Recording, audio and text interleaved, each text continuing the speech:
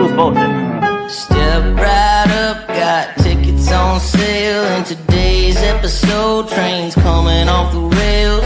Watch it all burn from the screen on your phone. But don't you worry about it, you're safe at home. Every talking head will tell you everything's fine. It's the blind leading the blind. Yeah, it's a circus out here, we're wobbling on a wire. There's a lady with a beard, clowns juggling fire.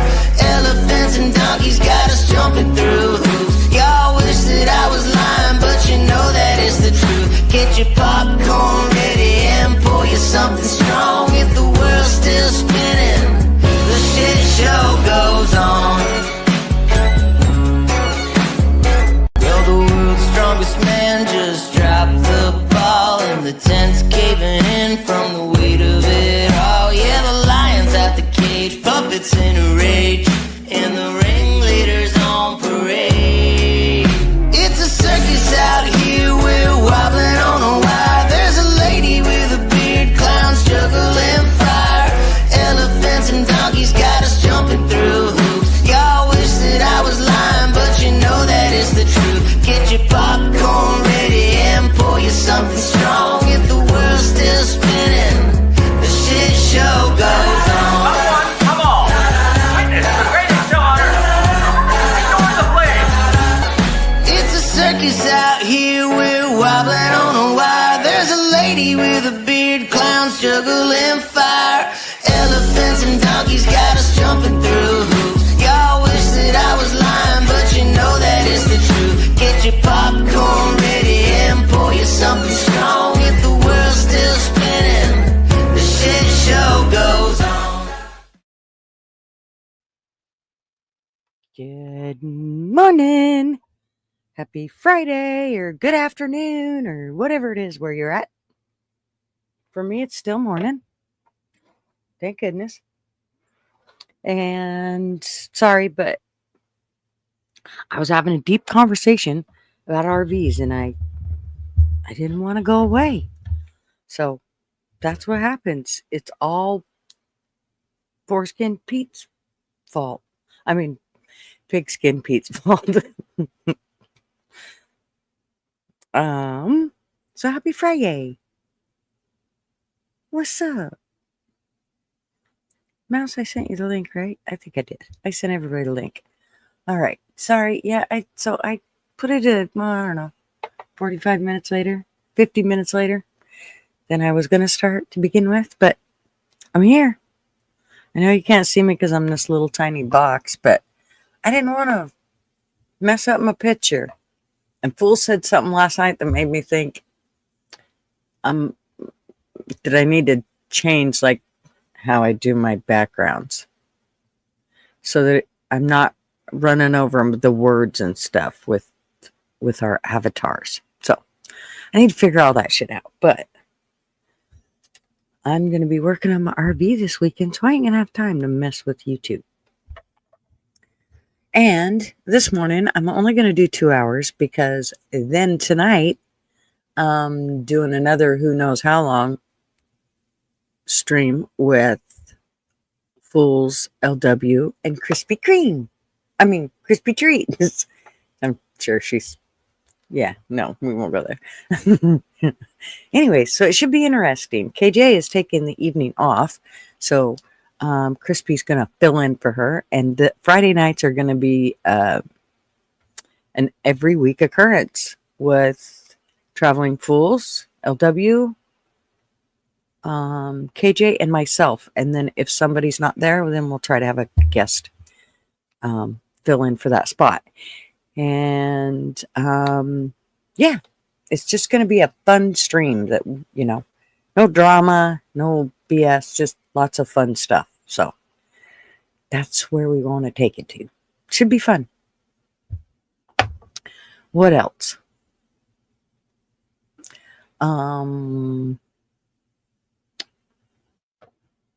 There's Mouse. She right there. Good morning. Oh shit, I'm not on my right. Let me fix my settings. There we go.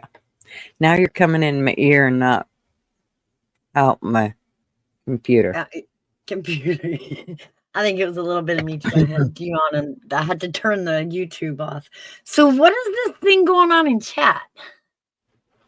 What do you mean? Can it be a guest art villain spot? We have a little thing where it's giving us experience points when we chat. Yes. Okay, so let me go to it. It's easier for me to just read it off of there. Okay. So if you go to, let me find the spot. Oh, shush. Okay, so if you go up to the top where it says the crown and it has community and click on that community, it will show you who's in first, who's in second, who's in third, da da da da da. And what that is it's regarding your, so here, I'll read it to you. It says community leaderboard and XP. What's the leaderboard? A place for fans to stand out in the community. The top 3 get special badges in live chat. It resets every stream so you can always try again. How do you get the leaderboard? How do you get on the leaderboard? You'll need to collect experience points or XPs. Here's how you get them. Either send live chat messages or send super chats and super stickers. And of course, the more you chat and the more super chats or whatever you send, the higher you get in the experience. Wow. Yeah, so it's kind of cool. I thought it was kind of cool how it. I did too. I like it. It like every time I think typing in chat is like 25 experience points. Is what I'm getting. Oh, wow. Okay. Well, you're third in place right now. I see that. Airbag is standing tall with 100 XPs, and hey, Daddy. Oh, Chrome just blew it right out of it. You better look out, Airbag, because he's coming for you with his. Chrome Dump's coming in second. That's right, and Kaya's right behind him, so y'all better buck up, start chatting, Freddy. So. Anyways, this is kind of cool too, because it's an easy way for me to make sure that I haven't missed anybody that's in chat. So like I can literally go here and see everybody that's in chat. And I can also, I mean, to me, it's not really a big deal where you are in. I mean, the bad thing, I think it's cool for people that are chatting, but. Right. It's just a little fun with the chatters. Yeah. Have you also seen the new little feature in StreamYard? Oh, yeah. Where is that? Right here. There we go. Yeah, cool, huh? It's so small, though, you can't read it, but... Well, and I hate that they have it right where I put my icon, too. So, which is going to make it a little messy, which is another reason why I need to change all my backgrounds. Okay. So here's the deal with backgrounds that I've figured out. You really need a plainer background than I mean, it can be moving, but the more stuff you have in there and the more lines and stuff that are in there, the harder it is for people to really focus on what's going on. I mean, even if you don't have people that aren't on panel, if they're just in their avatar, it's still, I think it's a little, I don't know. To me, we worked with a bunch of stuff last night, and Fools came up with, he's really good at that kind of stuff. Hopefully he's not here because his head will explode if he hears things like that. But he's really good at kind of looking at it and going, does that look good? And so is LW. And so between the two of them, they, it worked out quite well. I mean, I guess my opinion was in there, but I think their opinions probably are. That's okay. It's like, oh, that's fine. That looks good. Yeah, go with it. Of course, I am pretty anal. Later, I'll look at it and go, that corner's off. I know you're going to do that. Right. I can hear you now. That corner's off, and the S isn't. That's weird. And now you've got your foot over that letter, and oh, you can't see that. And I do like stuff to look a little natural, but maybe some dancing avatar artwork for your background, Gigi. No. Distract from what we're trying to, I mean, I think at certain times you could do that, but in fact, I think that when we're just talking, you're right. You could probably do dancing avatars or whatever. My problem is if I do anything that's moving, it slows down my computer. Right. Then Glitchy. yeah. Hey, Iron Wolf. I need to go through here and say hey to everybody. So Hairbag got the boobies this morning. He got a booby to play with. So there you go, Hairbag. You don't say you're bored today, because I know you shouldn't be. You have an imaginary booby, and if you just put your mind to it, you can feel it out. And Mouse was next. She was running for the booby, but Hairbag snatched it right out. I got Hairbag likes boobs way more than me. Well, it is a man thing. I think so. And Kaya, she was the one asking about the crowns. Like, what the hell is all that? Good morning, darling. And Mr. Andy, how are you, sir? And Chrome Dome, what's up? Can it be a guest arch villain spot? I don't know. We'll have to, because and this is the other thing, is Fools does not want people to think it's just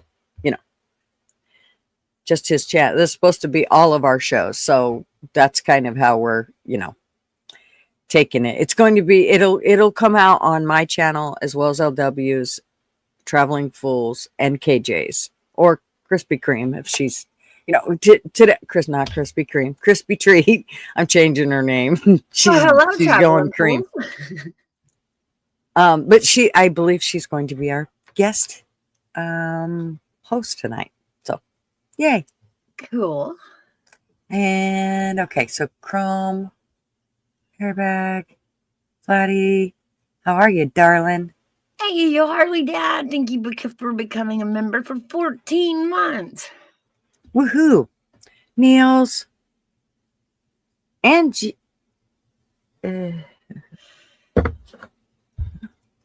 hi.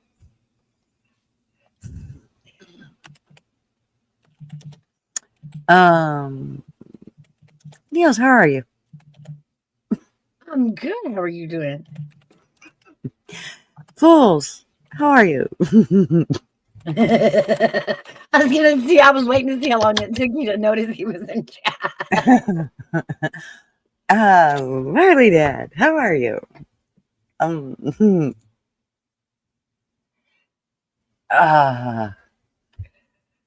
Okay, well, yay, okay. All right.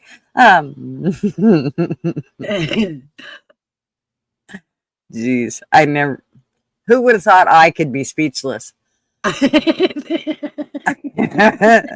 Okay, so Flatty said she loves Krispy Kremes. Okay, well, her name is Krispy Treats, but I think I'm changing her name to Krispy Kremes because I'm never going to remember Krispy Treat. It's just going to come out cream every time. Krispy Kreme anyway, especially running with you, DT. It's going to turn. I know it's going to be cream. I mean, treat, cream. We're going with cream.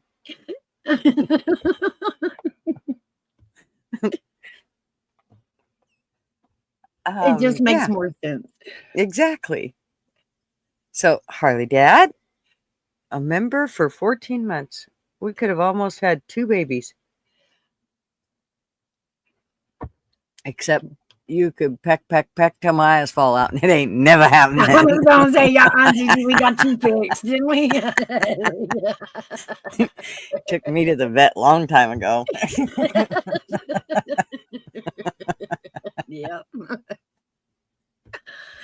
How about just stick with Crispy, right? Stick with Crispy. I'll vote for just cream. Just change it right? all I kind of do too. Come on, Flatty. Cream does sound a little better. It sounds like, I don't know, more gutterish. Anyway. Yeah, more gutterish. Yeah.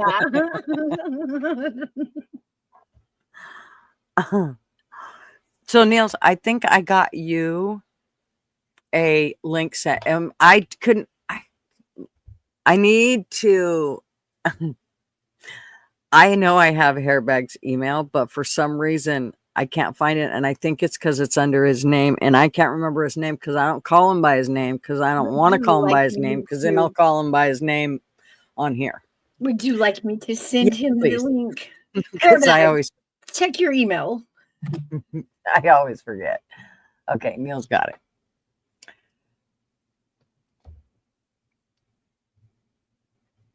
And let's see. Yeah, sorry for starting late. I got into pigskin Pete's. See, this is what happens if you don't call people by their real name. You know how when you have a neighbor, the crazy lady next door, you don't call her by that because then when you see her, you'll be like, "Oh, hi, crazy lady next door." So this is why you don't call people by their not names because it could get you in trouble. Yeah, and I'll mark it again. I'll try to mark it this time. Hairbag with hairbag. Foreskin Pete. I know he's a really nice guy, and it's actually Pigskin Pete. But you know me. When the first time I heard his name, I'm like, foreskin. It should be Foreskin Pete. Why pigskin? I'm sure it has something to do with football or some shit because he's a big football fan. He's the one that helps put on, or is like one of the main, I think, founders, and Fools will tell me if I'm wrong, of Slob Olympics that will be in Nashville this year, which I will be going to, Mouse. Mm. I'm going to it. Okay. I wish that I could drive my RV there, but I think we're going to have to fly. But I'd really like to just take the RV and go for like a month vacation. I just don't know if. And where is this again? In Nashville. Yes. Yes, ma'am. Get your butt up here. I know. Wait, down here, over here. Right over, down, under. Get your ass east. There you go. Right. Yeah, it's March. Fools, what's the dates? March. He's probably running a saw or sander or something. Or got his hands in varnish or so this is going to be next year. Yeah. March. I want to say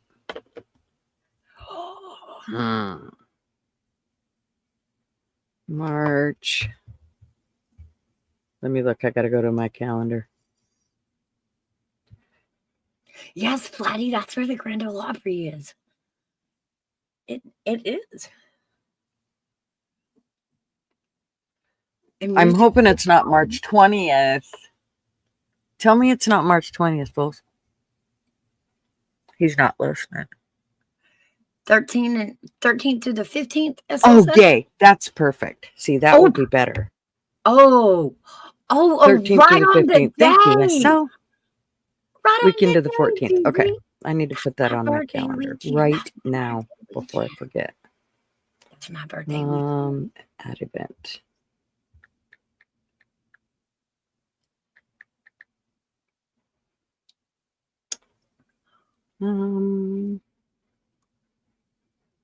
Okay. Hey, Bruce. And yeah, I can't wait. I'm so excited. Nice. I get to meet so many people. You should go, Mouse. I'm gonna be there. It's gonna everything that I've seen weekend. about it is a freaking blast.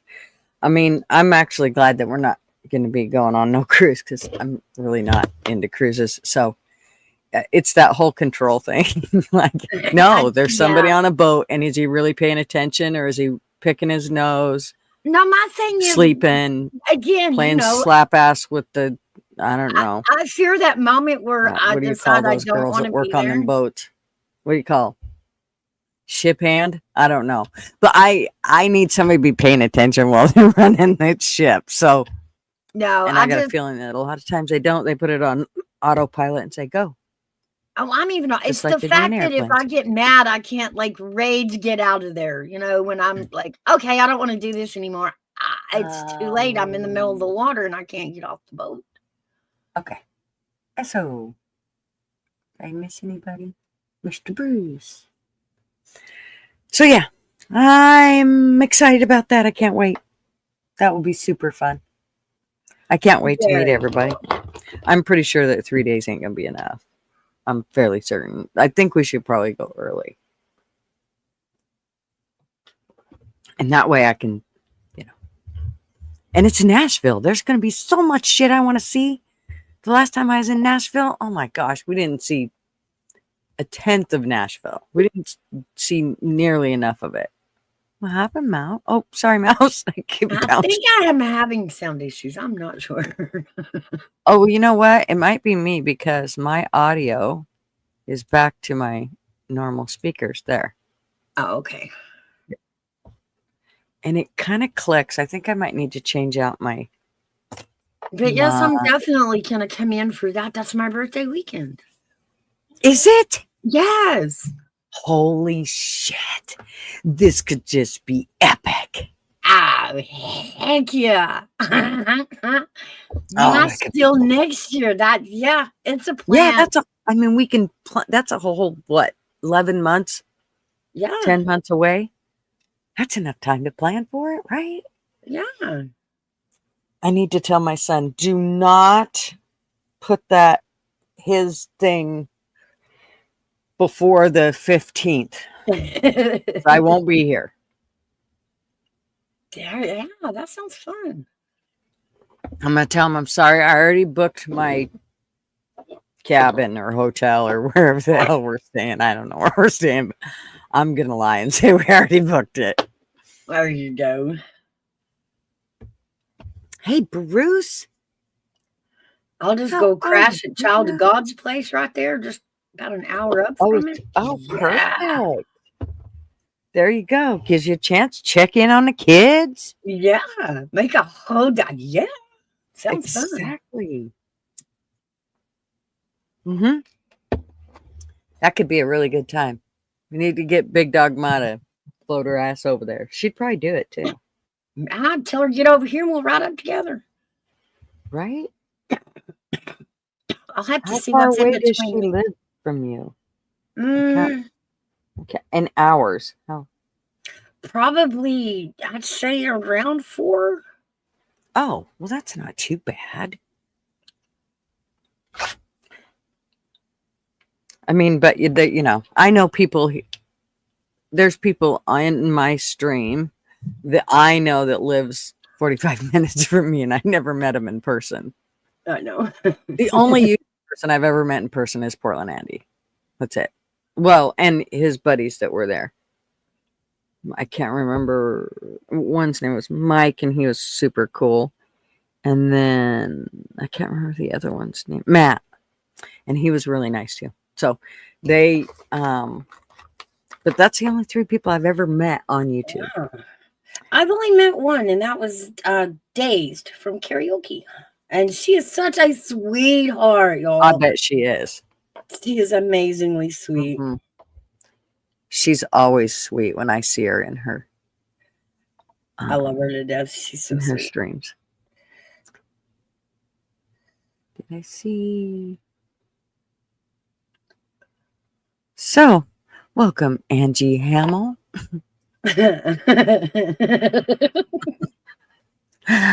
Ma, where are you? Where are you? I'm not sure I know you, but welcome in. Yeah, I'm not sure I know you. I don't think I've ever heard that name before. Nope, I haven't. Days says good morning to me every morning. Days. Yep. She sure does. She sends out morning text every morning to everybody. Oh, what a sweetheart. She is just a sweetheart. She is amazing. The only YouTuber I met in real life was a UK YouTuber that goes by the name of Ashens. It's kind of trippy how our real life world and our YouTube world are kind of split. Like it's kind of the gap that I want to, in a certain sense, I want to change. Yeah. Now there are some creepers out there that make me go, "Ooh, okay, do I really, but that's anywhere. You can drive to town and come across creepers. So yeah, that is true. mm-hmm. It's funny that I say drive to town. I live in the middle of a city. And I say drive to I town. have to drive to town to drive all the way to town. Yeah, it's kind of strange. You would think that I still lived in Idaho and, Well, to be honest, the stranger things are just before you get to town, so you're missing it all. All the weirdness hangs out on the edge of town.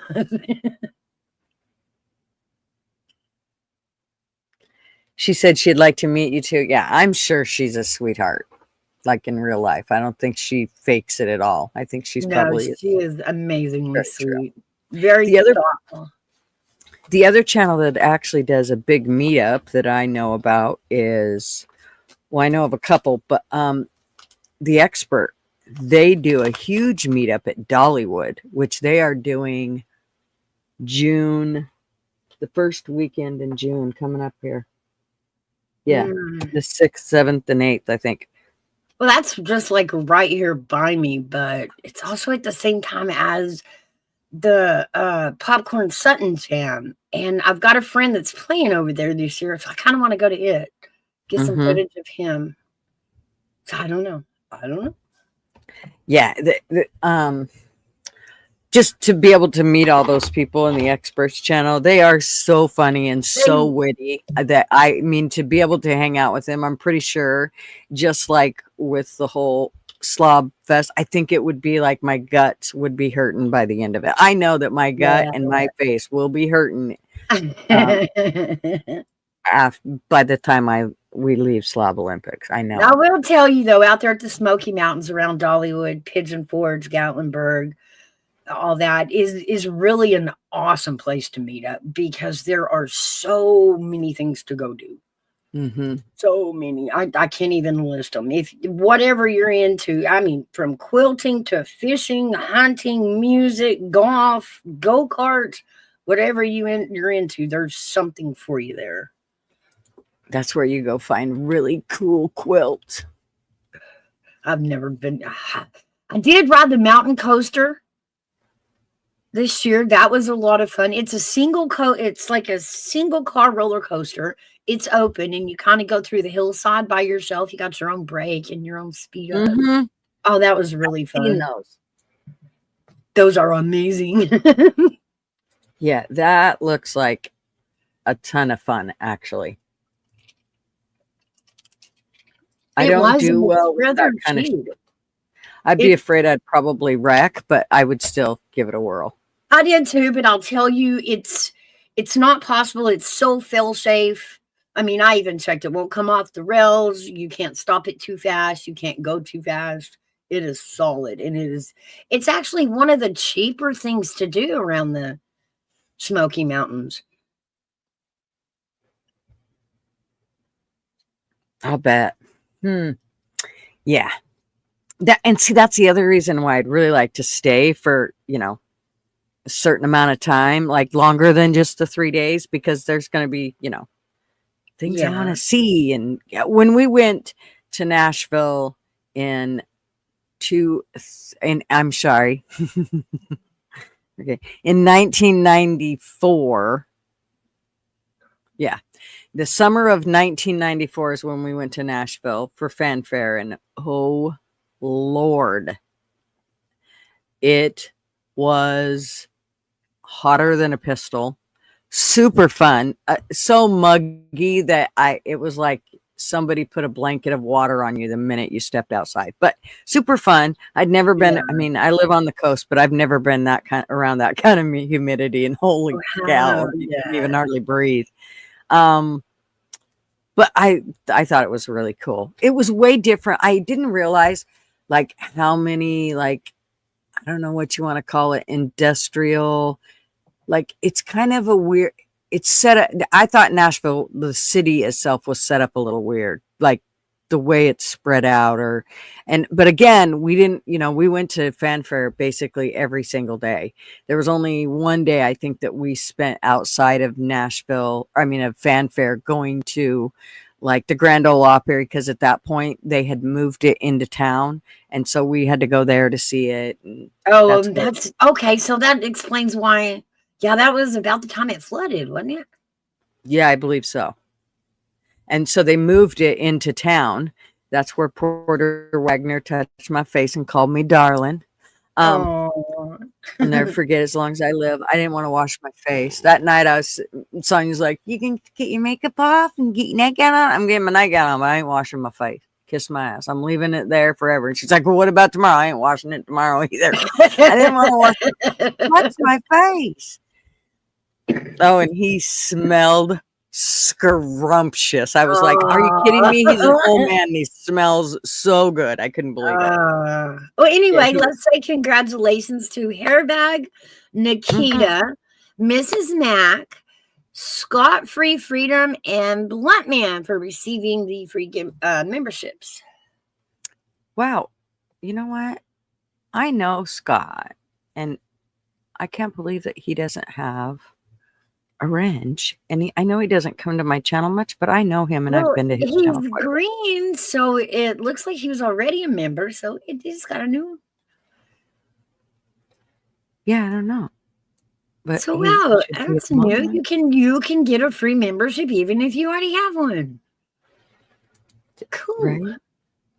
Right? So, and who else got it? Oh, Bluntman got one too. Bluntman, yeah. This is Mac, and I haven't seen Nikita over here in quite a while. Nikita, get your ass over here. I see gonna get an email. Ooh, I gotta get over here, Nikita. Right. You've been served your summons. Get over here, girl. You missed out on the membership, right, Flatty? You'll better luck next time, darling. In a way, I'm glad it doesn't let me pick them, because then I would probably have subs that it would piss them off, because I'd have my faves that I'd want to send them out to, and then nobody else would get them. So I'd have a great 10, friends, but I'd be screwed for the rest. So it's better that YouTube puts them where they. Let YouTube catch the blame. I have nothing to do with it. Exactly. I couldn't do it. I do like the fact that they give you 10 of them to give out. And I always try to give 5 out in Coffee Club and 5 out in your Tuesday nights. In Tuesday nights. I might now do it to where I give some out on Friday nights versus Friday mornings, just depending on where I'm at. So see, you never know where I'm going to be, which one I'm going to give them out on. But make sure y'all show up tonight. I think it's going to start at 7:30 real time, aka Pacific Standard, and 10:30 fake time, aka Eastern Standard. What happened? What do you mean what happened? Hairback? What happened? You got this weird green dot beside you now, Hairback. What is that green dot? What did you do to the chat? What did they do to you? You're tagged, dude. That now YouTube is watching you. Or look out. That's what that means. You're being surveilled. They're surveilling you.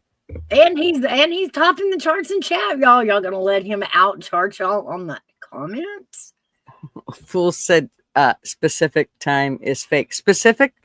No, actually, specifically, it's the real time in the Pacific. Well, to be Pacific, it has to start at the right time or nobody will be there. That's right. Exactly. No, you started buffering on your end. Oh. Can your neighbor mess with that too? Jesus, can you go tie him up until we're done with the stream? Yeah, let's let him know.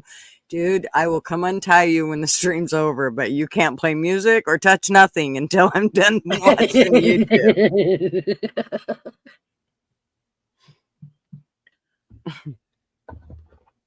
Maybe you should go up and take him something nice, and maybe he would stop doing that then. I would take him a big bottle of very dark liquor. Trust me, he'll go to sleep fast. Well, especially if you add a little something. No, shh. Jokes. We got jokes here. These are all jokes. People were here all day. Allegedly.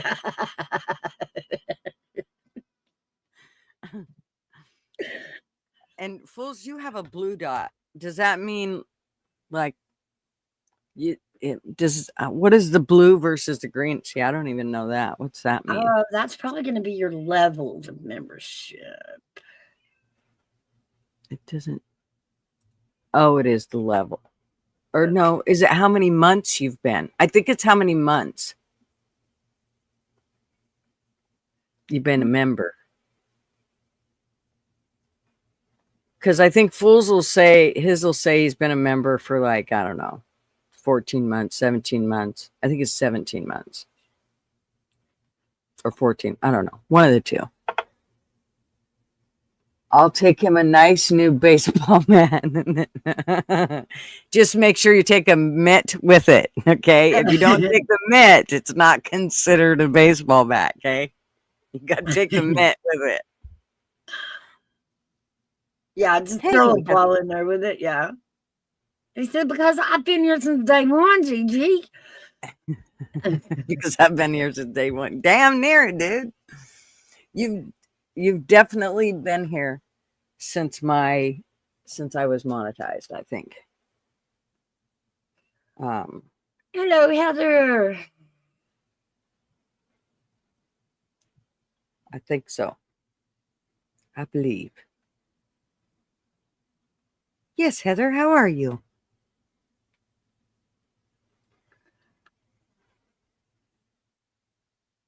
So how many months is that? Okay, I'll give it to him, all right.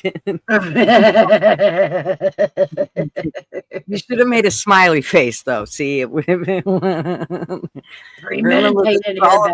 Yes, this is all about defense, dude. You remember, defense. You're killing your defense hairbag. Like, right, just destroying it. We can't save you. It comes right into that felony, premeditated. Exactly. Exactly. Let's see what else.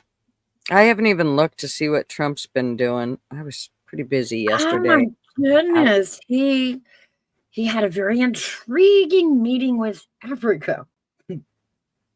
Oh, I seen that. In fact, I recorded it, and I think I put a couple of them out. One of them's not doing too bad. The other one's, nah, it's all right. But yeah, I did see that. I loved that he brought him a TV so he could watch what's going on in his own country. Yeah. That was cool. Yeah, that was wow. Watching Trump watch the video, and you can see like his jaw, and it kind of tightens up in spots. Yeah. I love that he has no filter. Like, well, I love that he's bringing things to the table besides business. Well, and that's kind of, he was like, I'll do business with you, but there's some issues we're going to talk about first going on over there. I gotta say, it's definitely extremely refreshing to see the transparency, like how they have meetings right in front of us now. Close door? Oh, hell no. Open up the door and let everybody in. Matter of fact, go ahead and let the YouTubers in too. Get rid of mainstream media and put the YouTubers in there. They'll give us more truth than mainstream media will. Well, he did kick one out. A YouTuber? No, it was a media. I don't know if it was CBS, ABC. Did you see what he said during the African meeting to that one reporter at CBS? I can't even believe you. Yeah, talking about this, and you're talking about a jet that was given to me. I can't believe you. Get him out of here. That's the one. That was pretty good. But you couldn't help it because there's this great old big model airplane literally sitting on the table in front of them during this meeting. I loved it. I just loved it, man. He takes it. But the kid, it's like if you're doing a panel and you're talking about this right here, and somebody comes up on your panel and goes, how about them Braves? Yeah. So we're not talking about the Braves. Stop. Stay on target here. Just focus. It was a typical panel crasher. It was a YouTube scene. It really was. He did so well. I just love how he's like, I can't even believe you. And then he turned around and brought it up again. He thought about it and he's like, I can't even believe you. He's just kind of Did you irritated. see that pile of paper files that he had about it too? Mm-hmm. Like he printed every single story out and Well, had it in a stack right there on the table beside him. Well, and I thought he was going to I thought at first he was going to hand him right over to him and he set him on the stand. I'm like, no, I know it's just for the sake of the camera, but hand that stack of papers to him. And he turned around, he did grab it again and handed it over to him. Of course, it went through 17 hands and he'll probably never see the stack again. But it was still, the point was made, like, dude, you got problems. You got big problems. Yeah. That's what I mean. I like that he's bringing a lot more to the table in these discussions than just the business. And he basically told Africa, I will talk business with you, but there's some things we're going to discuss first. Like this little problem you've got with the stadium full of people chanting what they're chanting, and you're going to defend it as, no, it's free speech. Well, and then they came off with, well, black people are being murdered too. Trump. Yeah. Please. Yeah. Come on. No. Mm-mm. You're not going to. And I guess we should share with the crowd what we're talking about. Sorry, y'all. The discussion was about, he wanted the African president to understand that there are white farmers in Africa being killed and chased off their land, having to give up their land to flee for their lives.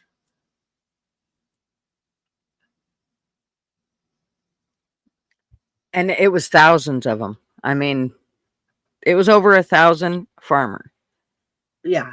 It was either their farmers or their families that were murdered from them trying to run them out. The Africans trying to run them out. Yeah, it was, but I just loved how he. You did notice, though, up in a corner there, standing very quietly, which I thought was intriguing. I mean, we're talking about Africa. So lo and behold, there stood Elon. I know. They started too. We should just play the whole thing, but I can't play it on mine. You'd have to play it from yours because mine will glitch out on me. But it's like, I don't know. I think it's like 45 minutes long, but it's kind of long. Good. I'm impressed at the fact that he brings stuff to the table. He does not. I mean, he takes it right there in front of everybody and just lays it out. Like most presidents would be like, "Oh no, let's talk about that behind closed doors. We'll come out here and play nice, and then we'll go behind closed doors and have a little kitty party." That's twice I've seen him take a leader of another country and leave him going up. No, we should talk about this back there, not here. He back there. We can talk about it later, right? And he's like, no, I'm talking about it right now. He did acted like he's like, I've never seen this picture before. Really? That's weird because we've all seen it. How have you not seen it, but the rest of us have seen it? Yeah. Bullshit. I call bullshit Mr. African president. Where he kind of scuttled it with, I mean, like, we'll look at it. We'll look into it. Mm-hmm. Yeah, look into it. Which means they're going to do nothing. But could you help us? Yeah. We're going to need stuff. Can you do that for us? The other thing, though, I got to say that I'm not impressed with. Right now, I'm a little irritated with it. What's that? We're in debt to our eyeballs. We have inflation like nobody's business. People are literally trying to figure out what not to get at the grocery store to get through their weeks. Many people are doing this. I hear this all the time. People that had no problem providing for themselves are really feeling the pinch. So, and you're going to worry about a dome that's going to take 3 years to build. We're in debt to our assholes, and you're going to worry about the dome that I understand we need this dome and all that, but we need shit straightened out. We have people that go fix our medical situation that we got going with our healthcare. Go fix that shit. That's the kind of stuff I think that needs taken care of more so than a dome put over us right now. I'm sorry, I do. We've been without the dome this whole time. We've done fine. However, and we've not had anything, ain't nothing coming and shooting at us. However, there's lots of stuff in our healthcare that's taken us out one by one at a really quick, rapid rate. So that shit needs to be dealt with way before a stupid ass dome. I'm sorry. I don't not agree with the dome. You mean like the Iron Dome in Israel? The Golden Dome that he's there. He just put 25 billion or million. I think it's $25 billion down to start working on this dome, this golden dome that goes over this United States that keeps rockets or whatever from hitting us. And you see the big okay, that's what it's not an actual dome. It's kind of like Israel and but they call it the golden globe. That's what they call it. The golden something globe. The Golden Dome of America stands for the layered defense shield safeguarding the American homeland. What it is the system put in place that if somebody ever fires rockets at us, that it will automatically send out missiles to knock these missiles incoming out before they ever even reach our airspace or reach us. Kind of like the way Israel is doing. I think it's pretty cool the way Israel's doing it. Well, all I know is there's way too much money going into it right now. We don't have a pot to piss in or a window to throw it out of, and you're putting money into this shit.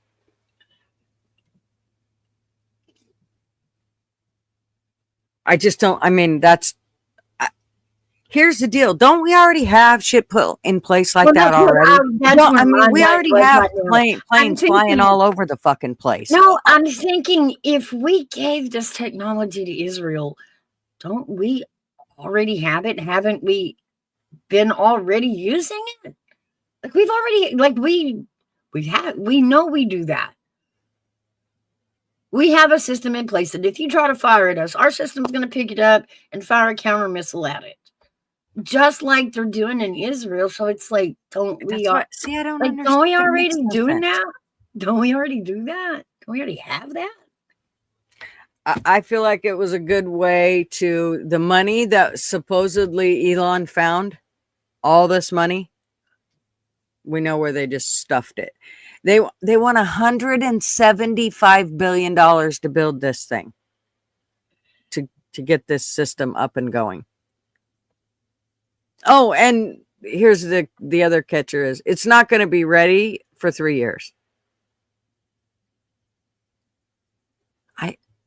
Again, I thought we already had a proverbial dome. I don't know, security dome.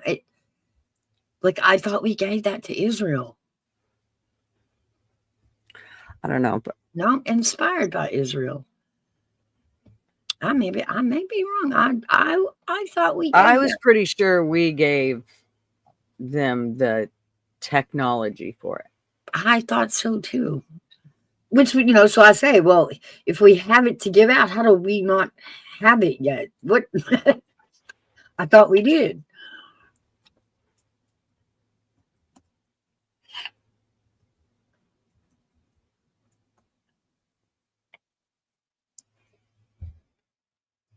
Well, the veterans, we paid for their dome. Okay, that makes sense then. Hey, Baker. Bush Jr., thank you. We paid for their dome. Well, I mean, wasn't it our technology? Under Bush, imagine that. Under Bush Jr. Now, remember, he was president when the towers hit. So that was... But we made sure Israel was safe. Yeah, that's what I'm rolling through now. We See, gave when Israel. are all these charges going to come against all these people that have done our country wrong? That right there, I'm sorry. Our towers are struck, and you gave money to another country to protect their country, not ours. And now, how many years later, we're thinking about this and we're going to fix it? Hey, Outlaw, what's Lockheed up? Martin. Oh, I'm pretty sure I sent you the link. Yo, Outlaw.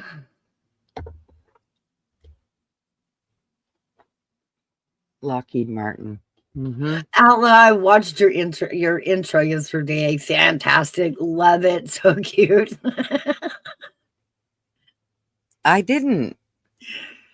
Oh, I'm trying to dance with me. I was probably too busy flipping them shit to see it. These poor guys. I fuck with these poor guys. They're.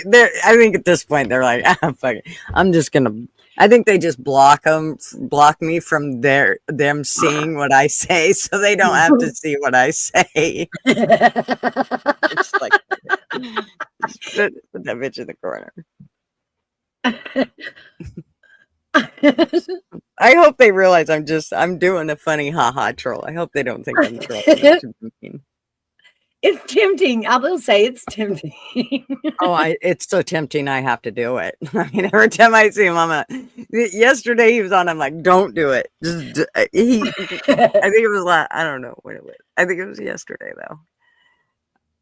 And sometimes I can talk myself out of it, and sometimes I can't, depending on what they're saying. If one of them says something in chat, it's usually not what Outlaw's saying. It's something in chat that one of the guys will say, and I just I can't help myself.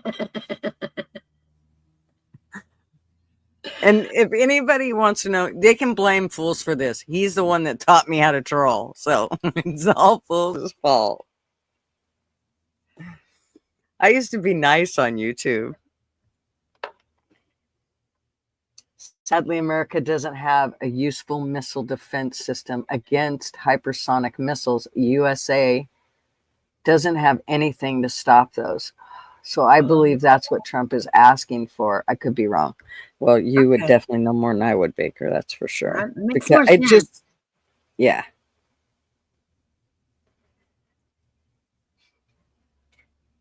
There's so much going on. I mean, he's talked about, I'm going to bring down the deficit. We're going to get inflation under control. But, and I know it's been a few months, but I feel like if you spend $25 billion, that's probably not going to help us come down on the deficit. I could be wrong, but I just feel like it's not going to help us get back to some sort of reality, which is what I was worried about when everything skyrocketed up so high. As how are we ever going to get back to a baseline? Hey, Outlaw, what's up? Hey, what's going on, guys? Hey, Outlaw. What's going on? What's going on? Hello, Andrea. Oh.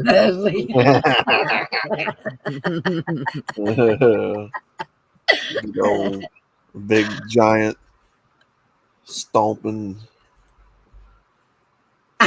There you go. Now I feel better. Oh wow! I didn't do that. I'm fucking with the screen. Sorry, I'm trying to find a good one. I did not mean to do that. Mouse was bigger for a second. Wow. For a second, I felt it for a second. I felt it. Oh my god. Let's see here. Okay, I guess we're going with the boobs. Hey guys. Going on Yeah. Bag and Flatty and How's your day going? say again? How's your day going? Oh, dealing with a foot that hurts like hell. Your foot? Yeah, so I'm hobbling around like a jackass. What did you do to it? I don't know. I don't know if I dropped something on it or what. It just You got gout? no, it ain't gout. It'll go away here in a few Well, days. that's a sign of gout. That's what I thought too. Yeah. I don't know. Okay, so here's what you do, and you're not gonna like me for this, but you get tart cherry juice Uh-huh. and you drink that shit. And it's not a sipper. Let me just tell you that you just want to get a straw or chug that shit as fast as you can, get it down. Because it's tart cherry juice, but it will help with gout tremendously. And I'll bet you have gout. If you don't know what caused it, I bet you that's what it is. Good morning, Wanda. Outlaw said he's a circle walker. Oh, God. Yeah. Hobbler. I think I've heard the word hobble, not walk. Hobble. Yeah, I've been hobbling around like a... Oh. Pineapple juice also helps. Oh, good to know, Baker. I would rather drink pineapple juice, tell you the truth, than tart cherry juice. No, pineapple. I'll do cherry. I like the sour cherry. Oh, that tart cherry stuff. Oh my gosh. Mm-hmm. It'll literally make your tongue. Do you remember those? Do you remember how we used to send text messages before we had phone, and before we had cell phones, and we folded them up in those little football things? Yep. That's what tart cherry juice does to my tongue. That some bitch you could literally fly it across the room. It will fold up into 47 different positions. Oh. It's very helpful in a glee match too. Okay, here's another analogy. Do you remember Cheech and Chong where the girl snorted Ajax? Oh, yeah. Okay, and the noise that she made afterwards. That's what my tongue does when I drink cherry juice. Yeah. Oh, God. Oh, wow. Welcome to the hot ballers. Yeah. Yeah, I'm telling you, that cherry juice is some tart stuff. So I'm going to be honest that the reason I was late this morning was because I was over two-timing in another channel. I was in Fork Skin Pete, aka Pig Skin Pete's channel, and I should actually post his link. They're super funny. Of course, their big thing is all about sports and all that, but they don't talk about that the whole time. And today, they got in talking about RVs. And of course, I was hooked. As soon as somebody mentions it, I'm like, oh, let me give you my 2 cents.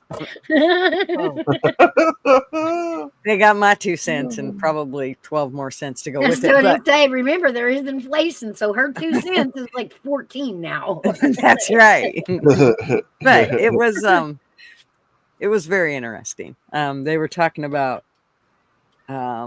there's a new kind of tiny home that they're basically building, and it's almost like on a double or on a trailer house frame, and then it's shorter than an actual trailer house would be, and it's only got 400 square feet. And the reason that they do that is because if you stay under 400 square feet, you do not get taxed as it being a home.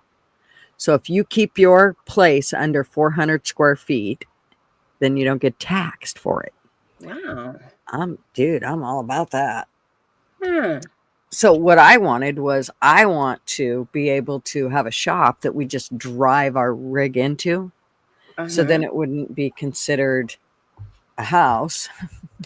And we could actually set up kind of a little apartment so we could kind of spread out throughout the shop and make that part of a little apartment. And then plus it would be easier for Marv when we are, in the shop to be able to work on the rig out of the weather. Right. And we can still live in the RV in that sense of, having the bathroom and all that. Right. So, but yeah, I like the idea. I think people are starting to realize that bigger isn't better. Having more, so you got to clean that shit. And you're going to pay taxes on it. So every square foot more that you think you need, you're paying for that shit. And then hauling that shit and then. Uh-huh. Yeah. And that's if you can get it to fold out. And here's the other thing. If you stay small, you can't have as much shit that you got to take care of. You have to stay small. If you have, Yeah. you don't have a choice then. It makes it much easier and you learn to live a much more simple life, which I believe makes your life less cluttered and gives you more room to actually enjoy life because you're not worried about things and stuff and shit. Right. Yeah, I mean that's what I tell the men over there. Minimalistic lifestyle. You don't need all this shit. I mean, I need a sink, a toilet, a bed, and somewhere to cook. Like, Yeah, necessities, Right. right? Right. Which an RV covers for in every way, shape of the form. That's why I love a motorhome. yeah, your mom adds the bedroom, the dresser, the kitchen Everything. I'm table, gonna tell you the this. microwave. I'm gonna tell you this, and I started noticing this more and more, especially where I'm at. They're making whole like parks and just parking them big like 40-foot RV trailers and the RV trucks, and people are living in them. Yes. And they're set up like trailer parks. Yeah. Well, they actually have more RVs that are they're built more like a camper, Yeah. but they are actually houses that you just take and leave. They're called park models, and you just take it and put it in the park, and that's where you leave it. You don't traipse it around everywhere. You put it in an RV park, and that's where it stays. But it makes it to where you're not paying, a huge absorbent amount of money, taxes, that sort of shit on a house. But you've got everything you need, and it's as long as and even if it is cold or anything like that, you can set them up. You can skirt them and set them up to where, they stay fairly nice and, What are the cozy lot fees inside. on them camp places like that? If you leave Well, if you leave one there, what would that look like? Because you still have to pay I don't know, space rent. yeah, it used to be, you paid like $300-400 for space rent. Now, well, it's probably closer to $1,000 a month to pay for space rent. So it's something else that you have to consider is, which is why it's really great if you can have one of those park models. If you have a little tiny piece of land, you just take the park model and put it on your land. Yeah. Now, fools would say, we'll just build you, but not all of us are builders. Some of us are just barely maintain shit. So building is not an I option. can barely carry a drill, y'all. Come on. Which side of the hammer do I use? Just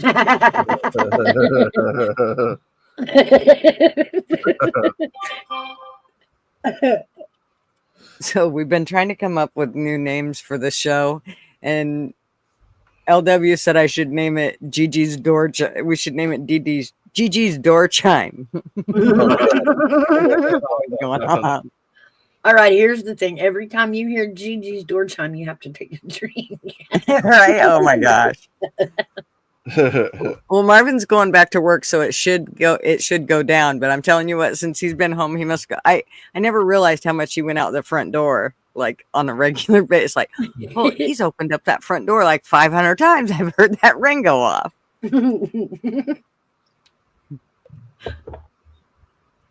You don't know about in your state, but here they can only tax you on what's on top of the ground. Build a house in a hill or underground. Now that is a good question.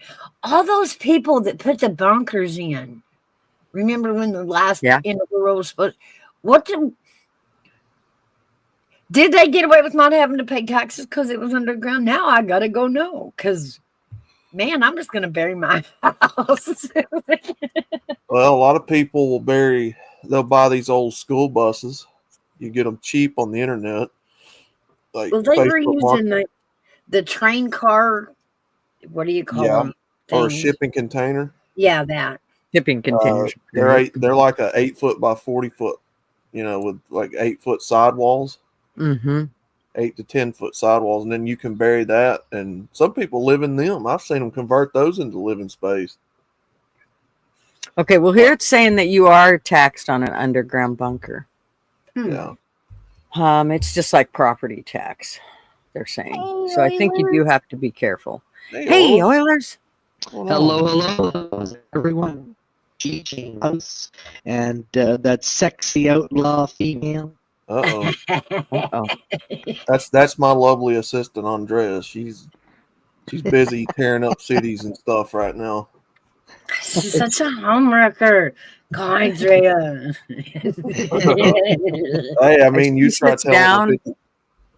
If she sits down, the whole town's gone. Look at that. She She's just gained gonna a little swallow it. She's gained a She little. gained a little weight. Her hips have gotten wider. That's Uh-oh. right. Uh-oh.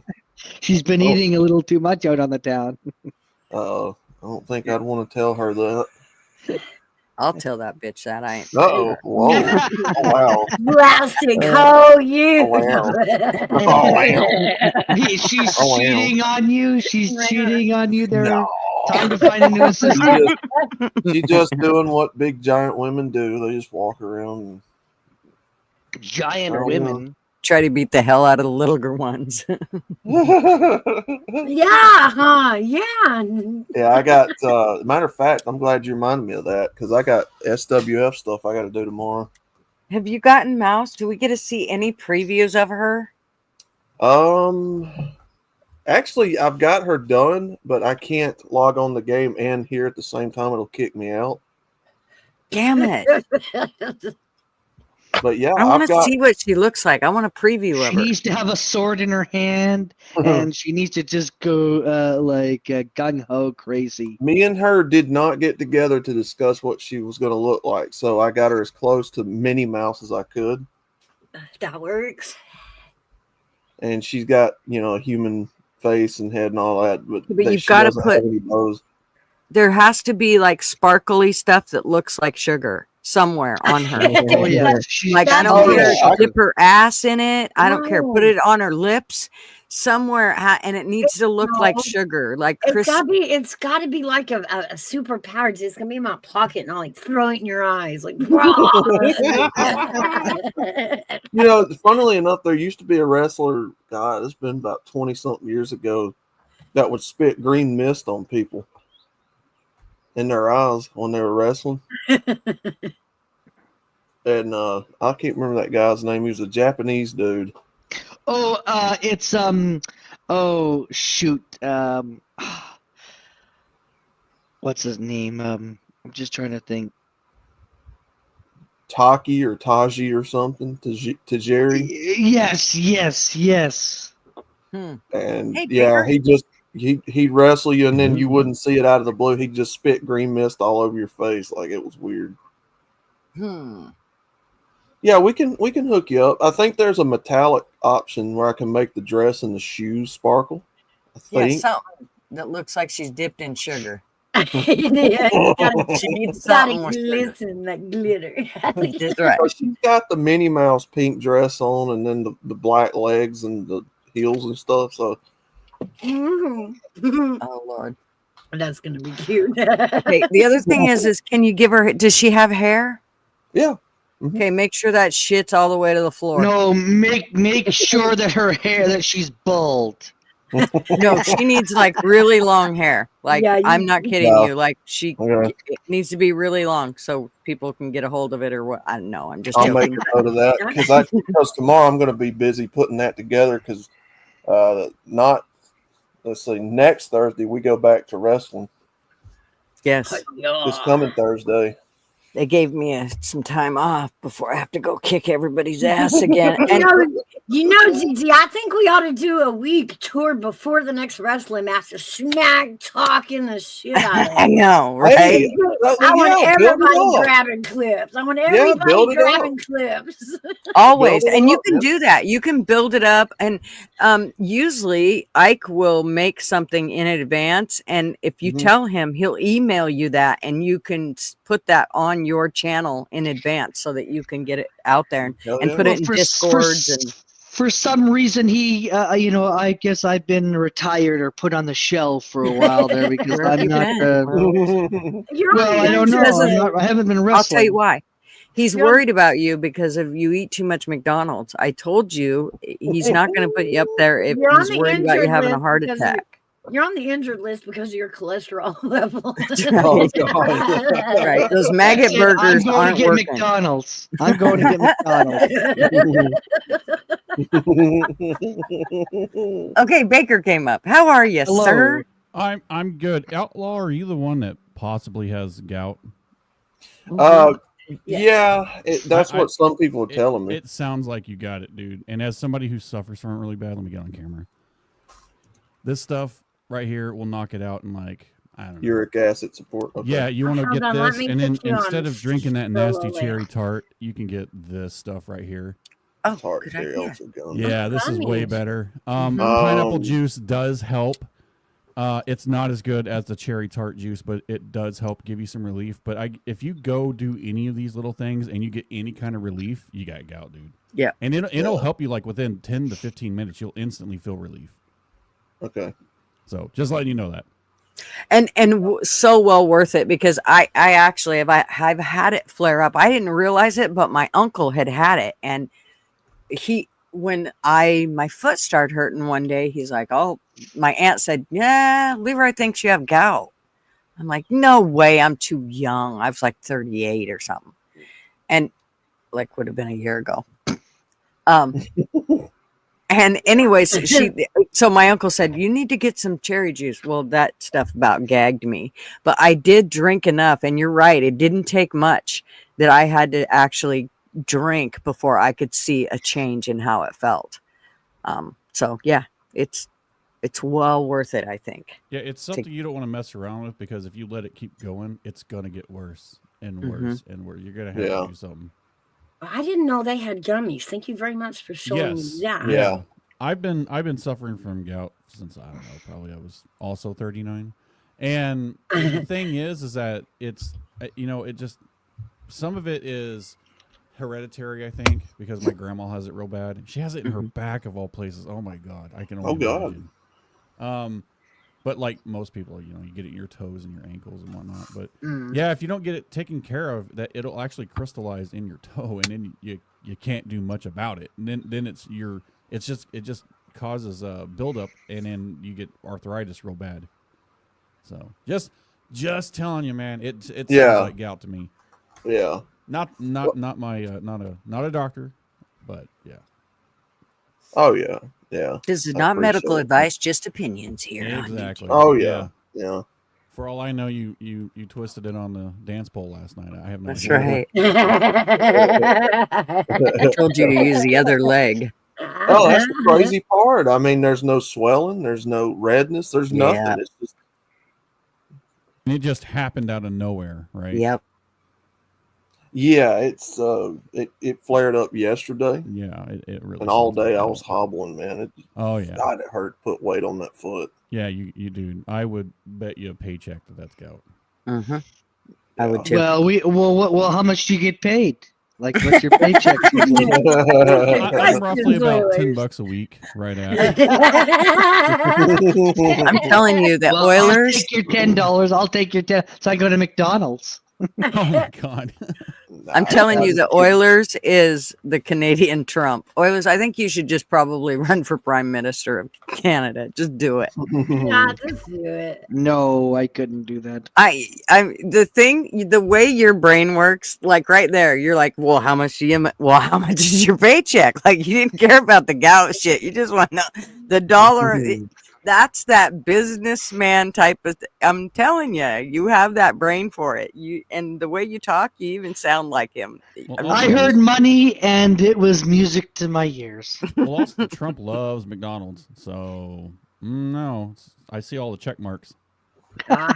See, it's a perfect. Nice to meet you there, Baker. By the way. Yeah, nice to meet you too. No, I've kind of got away from eating all that crap. Not me. Unfortunately, I had it yesterday. I had a Big Mac. My worst hang up is soda. If I can get away from that, I'll be all right. So I'm 2 years soda free because of gout. Because that makes it worse. Any of that stuff makes it worse. And I was sick and tired of getting it. So I'm 2 years soda free. Really haven't been drinking. I drink maybe 3 beers a year kind of thing. So it's definitely helped control it because it's debilitating for me. I can't even go to work whenever it's like that because I can't walk around. It's awful. Yeah. Yeah, I remember one day seeing my uncle, and he got up and he tried to walk on the side of his foot, and I was like, "What the hell's wrong with Leroy?" And my Aunt Punky was like, yeah, he's got gout." And of course, at the time, I laughed because that was way back when. I wasn't very old at that point, and he was, I think, in his 50s, and so I couldn't believe that he had gout. And then once I started realizing what it pertained to, like what gout really was, because it always just sounded like an old man, like an old person thing. Yeah. And so then when, my uncle at 50, he didn't even look old, and he was quite spry. So I couldn't believe that he had anything that was debilitating and wouldn't let him walk. And he's trying to walk on the side of it and everything else, and nothing was working. And finally she got him to take that cherry juice, and he said, it worked right away. But I remember just thinking, oh my God, you get it when you're not old? Oh shit. So I tried to drink cherry juice before I ever came up, before it ever happened to me. But It's like an acidic buildup in the joints or something, isn't it? Yeah, uric acid buildup. Yep. Yeah. But yeah, not to come on here and make this the gout channel or nothing, but as somebody who suffers from it, I gotta help you out the best I can. Oh It yeah, sucks. yeah. Hell yeah. Well- Nobody wants to see somebody else in pain. Gutter's Oh, Pub, gout perfect. Do this, gout and coffee. It'll heal you. Okay, you just wait, Oilers. Your time's coming, young greenhorn. Thank you. Yeah. You better listen to these conversations and learn before he gets there, because we didn't. Yeah, especially after all that McDonald's. Yeah. Da-da-da-da-da. I'm loving it.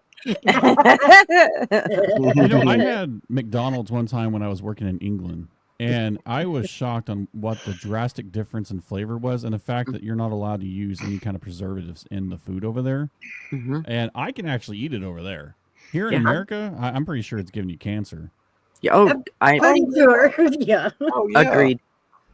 Man, when the animals won't touch it, and I've seen ants. I'm dead serious. McDonald's?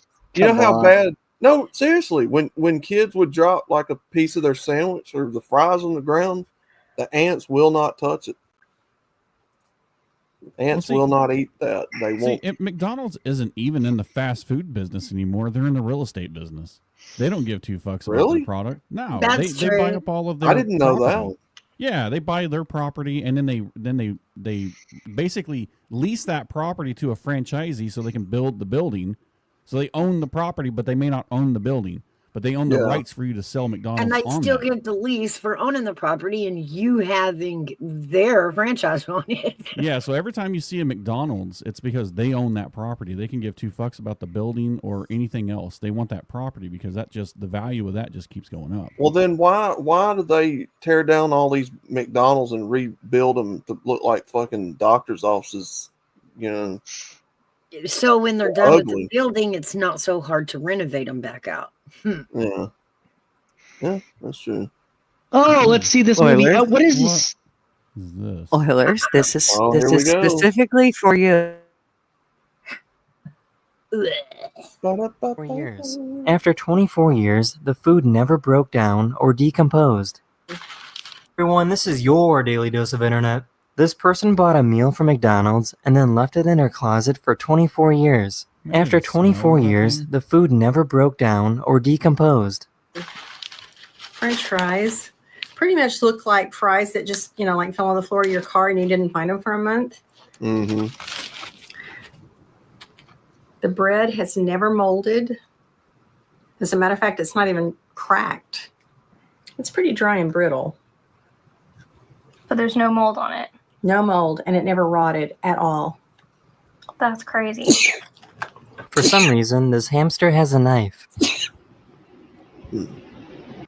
I don't know about the fucking hamster and the knife thing, but there you go. Oh yeah. Then I'll switch to Popeyes. They got good chicken. How about you just switch to like going and grabbing some chicken and cooking it? Well, I do that too from time to time. I thought we had you down the road to recovery. Like I know, really thought. he took a bag job off that wagon. He did. This is Woo! what, you know, we hadn't seen him for a while. Now you know why. This is what happens. When my kids don't contact me every day, then I go, what are you little bastards up to? I know it's not good. So I have to I have to go check on them. I love the little bastards are up to no good. That's hilarious. Oh my goodness. Hey. You know they are, because Well, if you they know weren't, I'm a they'd be mouse. right. They would totally call you and say, "Hey, what's up, Ma?" No, It's I'm the don't hear mouse from 'em. creeping around. I'm the Oilers mouse creeping around. Hey, what's up, Mom? No. What have you been into? Yeah, exactly. I heard from you in 3 days. What the hell did you do? That's hilarious. With my youngest, it's still like that. The other two, it's not too bad. My daughter, if she's stressing or something, she might not.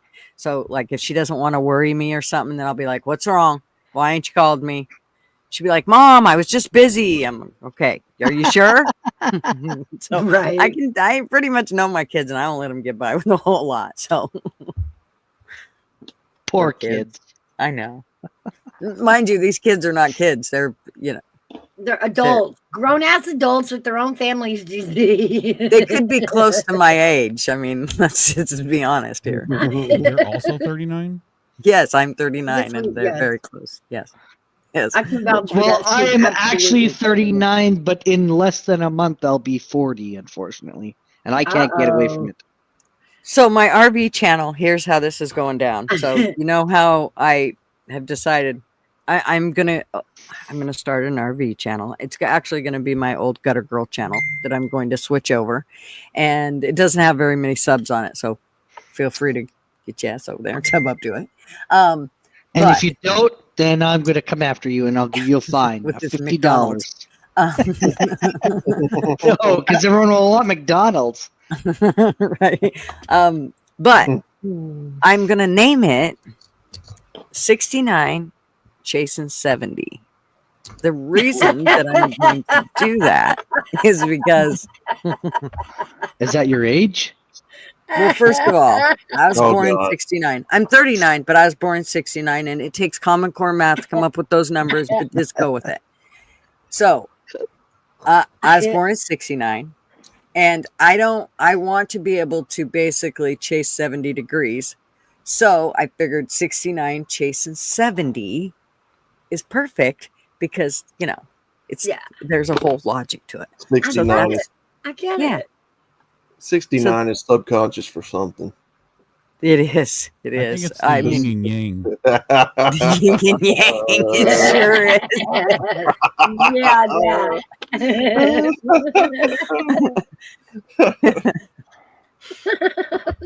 Yeah, so A lot of there's that. things going on there. That's right. There's, I mean, it'll take me an hour to explain just my title. Okay, so let me start at the beginning.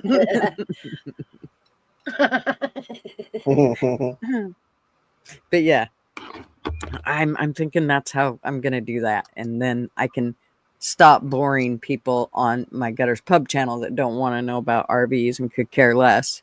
Even though there's some of them that I feel like I need to shove it down their throat. That way we can all meet up at an RV park.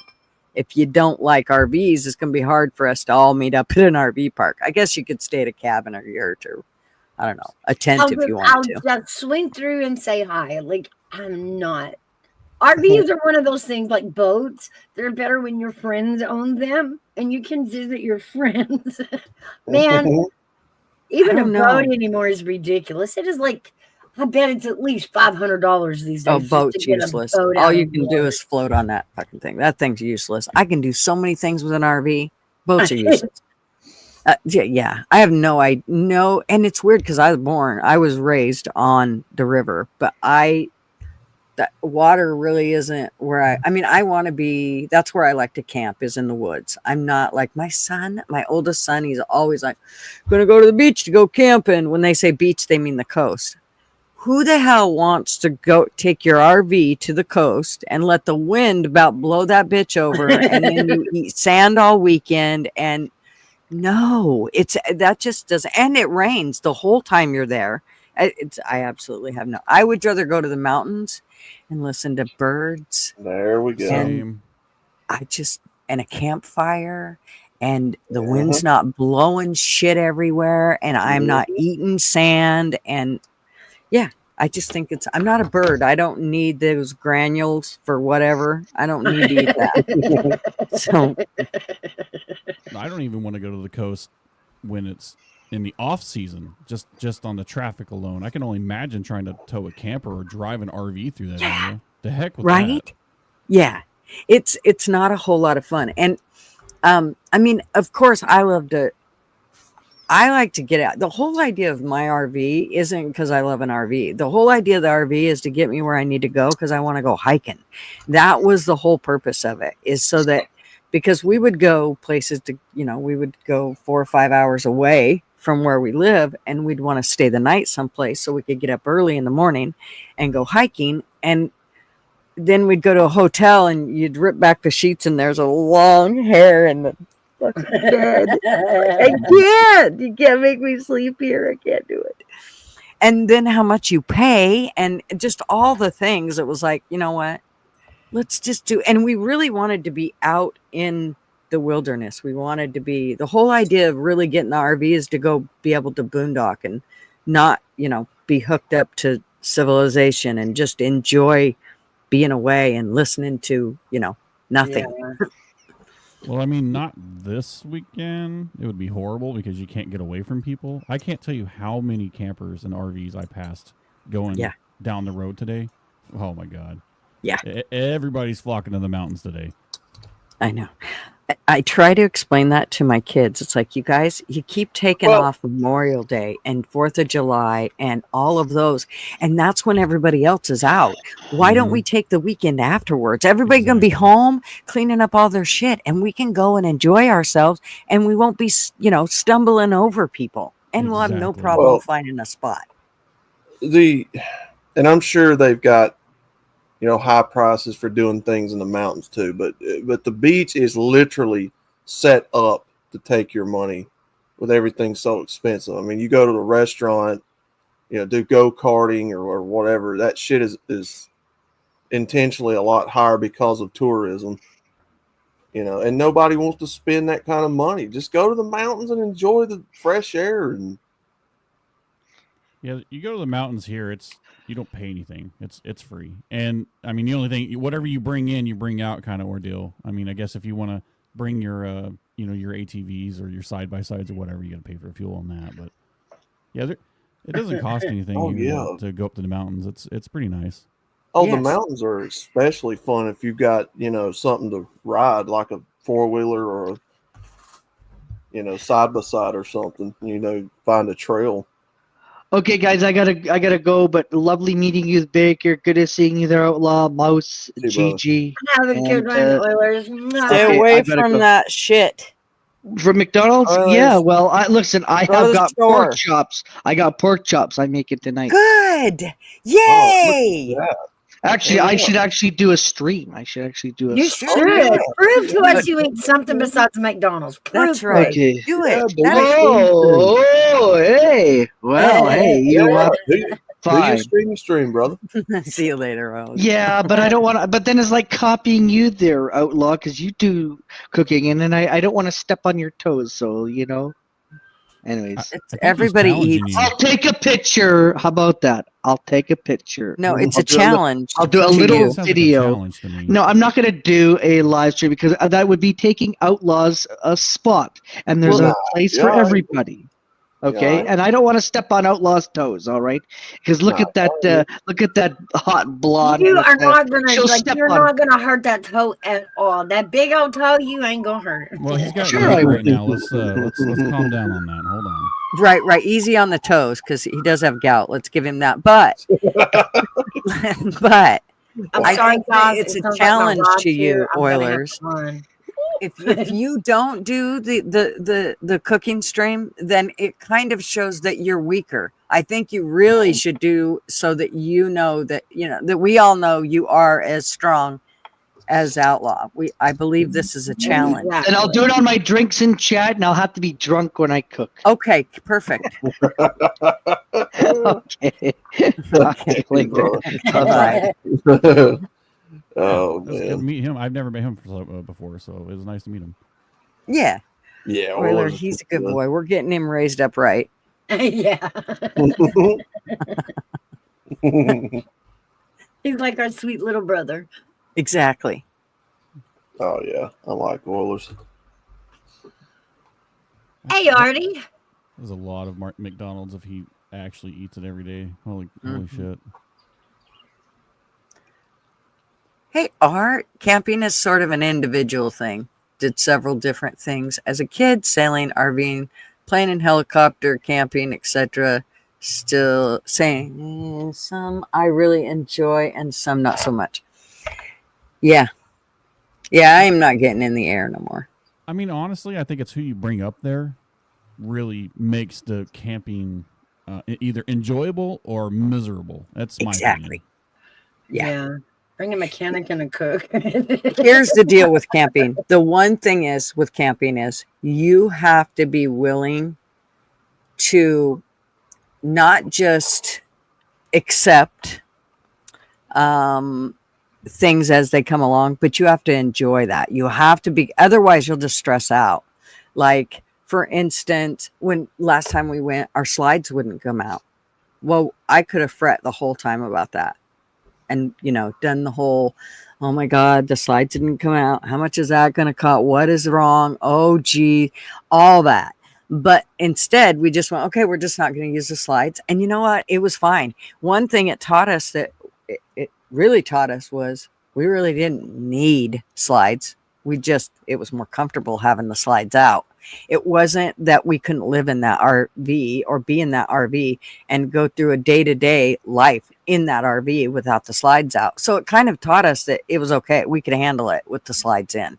So, but I think that the one thing that camping teaches you is how to improvise. And if you're not willing to go with that and just kind of take it, then you're not going to have any fun. It will be so miserable. I mean, if you don't have a pan, well, you come up with some, you do it in 2 pans, or you go to the other camper you're camping with and get another pan, or you run to whatever. There's a million things you can do to improvise. And if you don't like to improvise, if you're a princess that has to have everything on that silver platter, just wait, then it's not for you. You're going to hate camping. Yeah. Even glamping.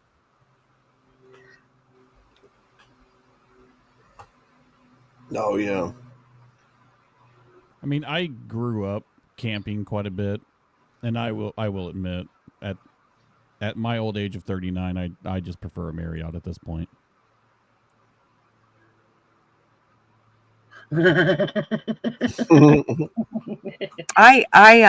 Marriott was actually where we found the long hair in the bed. I'm serious. Somebody had a good time before I got there. Ugh, I can't. I can't. I remember when we would go to hotels and Marvin would go, let's get one with a jacuzzi. No. Yeah, those are the worst to get. Ugh. I stayed in one of those because the only thing left, and I couldn't. The smell of that room, I was like, man, what is that smell? It is fascinating that motels have kind of disappeared in favor of hotels. Well, that's because motels weren't taken care of. Yeah, number one, you can pay by the hour at motels, but number two, it depends on if you're limited by space. I see a lot of motels still around here and up in the mountains, but yeah. But yeah, you're right. It's not like they're building new motels these days. They're kind of just like renovating old ones to kind of update them for the most part. Well, them motels are perfectly set up. If they wanted to, they could set them up for like housing. Because I mean, they're just a little bitty room with a bathroom. Yeah, a lot of places do that. Like in rural areas where the motels kind of went to shit, nobody came in and rented them, so they turned them into actual apartments. And Yeah. then it gets so run down, and then eventually they finally just tear it down the building. If they don't catch it on fire or something. Right. Usually they do Oh, that here, but when it's in the residential getting run down phase, one of them usually, catches on fire suspiciously. Well, only half of it, and then they still run out the other half.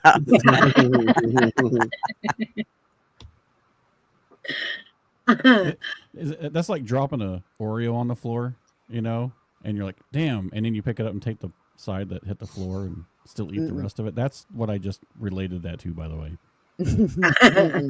Yeah, no, not happening. I'll never forget when my youngest was little. We went to Sherry's restaurant to eat. Rest in peace. Rest in peace. Oh God, yeah, rest in peace. Thank God.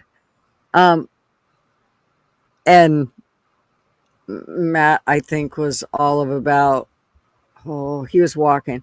I think he must have been about a year and a half old. And we got up to leave, and I had just got his coat on him and was making sure the other two were situated, and we were getting ready to head out the door. And I turned around to grab Matthew's hand, and he had a piece of gum that was from underneath the table, and he was getting ready to stick it into his mouth. I mean, he was so close. And of course I screamed, and Marvin thought the place was on fire, or Matthew was choking, or something drastic had happened. Anyways, needless to say, from then on I didn't let Matt touch the table, and when we would go into a place, I'd look under the table and see if there's any gum or anything, because I did not want that kid. I mean, I don't know what it was, but he thought he needed to clean off the underside of the table. And I explained to him how people have yucky mouths, and they're the ones that put the gum there, and it's gross. And he's just looking at me like I've lost my mind. He wasn't very old, but yeah, I can't. Hey, he's just building his immune system. Oh, God. It's immunity chew is what that was. Like those people that go to the Seattle gum wall. I don't think and I've lick seen it. That. Oh, I don't think I've seen that. Oh, are you serious? Oh, No, I don't look think it I up. have. Oh, yeah. It's disgusting, like nothing you've ever seen before. I mean, usually when I go to Seattle, I'm like, I have a hard time trying to find a place to park, and B, I worry about the vehicle getting broken into the whole time. You're trying to figure out how to get the hell out. I know. Yeah. Mhm. So. Me too. Yep. Well, good. We're both the same on that one. Oh, yeah.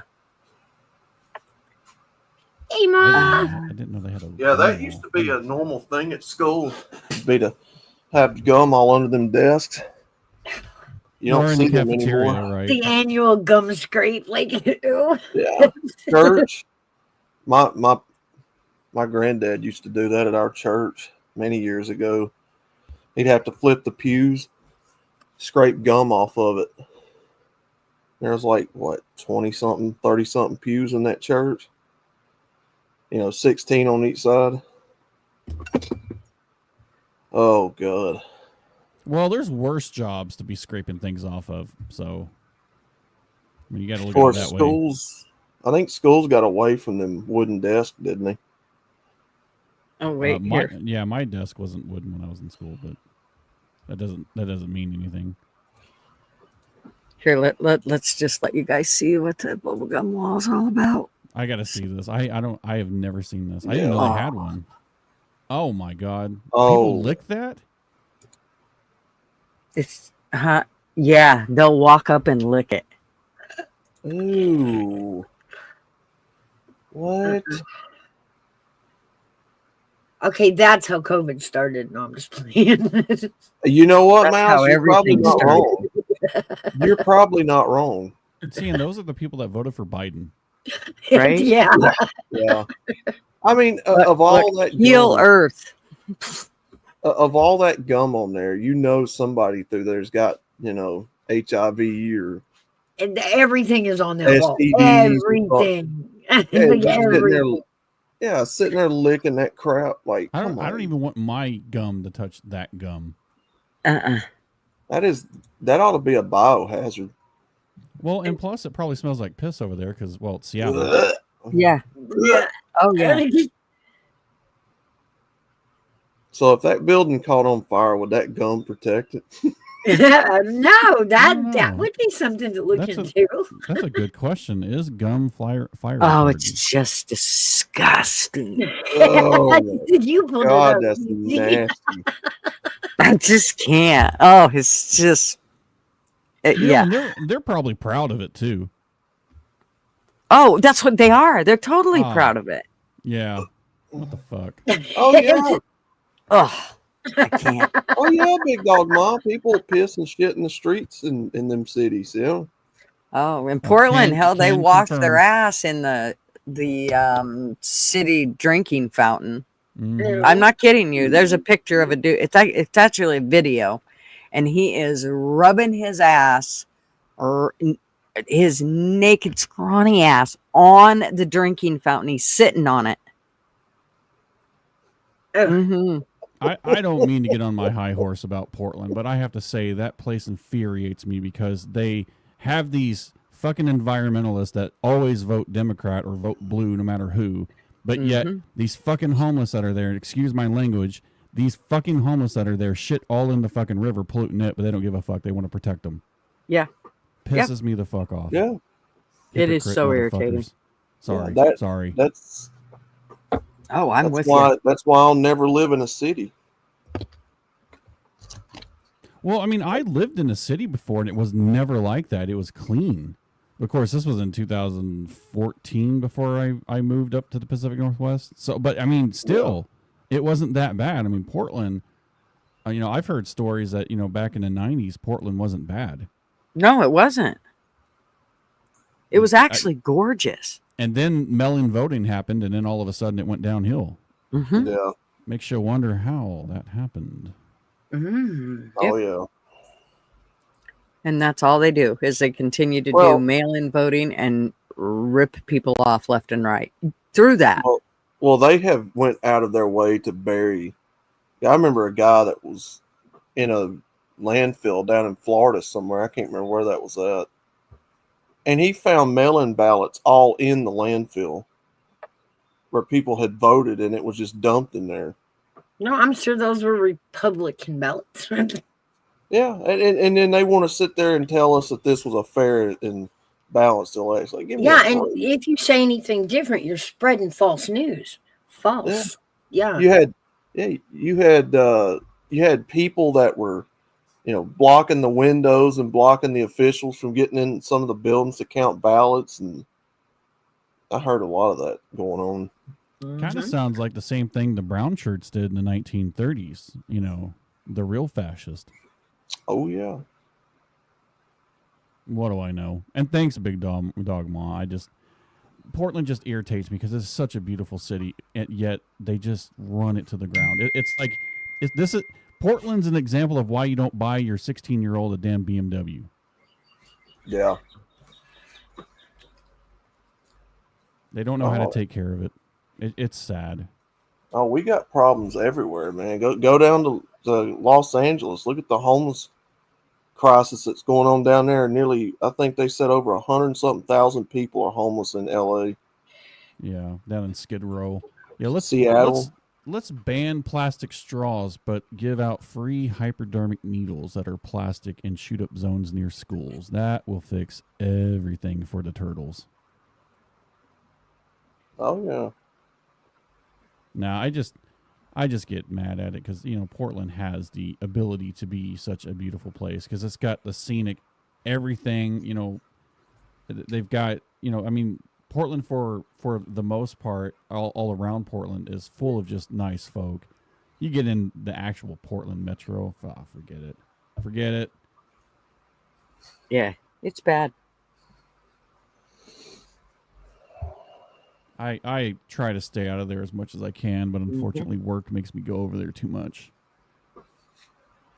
Yeah, when we have to drive through Portland, it's like, oh no. It's like that scene in National Lampoon's Vacation. Roll them up. Right. Oh, when they're in East St. Louis?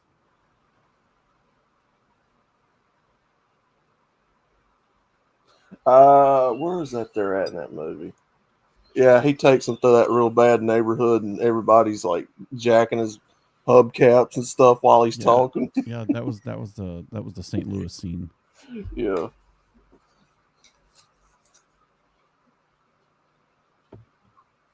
All kids. They don't make movies like that anymore, Like just the other day, there was a John Candy movie that came out. It was like The Great Outdoors, and I was like, man, I miss these kind of movies. Slapstick comedy. They always had a good story, always well written. And nowadays, just Hollywood just regurgitates something that they've already made and make it worse. When movies just used to be fun. Yeah. Yeah, just good classic written movies. Now it's the same regurgitated stuff. Although I would argue that if Hollywood's not watching what AI is doing right now, they need to be worried, because AI is getting to the point now that you can just type in a narrative and it'll spit out a 30-minute episode of whatever you just tried to explain, and it doesn't look bad. Just wait till people start doing that and then uploading it on YouTube as like a sitcom kind of thing, a weekly sitcom. I mean, YouTube and Netflix have already cut into what Hollywood does as it is. Netflix has kind of joined them on the dark side, but YouTube for sure. And people like, us that get in here and have these kind of conversations that people want to listen to, these small channels, like we're not, we're just sitting here just having a good time. And people, instead of watching these Hollywood movies, they're coming to this kind of stuff. Just wait till they start uploading that to YouTube. Oh, yeah. Yeah, well, I tell people all the time, I'm waiting on the day when YouTube and Discord and all that, they start putting copyright claims on, AI music and... Well, they how do they tell that it's AI music, though? For all they know, it's an original song. There's no way to tell unless they start somehow, some way posting in...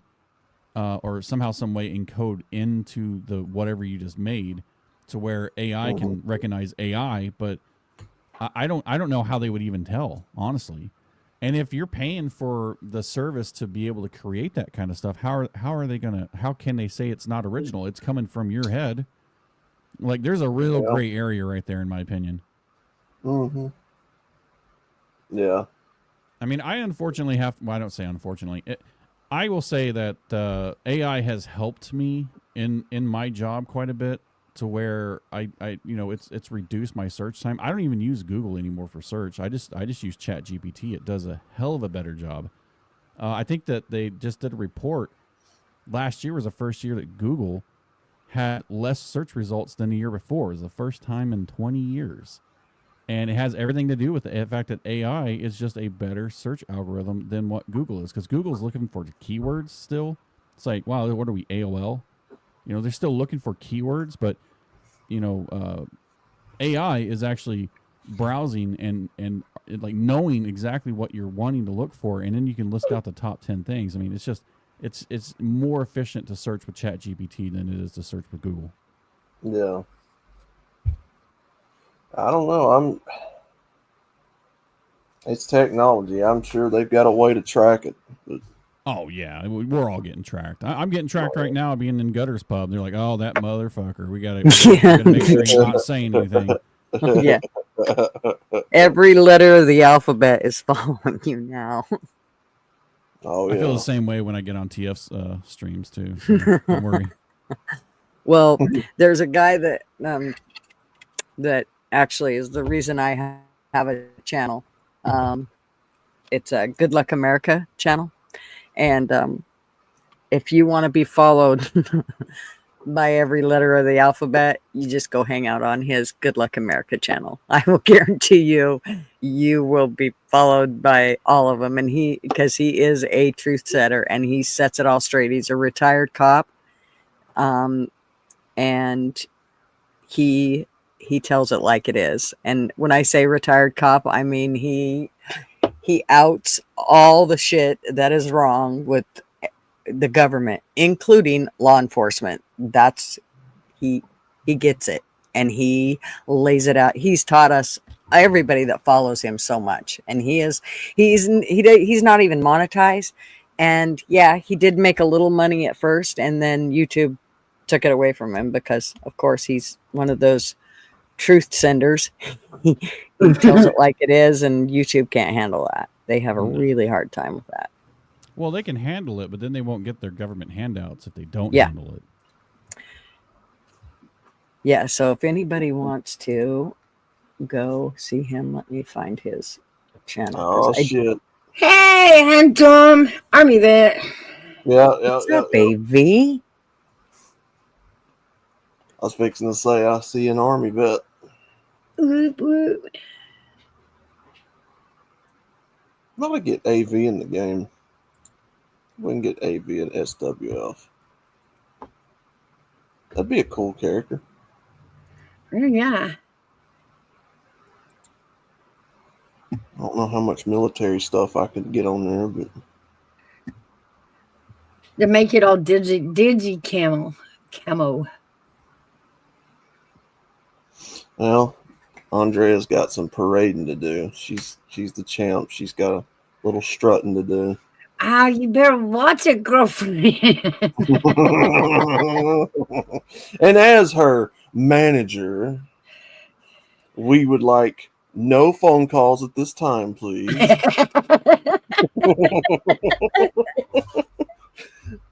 Just see a giant pair of heels walking behind me. That's about right. She ain't gonna make no comment. That's about right. Yeah. Oh my Look at her god! hiding behind her manager. Oh god! Look Oh at man! My client would like a water tower full of.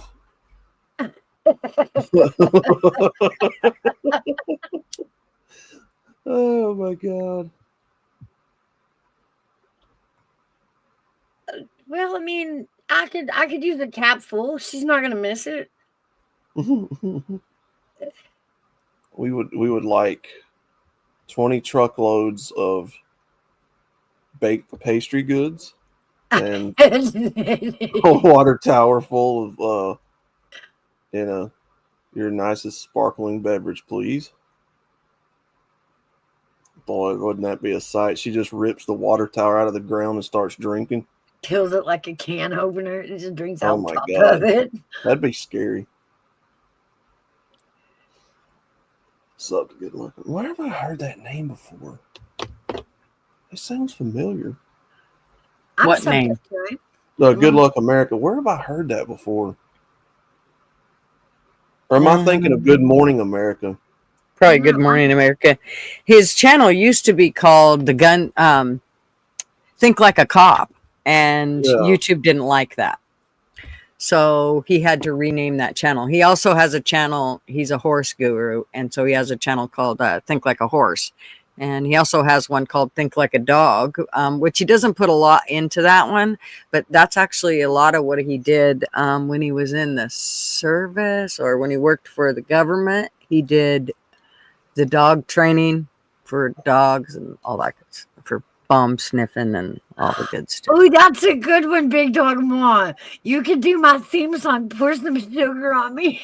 Oh, that'd be freaking hilarious. Now, what we would have to do there is find like a version of it that's not copywritten. Right, like right. A cover. Yeah, AV should make one up. Have AV just redo it. He's good at that shit. Do me a song that will clear copyrights. And just that's a good idea, Ma. Yeah. You know, and just put that in there, and then you didn't know the drummer for Def Leppard's only had one arm, would you actually know it just by listening? Never. No. It's insane. Awesome. It's just insane talent. Yeah. Oh yeah, dude was way talented. And I'm not really even that much of a Def Leppard fan. Oh, they got a few, awesome. But I'm not. I'm also in the same boat. I'm not big in rock ballad bands. Just not. My taste is thrash metal. I like the hair bands, like Slayer and Sepultura and Metallica and all them. Cannibal Corpse. Yep. Head banging. Pantera. Yeah, that head banging shit. That's what my dad calls it. Yeah, that's what my mom always called it. Head banging shit. Not listening to that. Shut off! It's too noisy. They sit there and call it that devil music. Get that devil music off. We just always called it Tourette music. My dad. So what you got to know about my dad is he used to be a pastor in a Southern Baptist church. Oh, love it. I love it. Mm-hmm. Mm-hmm. So me sitting there listening to thrash metal's kind of a clash with his. Yeah, you had snakes in your basement. If you asked your dad, I'm sure he's got snakes down there. Oh, them people! There was no way in hell I would ever go to a snake handler church. Right? No, hell no! I ain't going in that. Mm-mm. I'll tell you funny No idea about what that snakes. It's funny now, but at the time it wasn't funny. I could have killed my husband, but my kids were, the boys were probably, I don't know, 10 and 13. And they went to Idaho, where we're from. And they took a friend with them that was the 13-year-old's friend. So he was 13 too.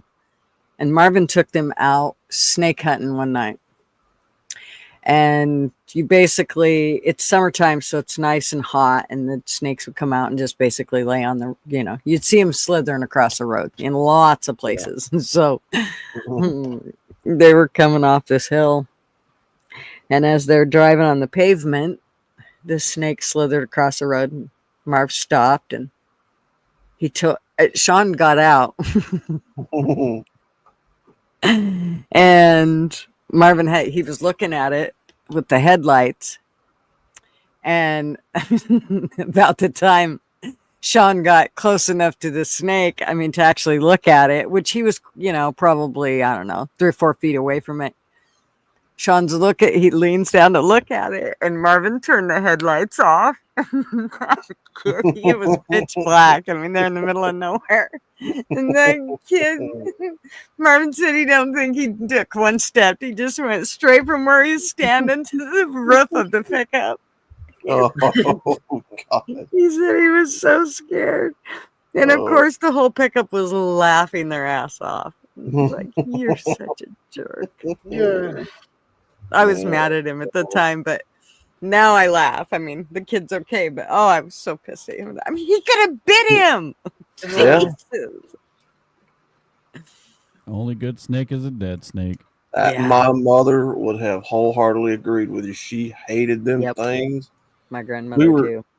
We were in our old shop looking for something down in the floor. I can't remember what it was, like some scrap or something. I can't remember what we was in there for. And anyway, she saw a chicken snake laying across the lumber in the back of the shop.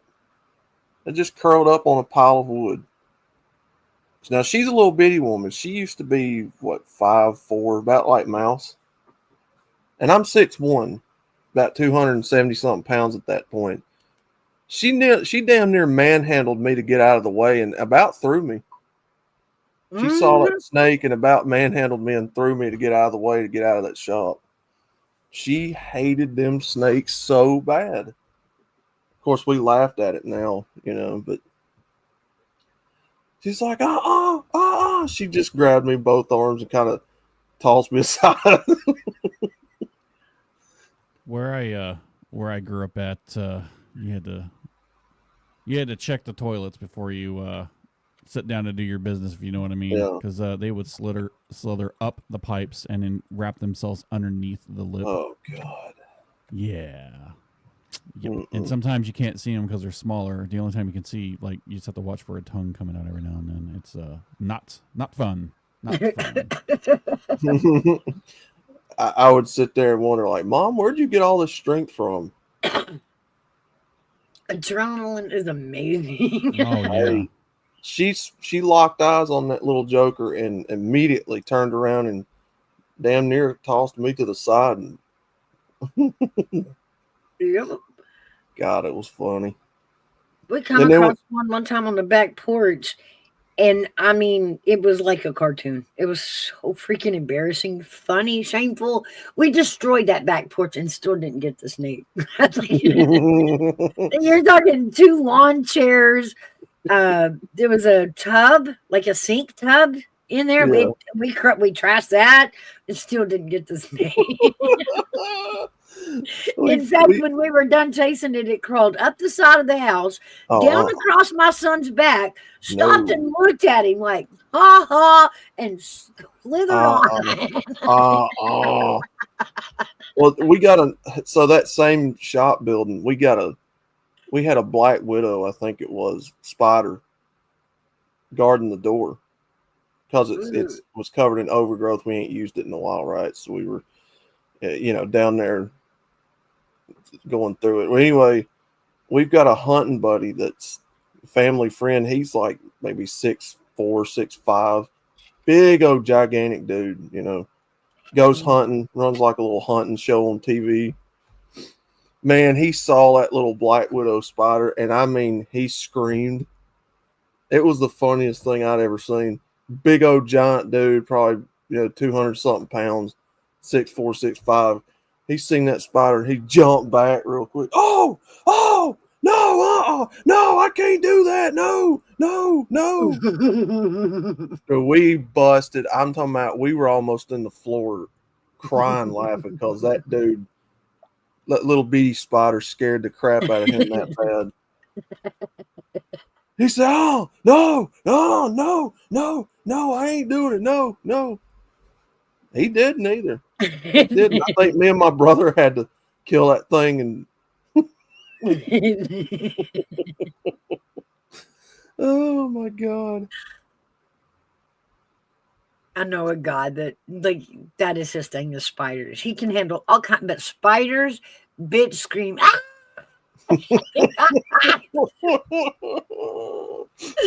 Oh my God. Oh, it was so funny.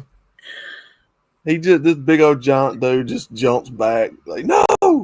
And then he starts high stepping, trying to get out of there. He's like, no, I can't do that. No. No, can't do that. Oh my God. Yeah, I don't know. I've been bit by several spiders, but I don't like any of them either. It's just one of those things.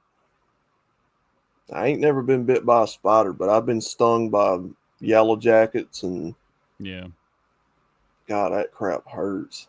Yeah, I've been stung by a few of those, and actually those are the ones that I'm allergic to. I got stung on a finger once, and my finger tripled in size. I was like, oh, cool. This happened when I was a kid. I was cutting grass one time on a riding lawnmower and ran over a nest of them.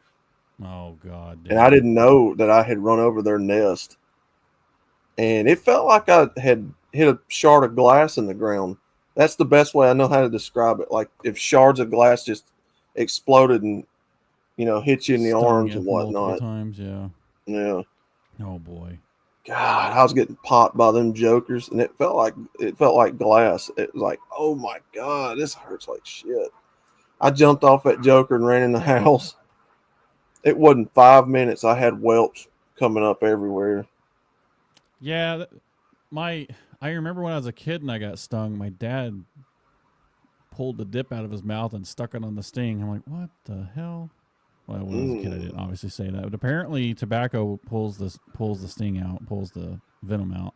Good God. No idea. That was probably just an excuse to make me feel worse than what I already did. That's one of them old school remedies. I've heard of people getting in fights and they'd stick a piece of steak on their eye. Oh, yeah. I think it's just mostly because it was frozen and it was easy to grab. It's better than ice pack kind of thing. It's just like, what was something else that, it's like, I don't know if calamine lotion actually works for chicken pox, Yeah. I think it just makes you stop itching, but for the most part, you're just dealing with it. Yeah. I don't know. My sister, poor lady, she got chicken pox twice. She got it once when she was in her 20s. It was once when we were kids, and she got it again when she was in her 20s. Like, God dang.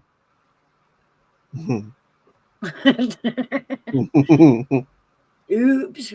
I mean, I'm going to point and laugh at her because that's what a little brother does.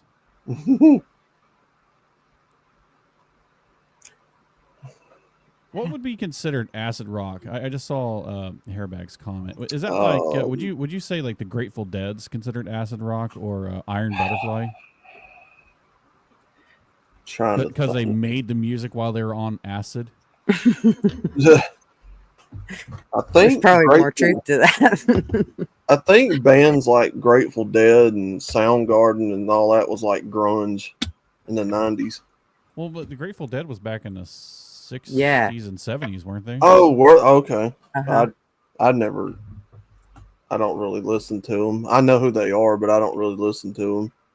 Yeah, I think they came out of like San Francisco area, and so it does say acid rock is Grateful Dead.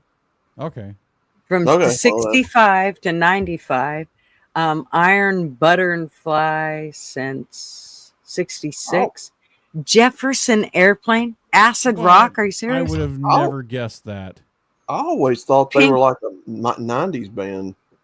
Yeah, Cream, 1966 to 2005. You know, Cream had absolutely epic lineup. Have you ever seen the members of Cream and who they had? I love with Cream. Ginger Baker as the drummer, and you got Eric Clapton on guitar. I mean, that band was loaded with talent.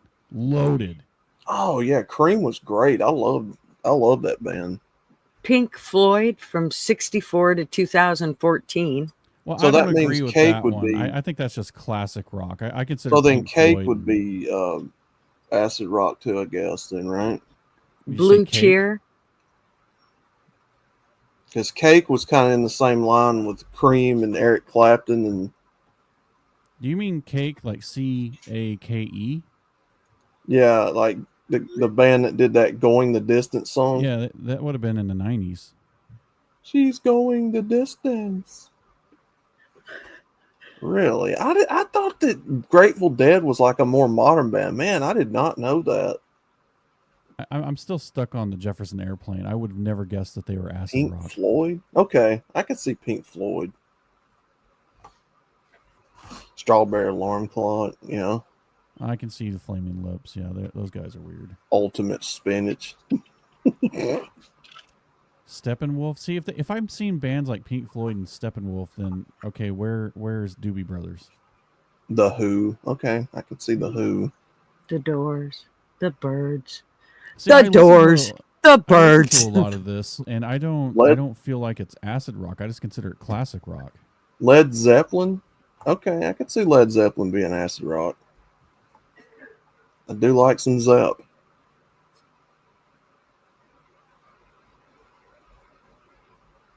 Some of these I've never even heard of, to be honest with you. Wait, Monster a band Magnet? just called no, Acid. Monster Magnet's not. There's no way. Where is this list coming from? A band called Acid. I know. The web, it says. Alice Cooper. I'm calling. I'm calling bullshit on too. This one. Yeah. Alice Cooper wasn't Alice Cooper a Christian that didn't like right. What was it? He was a Christian that played that kind of music, and they didn't like his type of music. I think you're right. I remember hearing something about that. My mom hated Alice Cooper. My stepdad loved him. My parents forced me as a kid to listen to, classic country, because there's only two types of music where my folks are from, and that's country and Western. Yeah. But Mine I too. couldn't. My I mother. grew up, and then I started getting into thrash, like when Nirvana hit the scene, and then Soundgarden, and That's a great line from the Blues Brothers. We have both kinds here, country and Western. that was a classic. I love the Blues. That's a great movie. Great movie. Oh, I love that movie, dude. People I've don't watched realize it. that Carrie Fisher was in that movie. I watched a video just earlier this week, actually, about the guys finding one of the prop cars in that movie. No kidding. So does all of you remember the scene where the car flips backwards near the end of the movie on the interstate? Well, yeah. Yeah, that was a prop car, and they found it. Somebody had it in the private collection. That's got to be worse than money. Oh, dude, that car was fucking huge. It was like the size of a go-kart. Imagine how many Chicago Police Department cars they would have actually gone through. Man. Dude, that movie was just... It was over the top for the time. And what happened to Dan Aykroyd? Like, he just kind of lost his touch, you know? You know, after the 90s and 2000s, he just... everything he was in just wasn't good anymore. No. I don't know. It just... No. He was a dirty comic, too. Like, all of his jokes were subtly dirty. And then when he gets into the 2000s, it's like he's become like Mr. Wilson off of fucking Home Improvement. You know what I mean? He's got his own line of vodka. I know that. Every celebrity, I feel like, Crystal has their Skull own line vodka. of booze. Yeah, everybody. So if you like your toddies, as my dad used to call them, toddies for the body, and he got the vodka, Crystal Skull vodka. Oh, is that his? Yeah, Crystal Skull. Yeah, that's Dan Aykroyd's. Mm-hmm. Interesting. Never knew that. Yeah, I don't know. I kind of lost touch after with keeping up with him. Like after what was that? The 90s. After he did that movie, The Coneheads. Oh yeah, yeah. That might have been his last like good, because he was in The Great Outdoors with John Candy. Yeah. Didn't he come from that comedy show that was up in Canada? What the heck was that called? Oh, Saturday Night Live. No, that was in New York. It was a Saturday Night Live version, but it was in Canada because that's where Rick Moranis came from. That's where John Candy came from. Oh, Rick Moranis, dude. See, I told you I'm only 39, so I'm reaching way, way back. Oh yeah, no, I'm 30. I'm 36. I'm like right behind you. I'm 36. One of these people are telling the truth. That's what I was thinking.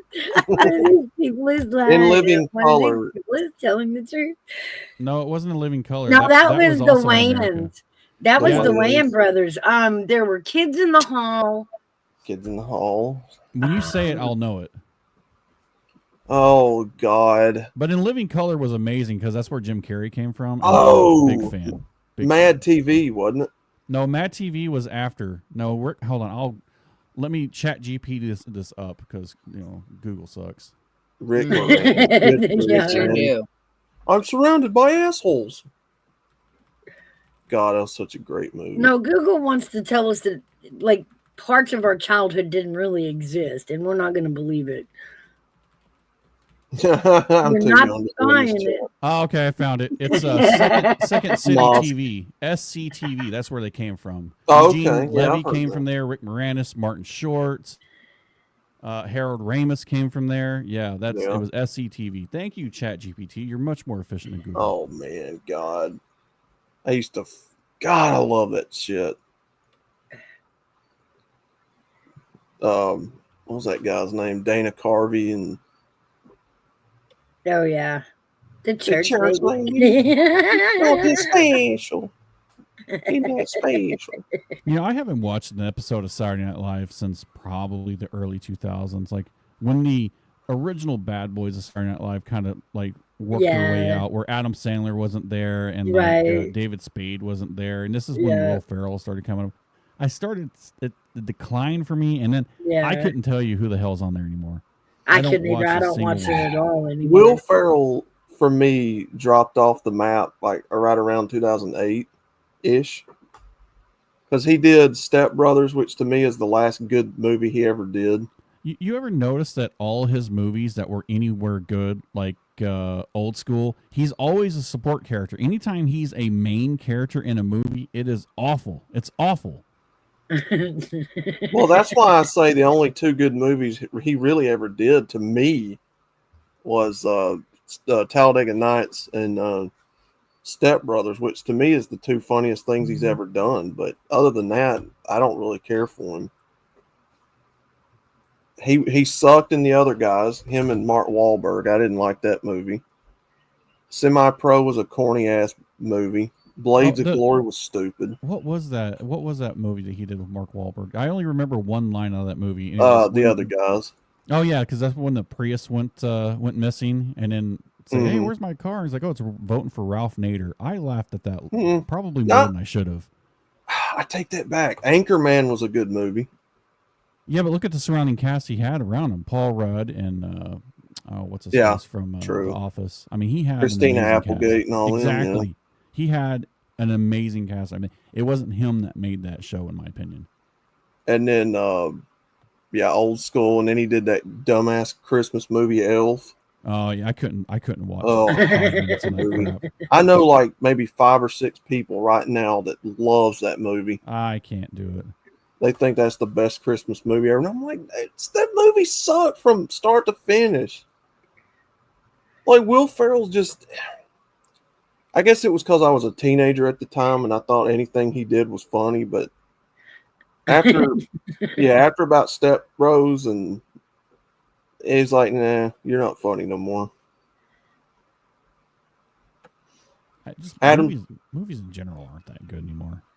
Adam Sandler did that movie Grown Ups, which was probably the last good thing he's put out, in my opinion. He did 2 of those. And that had a really, really stacked cast in it. Because you had Kevin James, you had Rob Schneider, Chris Rock. Oh, who else? The second one had Stone Cold in it. I think the first one, what was the first one? Oh, David Spade. Funniest thing he did was Joe Dierte. Joe Dierte. You mean you ain't got no whistling bong holes?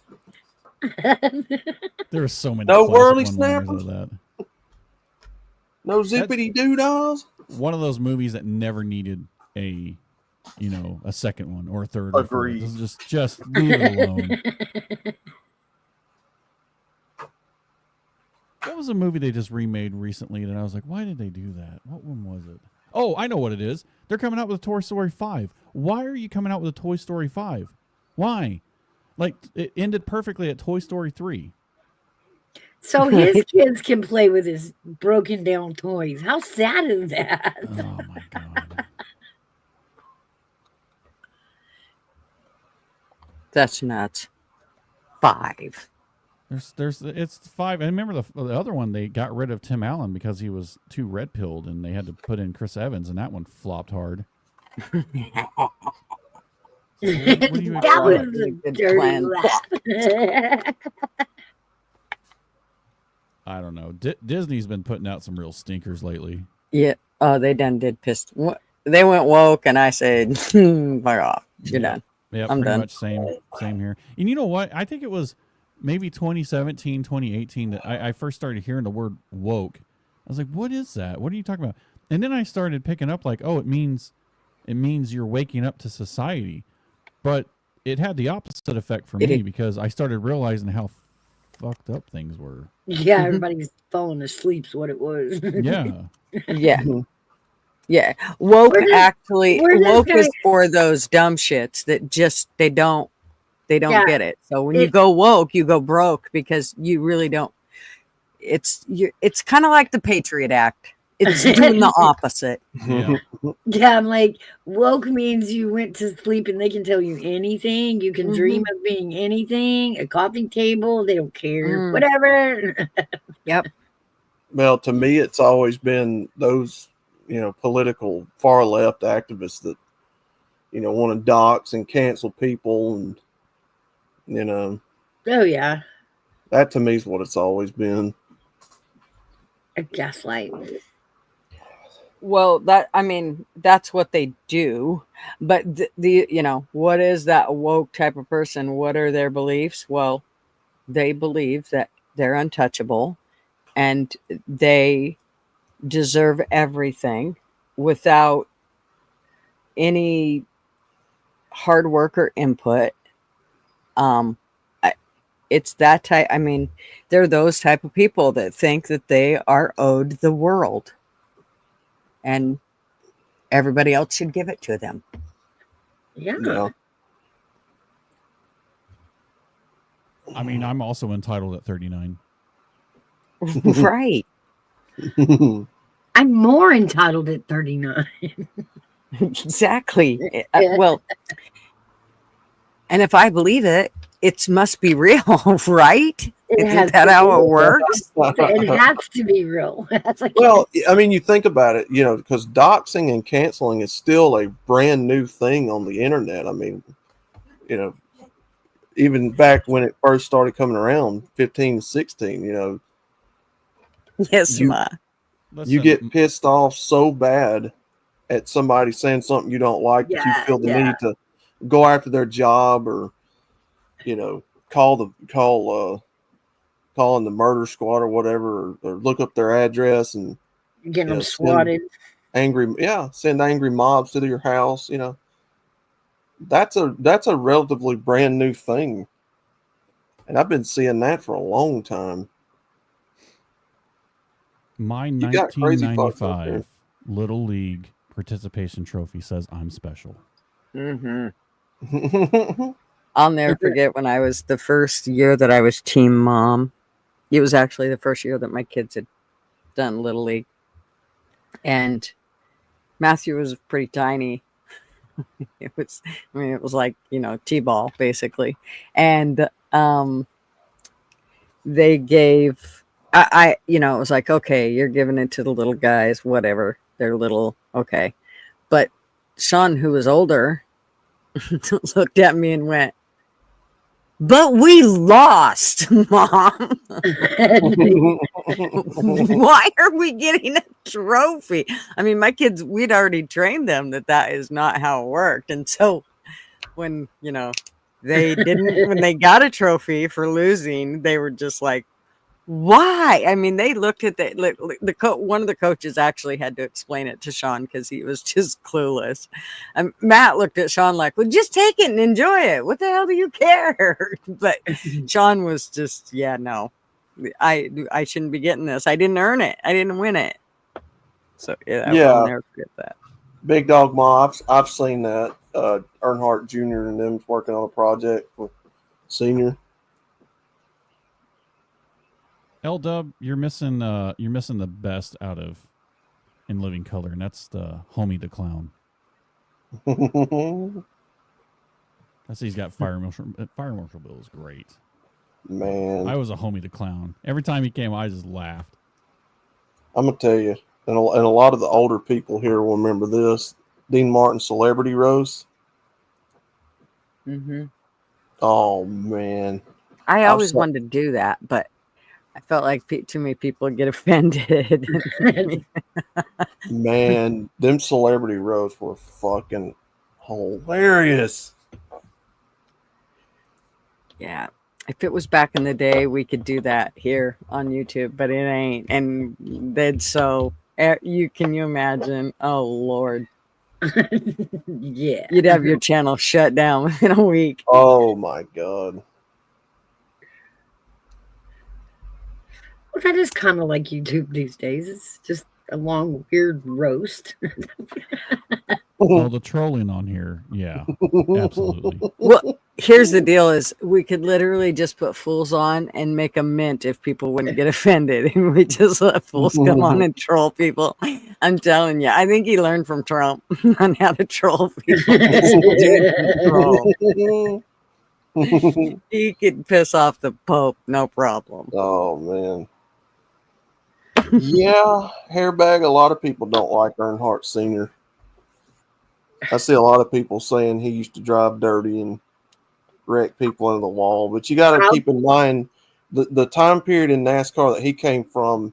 Everybody was trying to earn money to survive. It ain't like it is now where if you're born into money or, you drive one race and you're rich pretty much. I will take senior over junior any day. Any day. Senior would actually get out and work on his race car, unlike a lot of these guys. Back in the day, they would get pissed off at one another for winning too much, like because you're taking food off my plate type thing. Mm-hmm. Everybody wants to win, and it was just what it was. It was survival at that time. by the end of Senior's career, NASCAR had already turned into a multi-billion-dollar, corporation. Have you noticed that, was it since 2010, 2011, NASCAR stopped giving out their attendance numbers at the races? Mm-hmm. And have you noticed that, and they don't do this all the time because they can't do it all the time, but if you notice that they are really good at not panning out so that you can see how empty the stands are? Yeah. Now, I suspect that if Alabama has another bad year, I suspect NASCAR popularity is going to rise again. But mm-hmm. That's where I'm from, Alabama. I just noticed how empty the seats look at these other raceways, these other racetracks, and those racetracks, they're not cheap to maintain. So it says here that NASCAR attendance has generally declined since the early 2000s. And it shows Daytona International Speedway experienced a significant drop from 200,000 in 2026 to 100,000 in 2022. That's half, dude. You mean 2006 to 2022? So what happened? A lot of these tracks have started declining as far as upkeep and maintenance, because a lot of them are just, they're 1.5 mile, 2 mile plus super speedways. It takes a shit ton of maintenance to keep them up. And so they've started removing grandstands. Daytona, they removed a shit ton of grandstands from the backstretch. And I've heard people that go to these races in person say that they've got, green screens over some of the seats to make it look like the seats are full. That's just sad. That if that's true, that is really sad. Yeah, I mean, I take it with a grain of salt. Charlotte Motorway Speedway said they went from 180 down to 100,000. Mm-hmm. Indianapolis Motorway went from 250,000 down to 60,000. And Talladega went from 170 down to 80,000. Yeah. So what does it say about Bristol? Because it doesn't seem like it's slowed down much there. Oh, that's your home track, isn't it? Yeah. Yeah. But I mean, racing isn't the only thing that sustains our track. We use it all year long for all kinds of fundraisers and stuff. They do the Christmas and lights every year, make a lot of money out of that. So what's happened? What's happened is you've got, the cars no longer are high horsepower. They're like around 500 something horsepower. Yeah. They're sucked to the ground. So, downforce and clean air passing is just next to impossible. So the racing product has suffered drastically because you can't get the cars off the ground like they used to be. For whatever reason, they don't want to do that. Now they've got these sequential gearboxes, independent rear suspension, one single lug nut on each tire. The pit stop strategy has kind of been taken away a little bit as far as, strategy and whatnot. Bristol's. Go ahead. Sorry. Well, I was just going to say, then they break up every race into stage racing. So you get guaranteed cautions every race, like 4 or 5. Then you got a faulty ass point system where the champion is not rewarded with consistency. It's a gimmick. It's completely shot itself in the foot, and people are not watching anymore. Plus, all your big name drivers have retired. Well, Bristol Motor Speedway actually is done the opposite of all those others. So it's went from 30,000 to 146,000. Yeah, that sounds about right. Yeah, because they've got grandstands all the way around it. Bristol, baby. That was when Tennessee played football, and that was a pretty spectacular sight. Yeah. Yeah. That's what I was saying. What's up? You know who coined that term you just said? No. Dale Jr. I'm gonna quit saying it. I only like Dale Sr. Oh, it's Bristol, baby. He wanted it one year and started saying that. So, I watched NASCAR when I was a kid. You know, my mom absolutely loved it. She was a Dale Jarrett fan, and you know that was one of our things on Sunday we'd watch, especially when football season wasn't going on.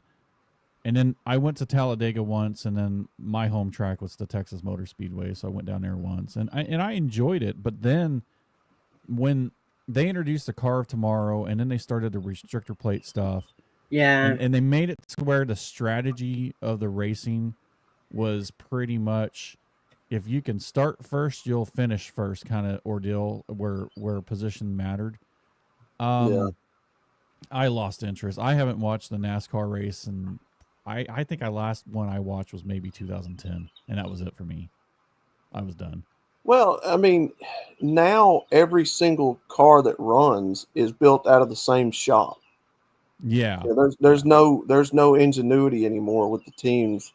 They're just stickers now that show Ford, Toyota, or Chevy. They're just stickers on the car. The body's the same. I remember when the bodies used to be different. You know, even like the crankcase and all that was still manufactured by Ford, GM, or Chrysler, or Mopar, I should say.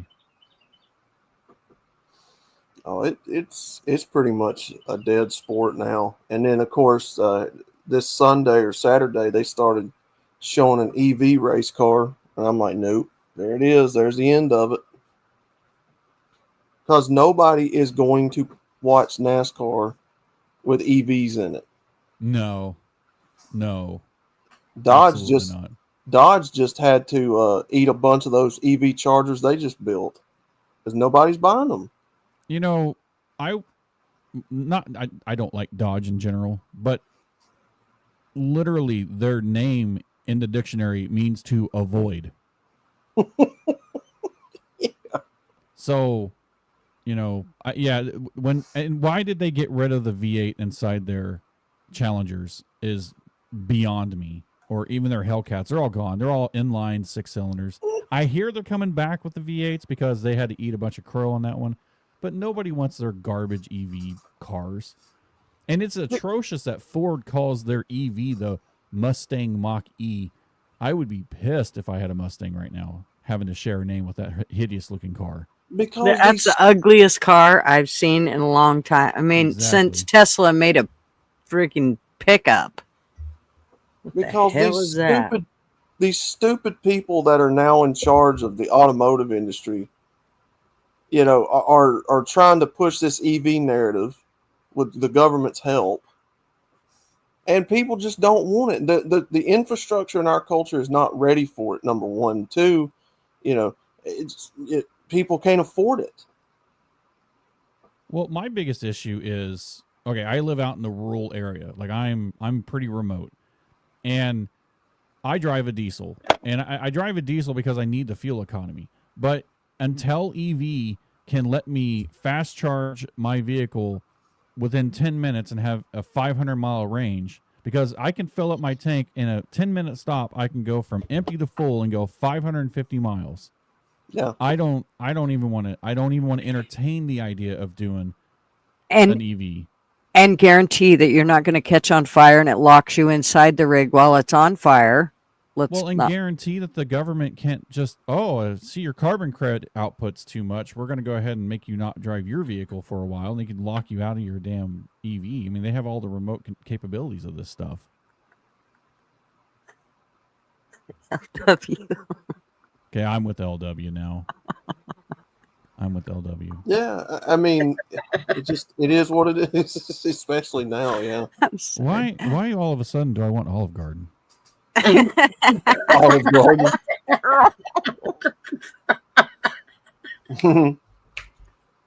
Well, and then you had, I think it was in California, where Newsom just reversed the whole 2032 EV deal because people can't. You can't make that drastic of a switch in that short a period of time, especially with no infrastructure. You know, where they didn't want to buy any more gas-powered vehicles. Yeah, they're doing that in Oregon in 2035, where they're banning internal combustion motors. You know, so the House has reversed that. From everybody drink. Everybody drink. Wait, it's the afternoon. Are we doing mimosas in the pub? Every time you hear the chimes, you got to drink. I don't know why. This is the new magical game. Your lawn care people especially don't like these, electric gas powered weed or electric weed eaters and electric lawnmowers, and they don't like them. They don't You can't last. hardly find a lawnmower over in this area without it being electric. The battery powered lawnmowers. I mean, you can go to some places and find them, especially if you go to a John Deere store or a Husqvarna store or whatever the case. You can find them still, but if you're going to Home Depot, Lowe's, Walmart, whatever, it's rare that you can. Well, I say it's rare. You see way more battery powered electric options than you do gas powered. And you have like maybe 3 that you can choose from. Well, I have to tell you at this point, I'll take the electric one over the combine that I'm supposed to push around in our front yard right now because my son gave us a broken lawnmower. It's how it has the gear driven thing. It's supposed to pull the lawnmower. Well, that's broke. Oh no. So I don't know if you know what it's like to push one of those mowers it's like it's got its brakes on all the time. That's a bitch. It's such a pain in the ass. I was I did it once. Not doing it. You're talking about them 4-wheel drive lawnmowers. I've got one of those. Ones. Yeah. So thank you, Baker. Self-propelled. Yeah. I have to have self-propelled where I live in a very hilly town and I live up on one of the hills. My backyard is probably a 26% grade. I'm not even joking. Right. I can't have a gas mower because when I had one, the oil tips over and it just floods out the motor every time I try to mow it. So because I have an electric mower because I don't have to worry about the engine flooding out due to the gas sloshing around and filling up the air filter. Because with the little carburetors on them little gas powered lawnmowers, the jets, the opening of the jets are so tiny that the tiniest little piece of chrome or whatever will clog them jets up. You constantly have to be rebuilding them. They're designed to be throwaway. When I had one, it just wouldn't last. I had to go. And then when I went and bought one of those Ego mowers, actually I can do my whole yard in one charge. I was actually kind of surprised, but I still hate the electric ones. I really do. LW, you're behind. Marv, hit your live button. Marv may be contributing to our delinquency. Well, see, that's what I'm saying. A lot of people don't understand that a lot of these appliances like push mowers and they're designed to be throwaway. They want you buying one next season too. Yeah, it's like automobiles. They're designed to be obsolete within a short amount of time. That's why they want you to constantly keep coming back and getting in debt, and it's a scam. It's a scam. Look at the used car market right now. Nobody can afford to buy new unless you're just a rich drug dealing asshole that's got bankrolls. You know what I mean? Yeah. Meaning you got to be crooked in order to. I hate to say that. The interest rate makes it to where you, number one, can't even finance it. Number two, you're right. Yeah. I mean, you look at the inflation on cars. I mean, you look at a car that was built in 2016 versus a car that's now built in 2025. Same exact model, maybe a newer generation, and it's 10 to 12,000 higher. I will not and I cannot understand how anybody would spend over $100,000 on a fucking Ram pickup, let alone even drive one. Right.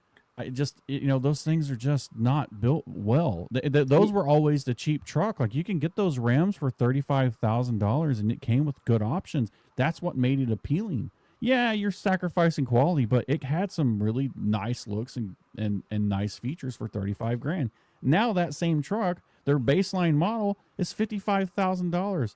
Blow me. So I'm going to tell you how ass backwards everything is.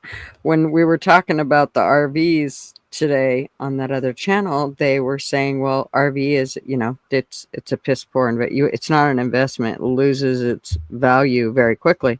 Well, it used to. But let me just tell you, The people that bought RVs, especially diesels, if they bought them in 2006, they're worth more money right now than they were brand new. Yep, Yeah. because that was Yeah. before they switched over to the DEF. Yes. So, and they're all, even the gas ones are fairly expensive. I mean, you can sell them for a fairly good penny, even though I wouldn't own a gas one. I'm just gonna say it. I wouldn't own a gas one, especially when you're talking about an RV. That's the one thing that you got to keep. There's two things that you got to keep going, and that's the top and the bottom of the RVs. The rest of it you can mess with. You can take out sinks, you can take out stoves, refrigerators. You don't really need none of that shit, but you need the roof and you need the chassis and the motor. Those are the things you got to have an RV. So those are the things you got to pay attention to. And, you know, if you're not, then you really don't have one. But with these RVs that are those older models, the best made RVs are made from 2000 to 2008. And so when somebody says, I went and got a brand new RV, I just think, oh, Lord, I'm so sorry. I'm so sorry. I mean, they're very nice. Don't get me wrong. I love looking at them. And they got all the bells and whistles, and you touch a button and it goes where you want. And it does until it doesn't. And then you're screwed, and it costs you $5 million to get the damn thing fixed. Well, see, I like them old RVs with the ribbed sides, like from the 80s and 70s, because the engine is right there in the floor up front. I mean, you can remove the doghouse and get to it real easy. I really don't like that idea. For one, it makes a big mess in the RV. Let's just be honest. And you mechanics are pigs. So yeah, I was thinking that. Yeah, I would rather you work outside of it. The ones you're talking about, I think, what was it, 90? Sometime in the 90s, they switched over from, you know, flat metal roofs to roof caps, which makes a better seal. It was actually in the 2000s that they did that. Yeah. And it was because of all the leaks that would come, because when you were driving down the road, those leaks the moisture would come into all those seams because of that pressure over and over and over all the time on your rig. So yeah, those full caps are definitely what you want. I'm going to tell you another thing that I know a lot of people buy the RVs with first of all, if you can get one with no slide, that's your best bet. It does make it smaller, but it makes less maintenance. You got less that can go wrong. However, if you do get one with slides, less slides is better. And do not, under any circumstance, don't get kitchens, water, electricity, or propane in anything that has that's in the slide. Do not do that. Do not get slides that have a kitchen in them or a bathroom in them of any type, or even a refrigerator. Those slides they have to slide in and out. And the minute that you put a lot of weight on them, you are asking for problems. A refrigerator, you're loading up with food. It gets heavy. The other thing is, usually if you're not going to have your kitchen in your slide, of course, and you shouldn't, I don't think, you should have if you're going to have, you're going to end up with a booth or a table or some type of storage over on that side in your slide. Don't stuff it with gallons of water or those heavy items, because again, that slide needs to move, and it needs to move nicely. You're asking it to do a lot when you put a lot more weight on them slides. Don't be letting the kids jump on it while you pull it in and out. None of that shit. And double check your slides before you pull them in and out, because all it takes is a bean to screw up your slides, like something so simple as a wash rag. So I'm hearing don't buy a camper with slides. True. If you can keep from it, you are better off. There's way less maintenance, way less things to go wrong. And the other thing is, Airstream is the best thing in the sense of, if you're talking about towables. I'm not a towable person. But if I was, it'd probably be an Airstream. And because they hold their value and they are well made, not just kind of, sort of. Airstream does not skimp, and they stick to what they know. They don't try to reinvent the wheel. None of that shit. They stick with what they know. And you can look at a Airstream that was built in 1965 and the one that was built in 2005, and they are made. It's hard to tell the difference between them if it was taken care of. Airstreams, the one thing about them, I think they're either aluminum or they're not steel. In other words, the metal used for them, they don't rust.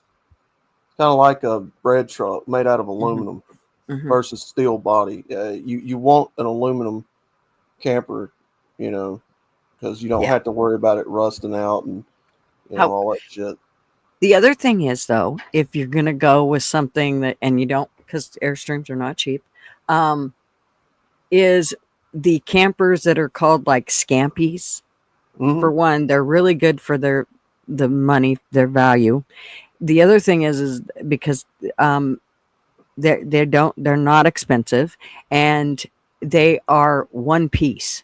And so the entire thing is one piece. It's not, there's so much less room for leaks, because one of the biggest deaths of RVs is water and fire. So those are the things you want to try to keep away from as much as you can. I like to cook outside of my RV so that, number one, I'm not taking a chance of burning the damn thing down for whatever reason. It's amazing how things can get started in an RV. And the other is it can leave bad smells in your RV. There's not a lot of place for it to go, and it tends to want to seep into the walls and whatever you have. So and when you're RVing, that's the whole idea, is cooking outside. It always tastes better going over a camp stove or cooking outside. So yeah, I'm all about it.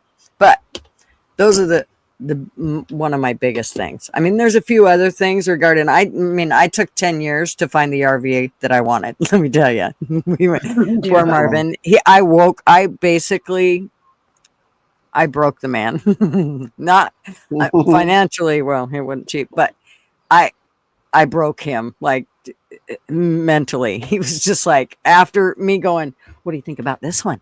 And handing him my phone. What do you think about this one? What about this one? Well, check out this one. Oh my gosh, Mark, this is the one we've been looking for. La, la, la, la, la.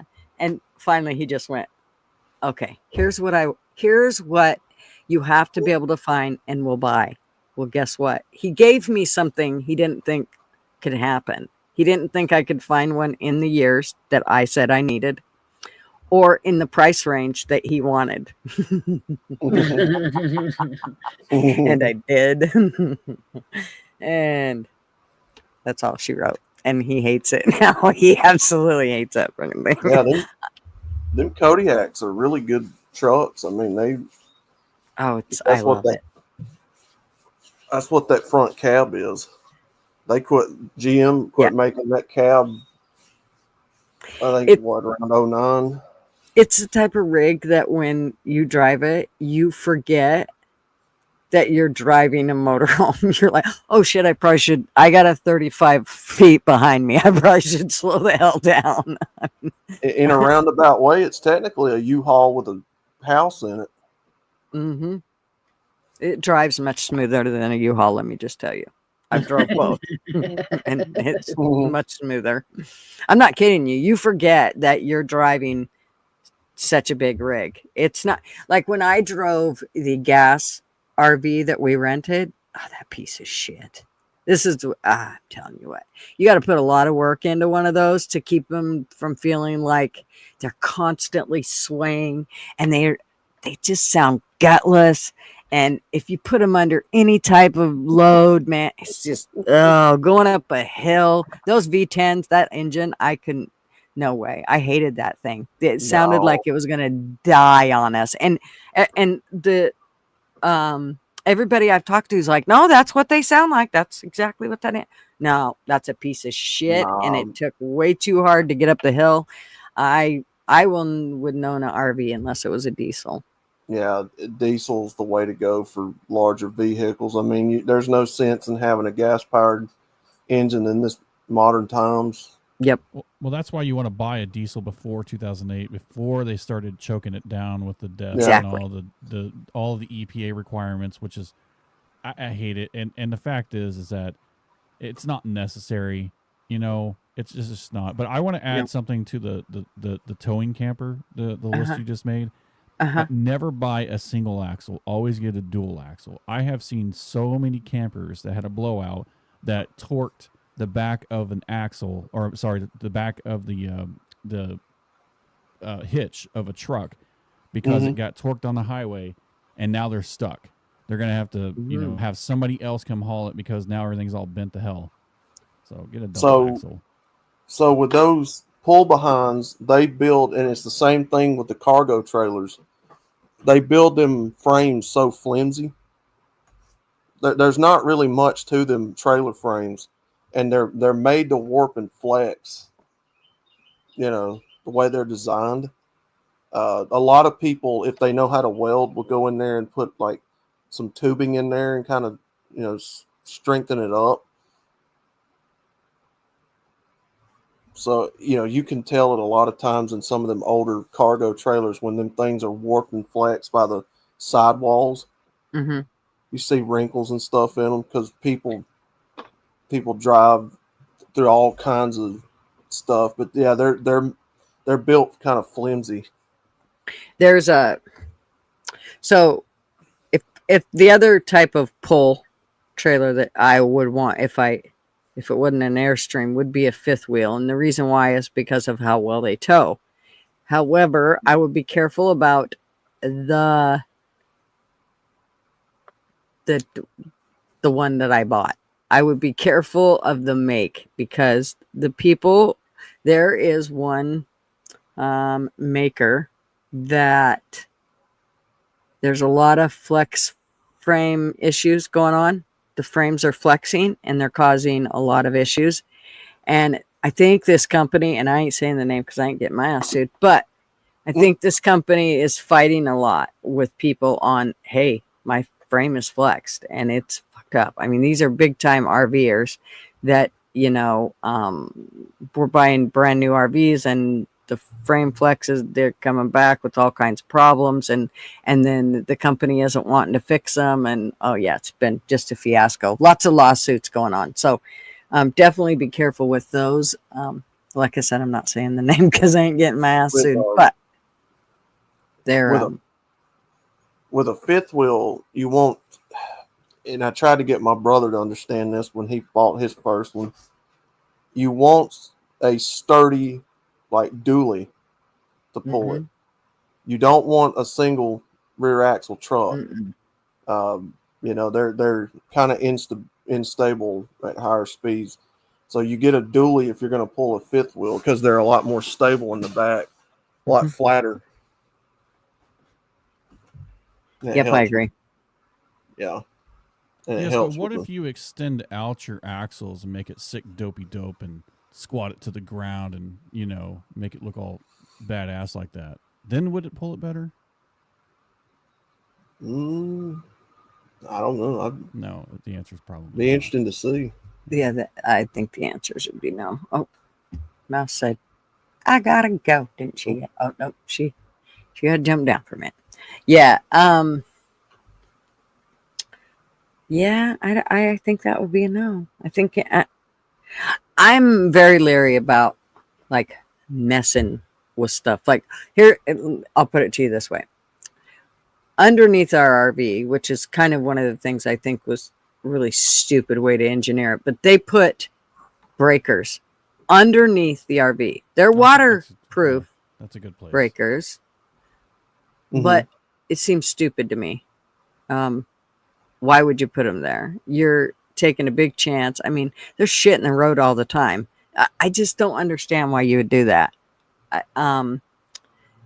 So these breakers, Marv's like, when our slides wouldn't come out last time we went camping, one of those breakers were flipped. And we think that might have had something to do with it. However, now I do believe the whole reason they wouldn't go out was because we hadn't charged up the house batteries. And we didn't even think about it. We didn't turn on the inverter. There was just a lot that didn't go on. So they weren't charged by the time we got there. But I ended up buying the breaker that we believed had been causing the problems. And it was a hard to find breaker. So we picked it up, but there's also like 4 other breakers under there that I have to find, which has not been easy to find. And Marv's like, well, I want to take those breakers off and clean them. I'm like, you ain't touching shit till I have other breakers. Because right now it's working fine. And I ain't having you take something off and then it. Now, let's be clear that I'm not normally a bitch, but he has an airplane and I have an RV, and he can do whatever he wants with the airplane and I can do whatever I want with the RV. So no matter what goes on with it, I get to decide, and you ain't touching it until I have those replacements. I mean, he does agree with me. It's not like he doesn't. Because if they don't, if you take them off, clean it and everything else, and then one goes faulty on you, which could very well happen. It's a 2006.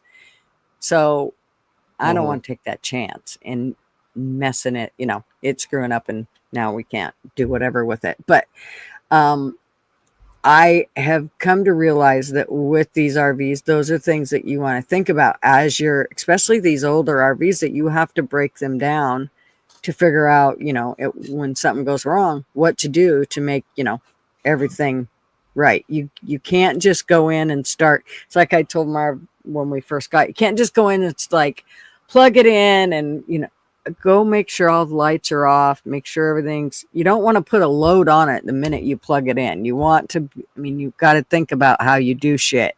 And you don't realize it when you have something like this. It's just like you're plugging in, electric lawnmower or whatever. You don't realize, there's shit that can happen by plugging it into the wrong source.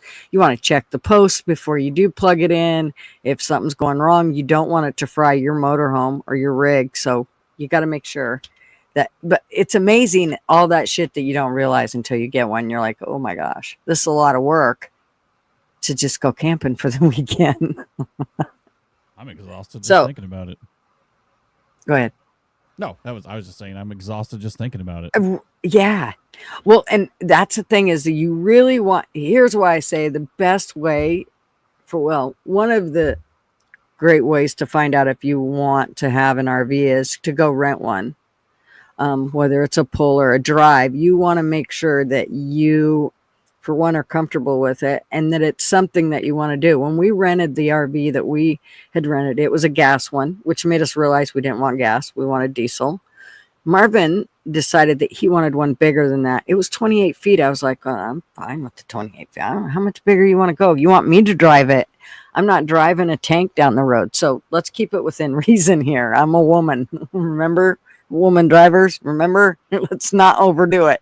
So I really didn't want a bigger one, so to speak, but he did, and he wanted diesel and all that. So this one being 35 foot, I'm like, holy shit, it's even bigger than the other one I drove. And my problem with that is if he's not with me, I'm a little more insecure about driving it and doing, if he's with me, I feel totally secure. I'm like, yep, whatever goes on, we're here together. We got this handled. Da, da, da, da, da. In fact, he's over in the other seat going, slow down. There's a corner coming up, hon. You can't go that fast. But I'm thinking, do we really want one this size? Because it's huge. But right now we're only traveling right here in the little area. When we get to going like across country, I'm thinking that I am going to want a bigger one than a smaller one. However, then the offset is, well, you got to have room for that too. There's a lot of parks that are like, 30 feet's the biggest we take. Well, I need 35 at least. That's what she said. Right. Damn it.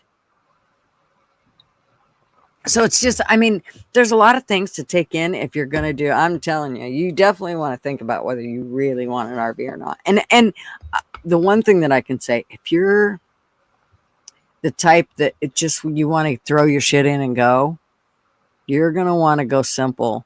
The most simple that you can go is better because and I say that, when you get out there, you're like, oh, well, gosh, I don't even have say a microwave. Well, so what? You're there to cook outside anyway.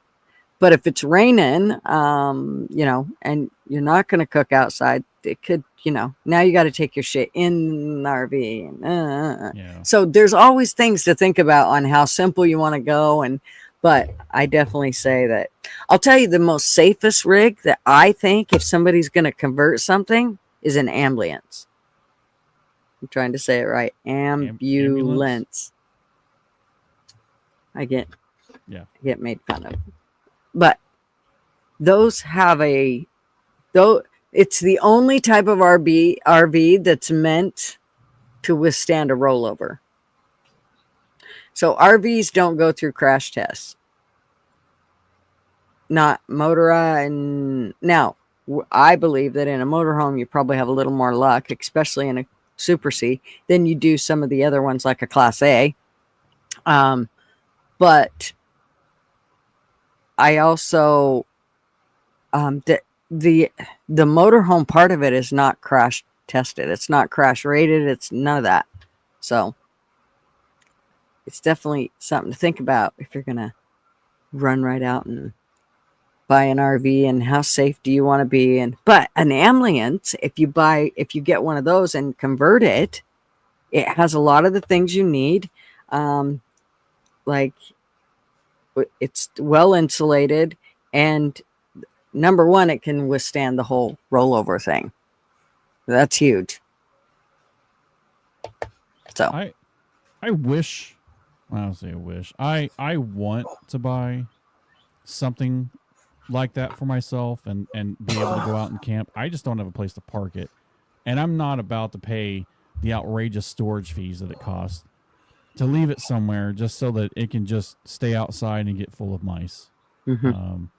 If I had a shop to park it in, I would probably buy one, but because I live on a hill and have very limited areas even to park my vehicles, yeah, it stinks. Because I've always had campers my entire life until I moved up here, and then it's like, oh, well. Mm-hmm. But you know, at the same time, whenever I did have a camper, I mean, I was paying a monthly, you know, on your loan, which it wasn't much. It was like, I don't know, $200 or something. But then I started putting the pencil to the paper, and I was like, you know, I'm paying $200 a month for the loan, and then another $60 for the insurance that's on my. So I'm paying $260 a month, and I'm using this thing maybe 2 weeks out of the year. Yeah, this probably is not a great investment for me. Mm-hmm. So that's ultimately. And Marv tells me we bought this too early. We bought it 3 years too early. We bought it 4 years too early. We bought it, you know. Yeah. Okay. Well, whatever.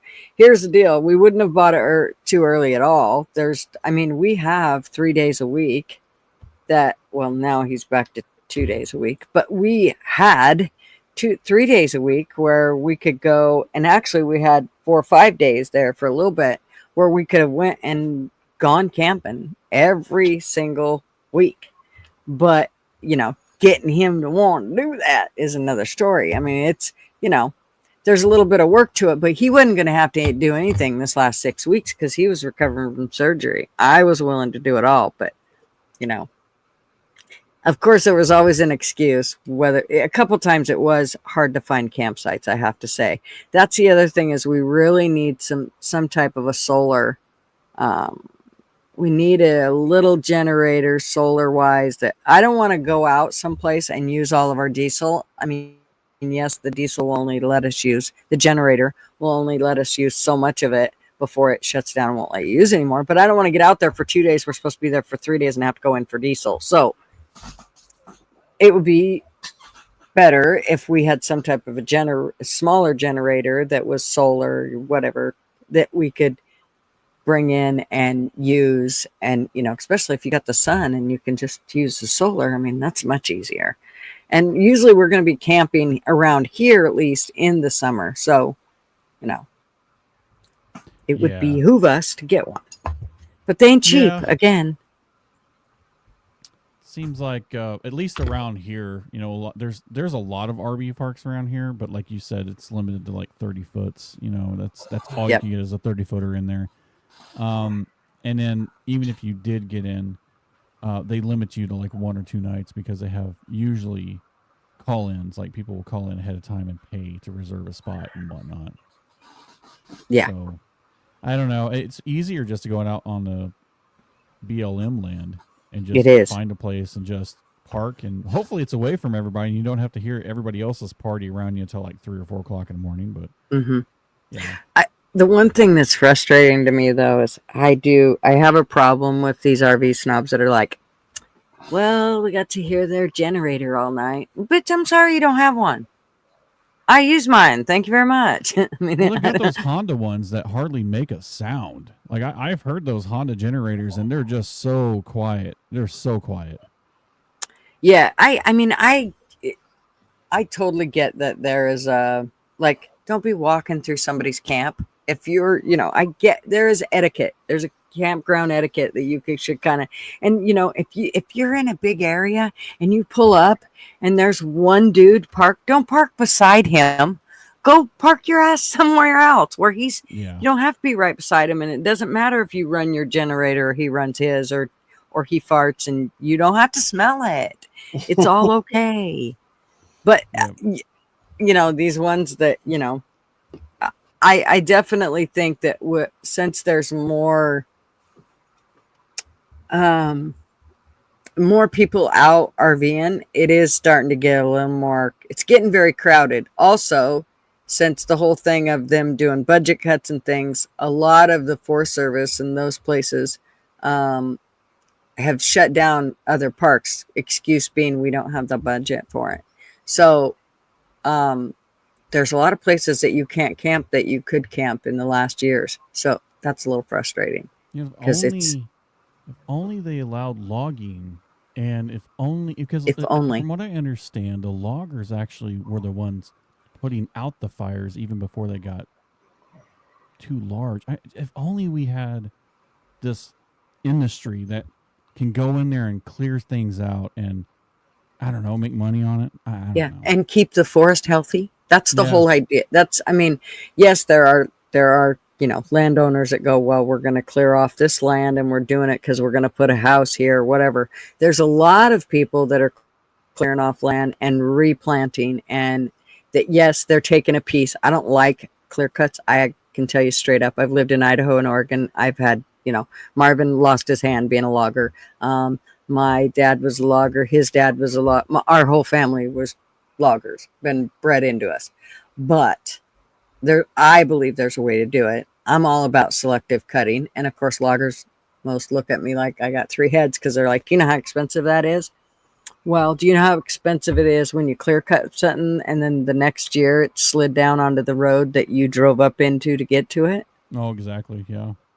So there's ways that it needs to be done, and I believe it needs to be done by selective cutting. I ain't no tree hugger or anything like that. Well, I was to the one out in my yard, but it's gone now, so fuck it.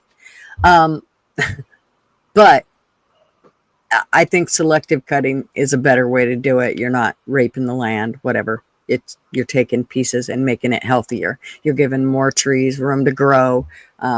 You're opening up the forest floor so that stuff can grow, that sort of shit. So, and they're clearing out a lot of that stuff, the dead stuff, which is what, if that's the kindling that gets the fires going and keeps them going, is all that underbrush and all that shit. So people need to understand that those loggers they're the stewards of the land, that the stewards of the forest that we have to have. We need that out there.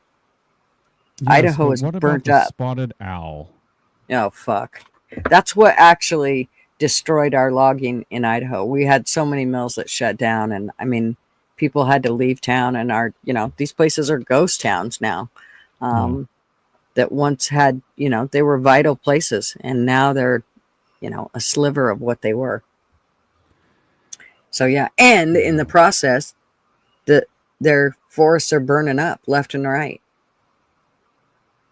So, well, because it's better to just put all that smoke in the air all at once and then blame it on climate change than to burn all that diesel to selectively cut, and then you're killing the habitat of the spotted owl. I mean, logic. So one of the rules with the Forest Service, and I don't know how many people know this, but one of the rules with the Forest Service is when they see a spark, a fire from whatever, lightning, whatever, they have to wait until it's so big before it can basically be dealt with. So when, say, here's a specific lightning strike caught a tree on fire. The fire watchers were right there watching it. They called it in. They asked how big it was. The fire watchers told them it's just the tree. They said, well, you gotta wait. Nothing can happen. Just hold off. Hold off. They had to wait until it got bigger. That burnt up houses, land, everything, people's crops, you name it. It burnt a shit. Nothing happened to them. Everything, it was fine. Mind you, it was on the radio. It was on the radio. Nope, wait. Just hold off. Once it got so big, they called in and said, okay, it's, 4 acres or whatever it is. There's a certain limit that the Forest Service has, and then they're able to start working on the fire. So they waited until it was that big and then called it in and said, okay, now we can start working on it. Which now, mind you, now is when they call. Now, those fire watchers aren't going to fix it. They're not going to put that fire out. They're going to go back to town and get their shit ready and get all their buddies ready. And then they're going to be meander to the fire that is now grown way bigger than, it started when they called it in the second time. And it literally burnt up houses. See, that's why we need you to run for governor, because I feel like you can fix this. Did you hear about her wanting to take our kicker and redivert it to wildfire? Mm-hmm. Yeah. Fuck you. Yeah, dumb bitch. Sorry, I don't mean to get political, and I don't mean to get angry and hostile. This is a political channel.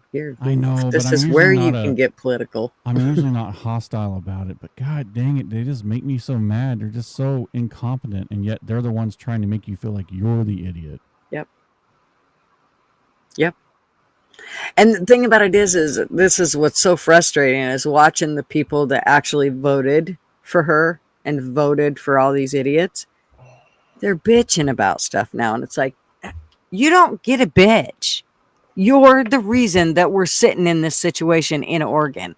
Everywhere else, gas prices have gone down. But not here. Not here in the Portland area. Because they're losing money on the gas tax because of all the EVs. Well, so in the Portland metro area, all the way around, they charge an extra, is it 50 cents tax? So right now, I think gas right down the street is $4.29 a gallon, and diesel is $3.99. Well, it is more Memorial Day, and they're gonna they got to get that revenue coming in. Oh no, it's been this way the whole time. Well, Trump's been saying, "Oh, well, we got gas prices; they're going down." Not here. They've actually went up since he's taken office. Do you feel like that tax break that just got cut for the no tax on tip and no tax on overtime? Do you feel like somehow, some way, Oregon's gonna like, well, you have extra money now. Why don't you go ahead and give it to us? I actually think they're doing that right now. I just heard about something. What were they? They decided they were going to tax people.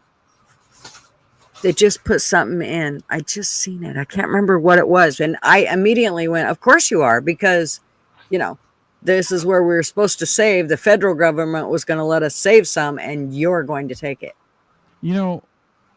I'm anti-tax. I think taxation is theft. I can go on and on about that. However, I do wish that Oregon would install a sales tax, because that's a tax that you choose to pay, and then give us a break on our property tax, because it is ridiculous how travelers from other states come in and we subsidize their fun. Mm-hmm. Just either that, or hey, if I've got an Oregon residential driver's license, guess what? I don't pay taxes. You give me the tax break, and then everybody else that can't produce an organ license, they pay taxes. I don't know. I know that probably isn't. That probably wouldn't work because Washington used to do it for us when I would drive up to Washington and show that I was an Oregon resident. Yeah, they would just give me Idaho. tax free. Taxation of any form. It. Taxation in any form is theft in this country because that's what we were founded against. We were founded against taxation without representation. Exactly. That's what I'm saying. But I mean, we're represented. We're voting these idiots in to tax us. Yeah. That's the worst part about the whole thing. And you know what? The problem is when these people don't like how it goes, then they move to another state. After they've already voted in the shit, then they move on to another state where it's pretty and great. And like, you know, all the people that are moving to Idaho and Florida and Texas and well, those, you know, they came from California and Oregon and all these Washington and all these, you know, woke states. And now they'll go ruin those states too. Yeah. Meanwhile, they already voted in all the politicians that can continue to ruin our state. Yep. I don't have a fix for it. I mean, you can say, well, term limits, but I mean, in the grand scheme of things, I mean, when the founding fathers founded this country, they didn't intend on just ex-military leaders and lawyers being the politician. Mm-hmm. They didn't intend politicians to become a political career or a career source. It was supposed to be a civic duty that you're doing for your state and for your country. They somehow have made it to where, like, how do you get into office only being worth maybe $100,000 and then leave office worth $60 million without any kind of corruption? I mean, there's just no way that's. Yeah, you don't. But part of that is because we as the citizens have just sat back, gotten relaxed, and not bothered to have gotten out there. Remember, AOC was a bartender. And she got out there. I can't stand that hoochie, but she got out there and look where she's at. And that's exactly when people talk about, and I have been one that's like, oh, local government, how's that going to help? Well, we've got to start paying attention or doing something. We've got to start showing some kind of an interest and changing what's going on. Or I mean, look at, it's grown into a huge, it's not just a snowball now. This is like huge, abominable snowman. There is no way around this. It's grown to a huge monster in the sense of the government and, you know, everything that's gone on. Right on to every rich person. As long as they hop on board to that whole way of thinking, then they know they've got it made. They're free to go about whatever they want to do, while us peon citizens pay the price for all this shit. So unless we start to take an interest in what's going on, and actually really taking an interest in doing something in the sense of not, here's number one, Oregon citizens need to stand up and go, no more mail-in ballots. I think that there should be, I hate laws and I hate putting in new laws, but I think that laws should be put in one at a time, not bills at a time. Oh, I agree 100%. That's my biggest pet peeve. I mean, that's just bullshit. It should be single voted, single law. Even this big, beautiful bill that passed, I don't like the fact that they shoved a lot of other things in there. Yep. I don't like it. And I don't care if it is beneficial to anybody that, you know, like it makes sensible reason. Make it another bill and pass it. Quit passing. And why are these bills 5,000 pages long that you have 2 days to read? No. 20 pages or less. If you can't fit it on 20 pages or less, it doesn't get codified in the law. Well, and I think, I don't care. They can call it a bill. I don't give a shit what they call it. It's one law, one at a time in each one of them. And you vote on them. I don't care if it takes you a month to get it done. I don't care. Do your job and you do it thoroughly, not half-assed by shoving it all into a bill. And then we don't know what's in there either. I mean, hell, the politicians don't know what's in there. They're not reading it. No. They read the highlights of it, and that's it. One person reads it, and they tell everybody else what they want them to believe is in it. No. It needs to be one specific law, and one of these laws needs to be that states that do mail-in ballots don't get to participate in the presidential vote.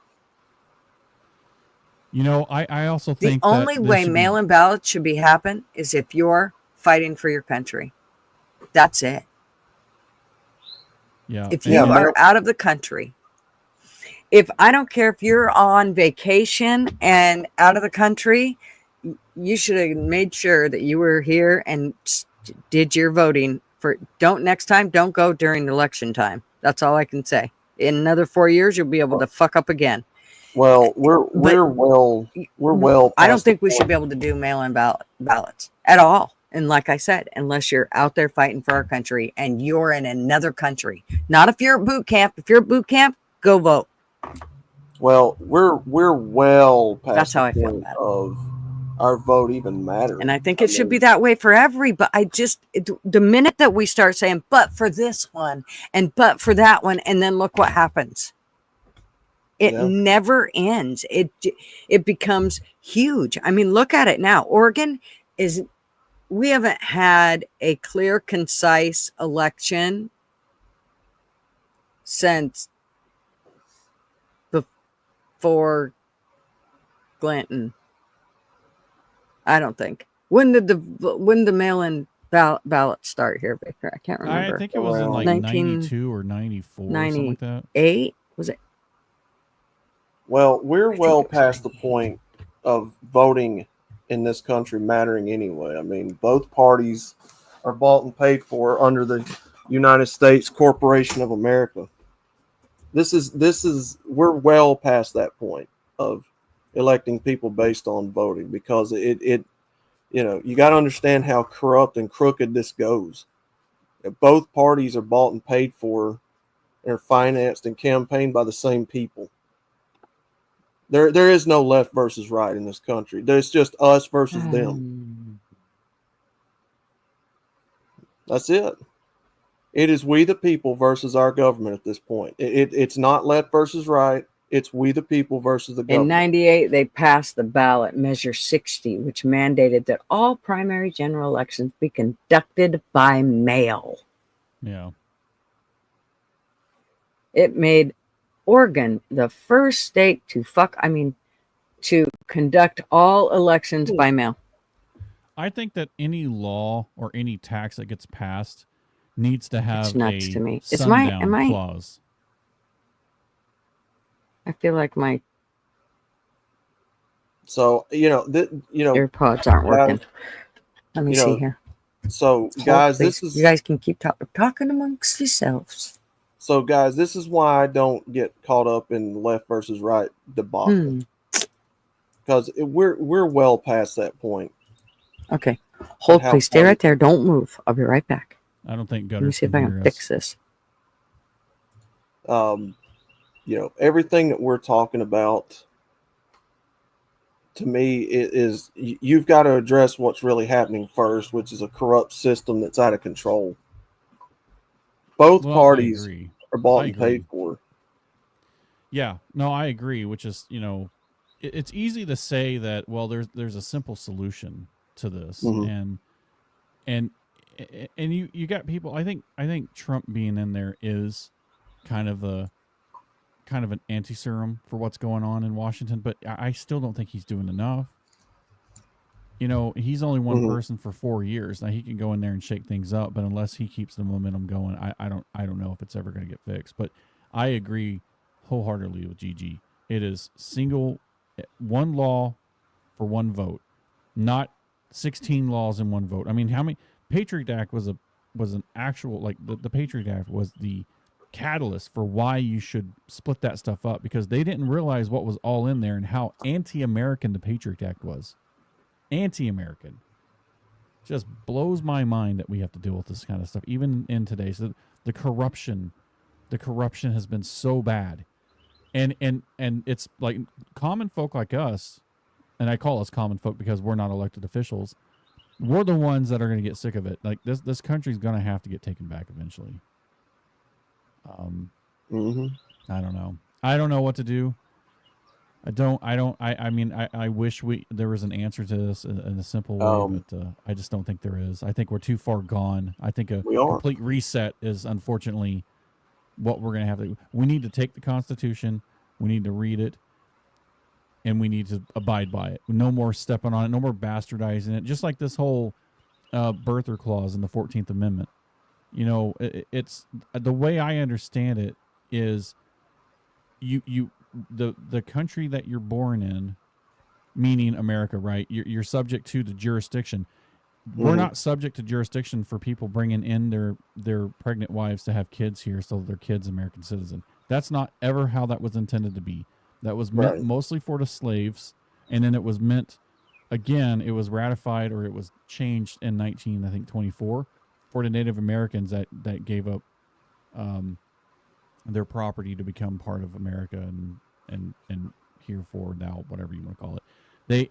That was what that was for, and yet now you've got people that are on the left that want to bring they want people to be able to come into this country, have a baby, and then boom, they're anchor kids. I don't like that. I mean, I think the only way to fix this, unfortunately, they're going to have to do the whole Reagan thing and say, okay, if you're in America from May 23rd at 1:15 p.m., you're an American citizen. Anybody after that, guess what? See ya. Okay, I'm going to tell you all this. And Army vet, I think you may be one of the only people here that probably has heard of this. We have two different constitutions. The D.C. District of Columbia is under an entirely different constitution than what we are here in the country. The United States back in 1871 was bought and paid for. We were turned into a corporation way back then. So what happened after the Civil War? We were in debt. You know, we had to pay, the British Crown and all that, which is all the U.S. actually is just an extension of the British Crown. We're still a British Crown country. D.C., however, is under an entirely different government with a different constitution. So what's happening here is you're seeing, we the people basically being ruled by D.C. under an entirely different governmental system, while thinking that our Constitution is still supposed to be upheld and put in place. That's not what's happening. We were bought and paid for a long time ago, and this country is very, very ran differently now than they were. I don't think he. I mean, I think that the downfall of this country, in my opinion, started when Nixon took us off the gold standard in 1971. When we created the fiat currency, well, we didn't create it, but when we went to fiat currency, then you had no accountability for what money was printed and how it was spent because you have nothing back in it. Somebody just can't say, hey, how is this paper holding its value? Are you just saying it has value? Or why don't you, instead of giving me this paper, I want your gold. And then when you obviously can't produce that, it's like, well, then why would I believe what you're saying? This country started going down a path back, in my opinion, then. Of course, I wasn't alive back then because I'm only 39 years old. But in that instance, I feel like that was kind of a turning point in this country, is when we went off the gold standard. And you can even go down further down the path of, even when Bill Clinton, in his final year in the office, 1999, and he eradicates the Glass-Steagall Act. Like, you basically make investment banks being able to act like real banks. Now, all of a sudden, they have more power. You're giving control to Wall Street. And he was bought and paid for, just like you said. Yep. So, I don't know what the answer to this is. I don't know if there is an answer. But I will say that if this country is so damn bad, why are people trying to flock to it illegally? You don't see people trying to break into Iran. You don't see people trying to get into Russia. You don't see people even trying to, hell, they don't even really want to go to Canada. They're trying to get to Canada to get to America. Mm-hmm. And I'm not saying that any kind of derogatory comments to our friends in Canada, but I mean, people they don't have the look a blind eye and give you free social welfare like America does. They're coming here Blame for this. Canada. Oh, God, Everybody right now is trying to break into this country because of how freely the government works with illegals and everyone else except its citizens. Well, plus we do have true freedom of speech here compared to other countries. Like, we couldn't have this conversation here if we were in the CCP. Forget it. We would be hearing door knocks by now. We do. Right now, California, if you're an illegal, they're trying to help you get first-time homeowners insurance. They're building apartments and condos everywhere to accommodate these illegals. That's what they're not reporting on. But they are building condos and apartments for these illegals in other places. And so our country is one big red light, one big beacon to the rest of the world that if you're illegal and you want to come over here and get some stuff, come over here. Our government's so corrupt, we'll help you before we'll help our own citizens. And naturally, you're going to have millions of. That's a big comment you just said there, because we have homeless vets with actual mental health issues, or any health issues whatsoever, and they served our country for some politician's fucking schoolyard tit tat with a fucking other country. Mm-hmm. And we're just abandoning them to save people that aren't even from this country and have no allegiance to this country. Makes me sick. Oh yeah. Yep. Yeah. See, at some point, the American people have to realize you're the slave. You're the wage slave. You're feeding into this corporation, keeping all this shit going overseas and everywhere else. The American people are the wage slaves, the taxpayers. You're funding all of this through your tax dollars, through force and violence by the government, and the judges, the lawyers, the police departments, using their military if they have to make you do what they want you to do. That's what this is. And people are slowly waking up to realize that, hey, we've been used this entire time to fund other people's things besides our own. It ain't about the American. This is one big red pill truth you'll never hear a lot of people say. This ain't about you and me anymore. This is about what you're being forced to do to work for this corporation to fund for other people. At some point, the American people have got to realize you've been used. You have all been used. I've been used. The birth rates are declining, marriage rates are declining, and now they've got Trump on there, wanting you to go out here and have more babies and pay for it. You can't pay your way out of this. You're not going to pay your way out of this. This is going to crash and burn. Oh yeah. Yeah, and I don't know what a default looks like in America, but this is not financial advice, so what I'm about to say, take it with a grain of salt. But Moody's just lowered our credit score. We went from a AAA to a AA. The last time that happened was 2007, 2006. I'm just saying, if you have the ability to short the market, you might want to look at putting some puts on SPY. Not financial advice. And Army vet, I think you better than anybody here know. Mouse, you probably know. We've got hidden cartel sleeper cells in this country right now. Mm-hmm. And most of them are Bama fans. Well, and it's not just cartel. It's clumps of bad people from everywhere. Their gangs, their cartel, whatever name they go by. We got China over here doing it, not just the cartel. They're bringing in high-powered weaponry, drugs. Well, we found a camp / Chinese jail over in Texas. And what it was, the Chinese immigrants come over here, and then these Chinese people follow them and make out like they had to be following Chinese law over here. And if they didn't, they were arresting them and putting in these jails that they had here in the States. See, what's getting ready to happen, most people in this country don't even know. There's getting ready to be a war on our soul here in America. Mm-hmm. It's coming. It's getting set up right now. The federales treat it like it's just a drug bust, but it's bigger than that. These cartels are embedded everywhere in this country. I don't know. Call me naive, but I still have faith in the American people.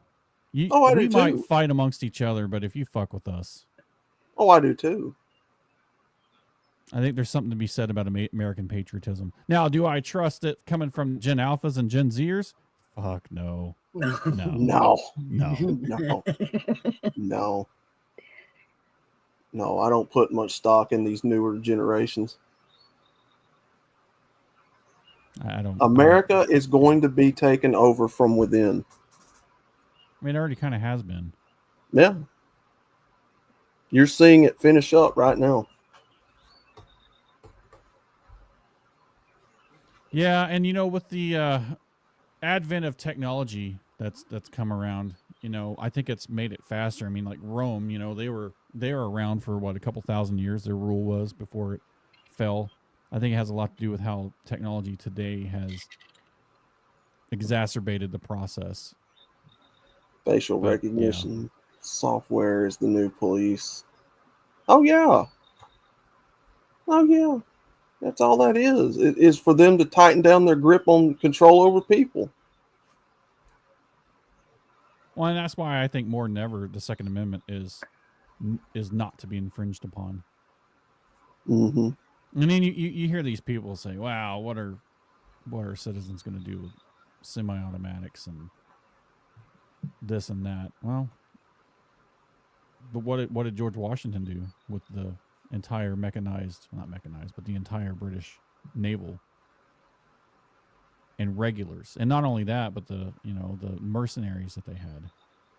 That didn't stop us back in 1776, 77, 78, and 79. Yeah. Oh yeah, RT. Me too. And honestly, I hope it doesn't come to that. I really hope it don't. Just from the things I've been seeing the last few weeks, man, it's it doesn't mean you better not be somewhat prepared just for whatever. I think that it's always better to be prepared and not need to use this shit than to not be prepared and really wish you had it when shit comes to shove. Oh, that's just common sense. Yeah, being prepared at all times. You should be doing that anyway, even in the peaceful times.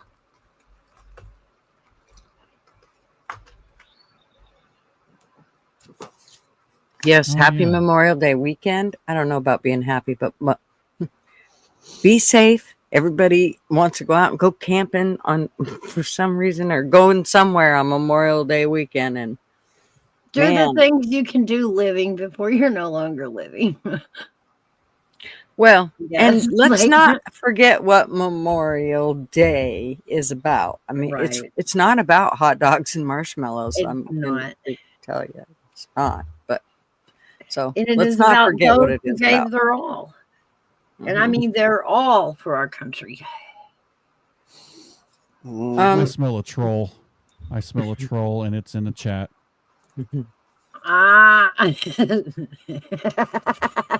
Fee fi fo fum. I smell the blood. Look at Big Dog Ma. Look at Ma. She trying to lure me in through my stomach. Look at that. See, I'm not even packing a bug out bag anymore. I just need a map to Big Dog Ma's house and a way to get there. Right, and water to get there. Yeah, enough water to get there. Let me make sure everybody hears it, because we're not here to fearmonger. I'm not here to scare people and tell them, doom and gloom's headed your way. No, I'm just being prepared is something you normally do anyway. You should be anyway. This was all told in biblical prophecy anyway. We knew about it. If you believe the Bible. Some people don't.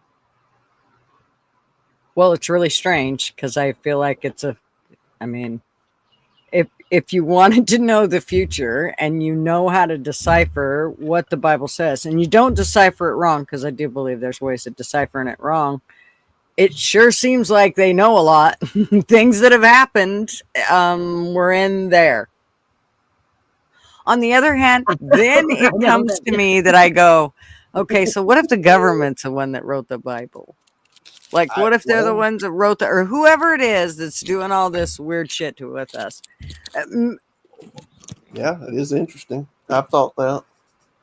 What if they're the ones that wrote the Bible, and this whole time we think there's more? And remember that in the Bible, if you think that way, then that's a sin. And so, I mean, it's like that's a mind control thing in that sense, if you think about it. Yeah, that's why I don't get hyped up and, get embedded in religion. It definitely worries me because I don't trust the government in any way, shape, or form, like at all. Any place that they have their hands, I don't want nothing to do with. That's why I don't trust the healthcare system anymore, at all. I'm still not listening. He's going to a doctor. It sure was better before a certain law got passed in 2012, suspiciously at midnight on New Year's Eve or Christmas Eve, whatever it was.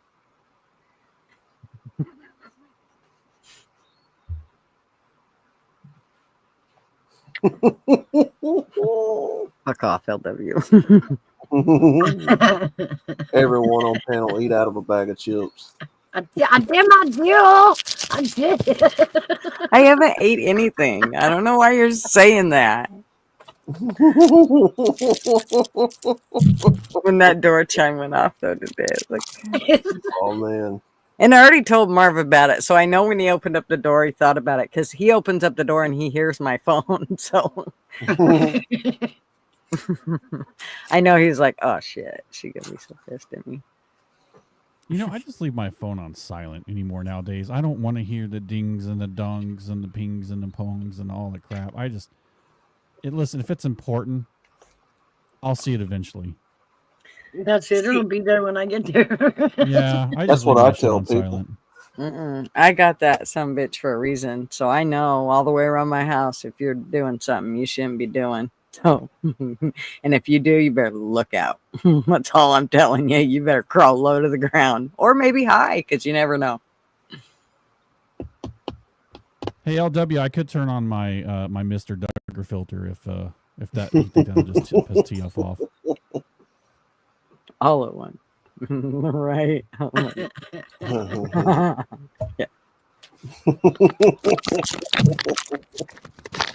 I think it depends on how many Monster Energy drinks he's had before we know how bad that was. Here we go.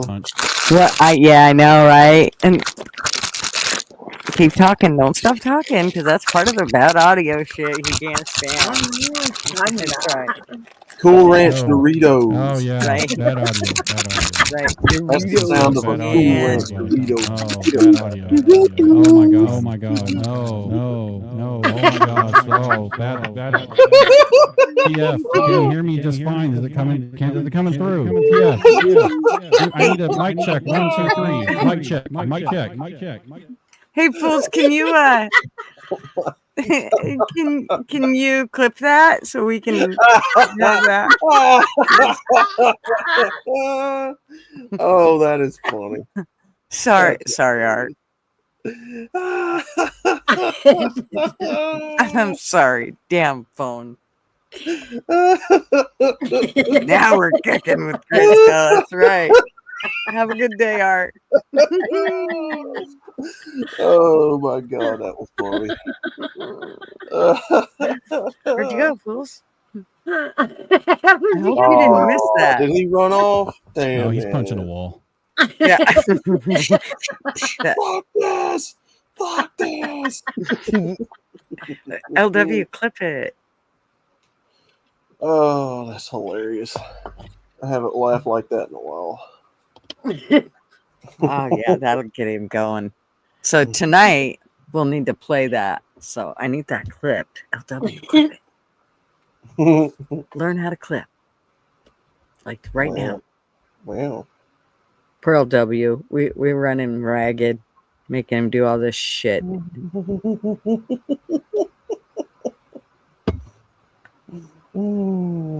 Well, I hate to make bad audio and leave, but I got an appointment I gotta get to.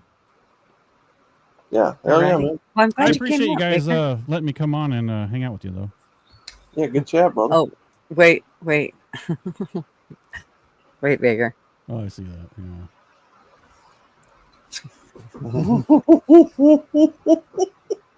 We're gonna have to pay for some help for fools. Yeah, baby, catch up with me. We'll figure it out, AB. All right, Baker. I'm glad you came up and hung out with us. Yeah, You're welcome again, anytime. I appreciate you guys having me, and I don't know, I'll probably be back around tonight. Who knows? Yeah, So, on Fool's channel, we're doing. It starts at 7:30, and it's Fool's LW, myself, and Crispy, Creamy Baby. Yeah, I know it's Crispy Treat, but I call her Krispy Kreme, and we'll be up there, and eventually it becomes an open panel. So yeah, come hang out with us. I'll probably be around tonight. So anyways, for now, you guys all take care. Again, thanks for having me on, and we'll chat with you later. Yeah, thanks, Baker. Yeah, Bye. man. Y'all make sure you sub up to Baker.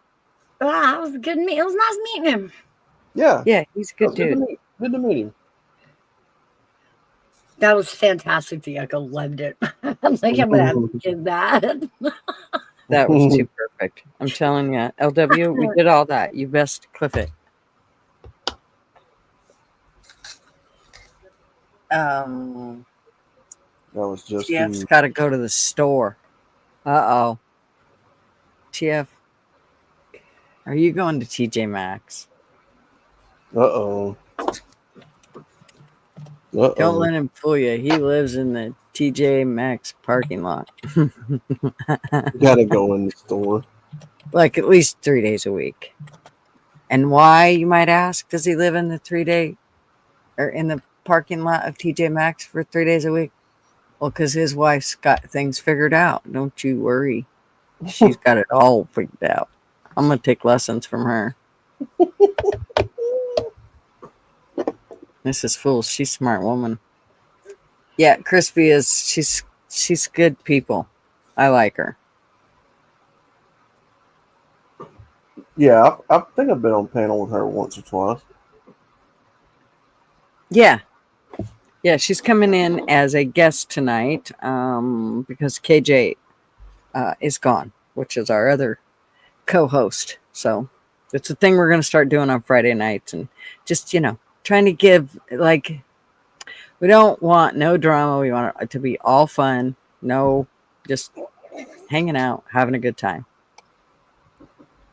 So are you telling us we can't troll? No, just playing. Yes, you can definitely troll. All in fun, but you can definitely troll. The funnier trolls are the best, And if anybody needs lessons, you need to go to either Traveling Fools or Crimson Brave, and you will learn to be the best troller ever. Or Trump. I mean, let's be obvious. I'm going to have to go over to Outlaws and get some troll practice in. That is a great channel to practice on. That's where I do all my practicing at. Right? Right, Ella? Oh, yeah, y'all come in there and them guys are. Hey, they've been really good, though. Maybe they have me blocked so they don't even see the shit I say. But I haven't seen them say anything to me. They're very good at ignoring me. I'm just playing out loud. Kind of. I told somebody the other day I had to get onto their ass again. Like, y'all got to stop being assholes to these people, man. Friction Vixen came in there. Flatty Female came in there. I've had so many people tell me these mods of mine are assholes. I'm like, guys, y'all can't be like that, man. I just want to go in and female and fluff up your mods a little bit, get them mad and run out. Man. I have, though. I've had to jump their ass. Like, come on, man. Look, if you listen to what I talk about, you know the real problems. Mm-hmm. You know, we look at who's actually causing all this. It's your government. Mm-hmm. Men and women have become victims of the government. That's just how it is. Yep. And it just happens to be that it's men that come in there. Well, and then your name does not help your cause, so to speak. well, Do you know what I mean? It doesn't, because it tells. I mean, I know it was intended to, but it actually does the exact opposite. And the men that come in there seem like, you know how they say a woman scorned? Well, these are like men scorned. Yeah. And the problem is they act like women instead of men. Stop that shit. Grow your balls. I can't hate on them, because like we women, we do the same thing. We find our own places to go nag and bitch and Well, but I don't believe that we chase men off. Actually, we will bring them in almost like a black widow. Oh, come in, my darling. Okay, that's Let fair. me put my arm around you. I'll stick my tongue in your ear.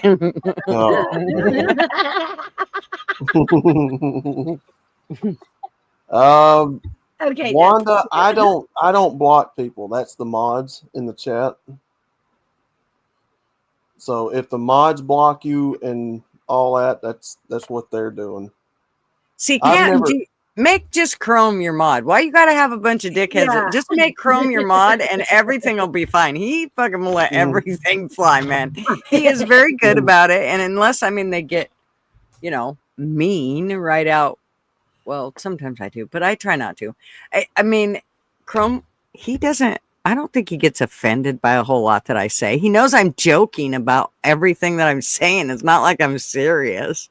Oh, yeah. Oh, yeah. So tell those guys, here's what you tell them. You guys are losing your wrenches, and we're just going to have Chrome do the job. Y'all can't. I just want to give them a little practice, so when they, when we women come in, they can handle it better. They got better comebacks. Just let them know that we're thickening their skin. That's it. We're gonna toughen them up some. What their mamas should have done long time ago, we'll do now. Oh, man. Oh my God. Yeah, way too much fun. I actually have fun going in there now. Now I know they're just going to put me on ignore. They don't say a whole lot. Chrome will talk to me, but all the others just ignore me. It's okay. I know those are the ones I'm getting under their skin, and nobody... It's kind of like, you don't learn anything if you win the game. You learn shit if you lose. So it's the ones that are, all butthurt, they're learning. Oh, yeah. Uh-oh. Uh-oh. They're looking for me again. I'm not here. I have not seen. Somebody coming to get me. Somebody's knocking. Should I let him in? Y'all hadn't seen me. No, I've been here the whole time. Okay, I've been here the whole time. Nothing. Be my alibi. If Bobo is at the door, what you gonna do? Hide the couch, right? I want it.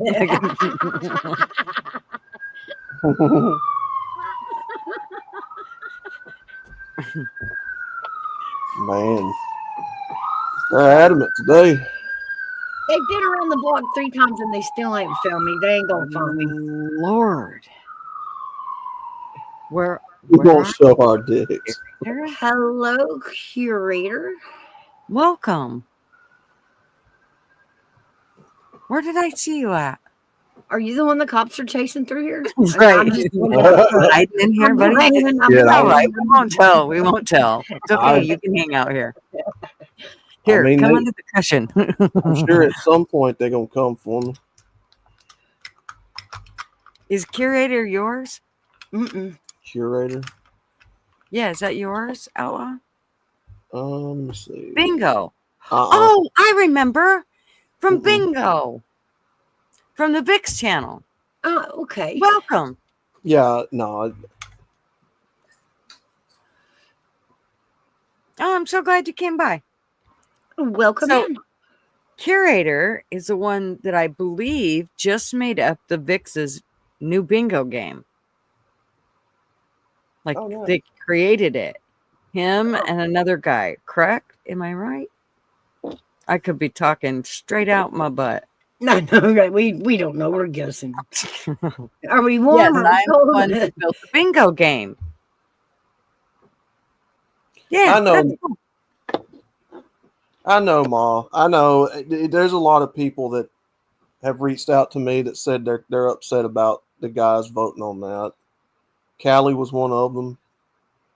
You've told me about it, and it is. I mean, I don't like trolls in my chat, and I've had 2 trolls that I've had to ban from my channel. Completely different story. They're 2 guys, and yeah, they're banned outright. They're not coming around. I've never had to ban anybody other than those 2 people. Ask them if they'll at least allow us to do random raids, I guess. Random raids. Yeah. I mean, you would think the cooking stuff, they would be like, okay, no, we're cool. You know. But Boys will be boys. Which is why my Southern Fried Nostalgia channel is, good for everybody. Oh, wow. Curator, you've got a brand new channel. Yeah. You just started to Let the boys play. You're still green on YouTube. Ooh, fun. Well, it's probably from Canada, and I'll bet it's one of those things where he started the channel due to this whole, getting everything going, and he's probably got another channel, but it's not regarding this kind of stuff. It looks like he's a gamer, so.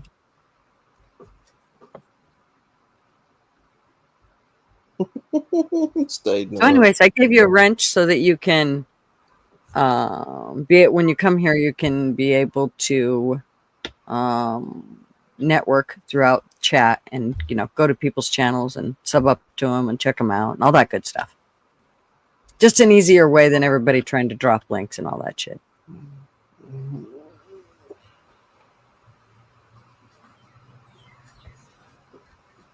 Howza to anyone that Chrome missed?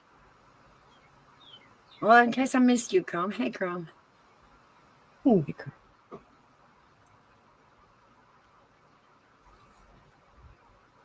Yeah, so cool.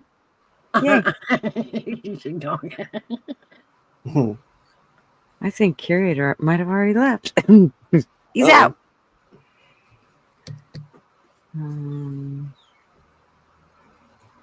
I will be developing more games for people to use. Well, beta test on my channel. Sounds cool. Yeah. That we need more games. We definitely need more games. Oh, yeah, absolutely.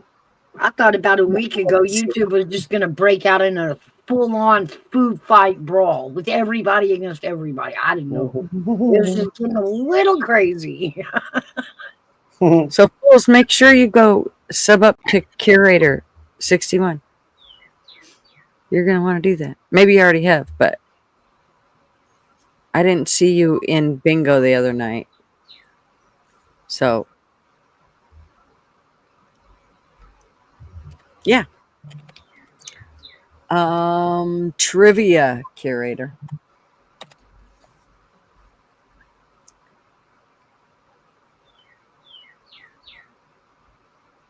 That's one that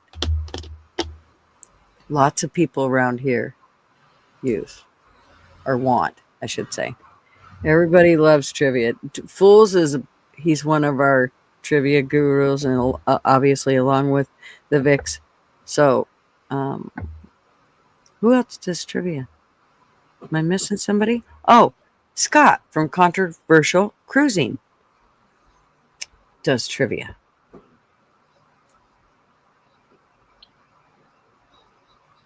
Yeah, I remember seeing you in their chat. So, yeah. I'm glad you came over. And like I said, it's a great way to network and get out there and so everybody can see you and sub up to you and know where to go when they need games or help with shit like this stuff. Sorry, I have a bad mouth. Let me be honest. You obviously know that. You see the title of my. Well, if Gutter'S Pub didn't give it away, then I don't know what to tell y'all. Right. I'm sorry. I try to refrain once in a while, but not too often because I kind of have a policy and no filter. So yeah, it gets me in a lot of trouble, but it keeps me honest that way. Yeah. He's working on a trivia game as we speak. Oh. For the VIX? Or just a random, I mean, is it for anybody or is it, do you do them for specific people? Do you have a sign-up sheet? Like, how does this work?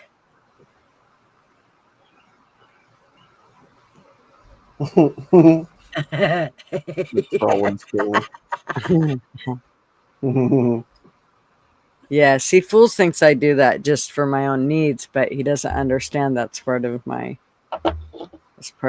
spew. Hey, Zach, what's up? Hey, Zach. Yeah. Well, I'm glad public. Okay. Oh, nice. So is it one that you're going to be doing or that you're going to be giving out? I'm so clueless as to how that all works. I mean, because I know you made a bingo game for the VIX. Is this you're making one for your channel or one for somebody else to use?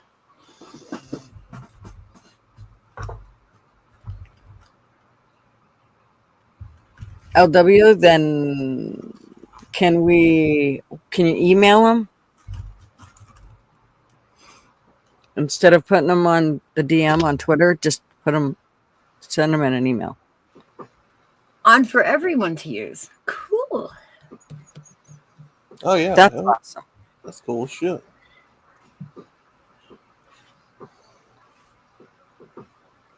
What did Ma ask? You need to start a school for learning trolling, right? We have to. Yeah, we have that down. We're good. I can rattle a bag neck. Nobody's business. Oh yeah, let me grab that Dorito. That's right. And don't stop talking. We got to keep talking because if you all don't talk, and somebody needs to sing too. Well, everybody's trying to talk. Oh, Canada. Oh, exactly. That's exactly what I heard the other night when I turned on a stream. I mean, there was literally 10 people on channel. Actually, I think it's 12 because I think they're using something else. But there's 12 people on the panel, and everybody was talking, and that one of them was in the background going, "Yeah, baby, you know what I mean? I sure and I'm just like, you gotta be kidding me. I mean, you couldn't hear anything. You could kind of hear the one singing, but the rest of it was just like a blur and speech. It's like, I'm out. Poor Ma, she just spilled her coffee. Zach's got the partying covered. Exactly. See? Right. I don't know. Nate has, I mean, you might have to share it with Nate because Nate is like, he's one that we've been training on when he can and can't fart. On panel is not when you fart. You can fart in chat, Nate. And you have to go to chat to fart. That's right. Also, burping, that's the same thing. You can burp in chat, not on panel. If you are going to burp while you are on panel, mute yourself. if you're going to hack up a lung or an ovary or a loogie, mute yourself. Okay, let's go over some of the etiquette of, okay. If you are going to talk to whoever's in the room, mute yourself, okay? If they're going to if they're in your room and they're clanging shit around, like sounds like they're, bringing half the house down, mute yourself. If it sounds like they're killing you, mute yourself. If they are killing you, mute yourself. We don't want to hear that shit. Okay. These are things that if the dog barks, mute yourself. Okay. These are all things. If you puke, mute yourself. Just normal. Yes. Today's lessons of YouTube rules. Exactly. Let's go over with it, class. Those are, it's all basic things, but every now and then it's like we have to do a refresher course with some of them. Some of the YouTube students have a hard time with memory. Like if you're in a room that you can't hear yourself talk to us, probably we can't hear you either. Yeah. If your dog decides the air molecules are attacking him, mute yourself. I'm going to do a whole thing of it, I think. I think I probably should. Fools, can we talk about that tonight? Can we do a list of those, please? We only have 9 people here. We're going to need to re-educate tonight. I'm going to have to put this one out on a public wall there. Yeah, out on a post. Yeah. Right. Can we do a short of this? Tonight, let me practice it. We'll do a short of it to cut out later.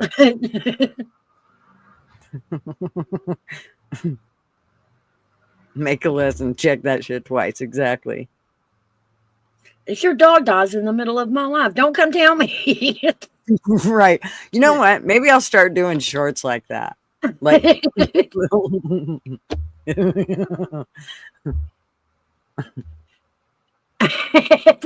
okay, that one is the number one LW. When you join a panel and all of a sudden there's an echo, don't tell everyone it's not you. It's you. Mute yourself.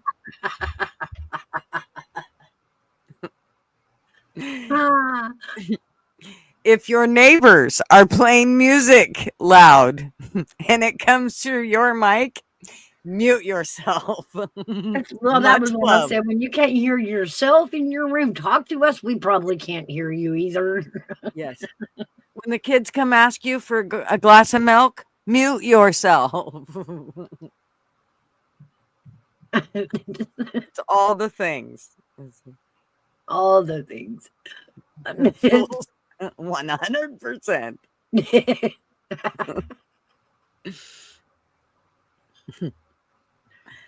Yes. How do we feel about crunching and smacking on panel? I'm just joking. Yeah, I think it's acceptable, but only on Fool's channel. Only when Fool's around are we allowed to eat on pound. Got it. That's right. Right. And you need to eat them out of a crinkly bag. If they do not crinkle, don't even try. If your false teeth are loose and you're smacking your gums. Who was it the other day? I think it was an RV channel. And he almost lost his teeth. I mean, literally. They on cam. And that poor bastard. He immediately calmed down. I think it was an RV channel and they were doing a live. I was surprised they didn't cut it out because it's kind of an upbeat RV channel. I should go back and look. I'll bet they cut it out now because I was watching it while it was live. But that poor bastard. I thought they were going to shoot across the room.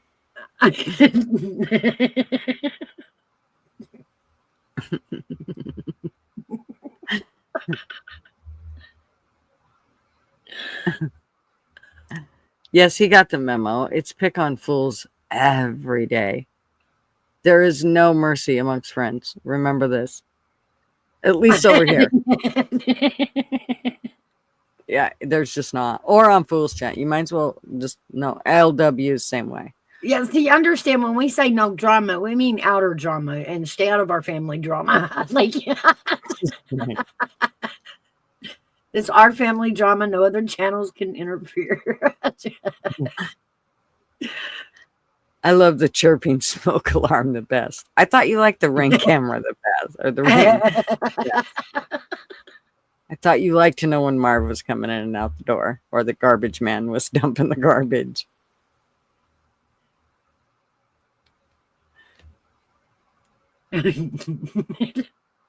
I usually, if Marv starts going in and out that door, the rest of them, I have them on a different setting, so it doesn't bother me. But that one is really loud.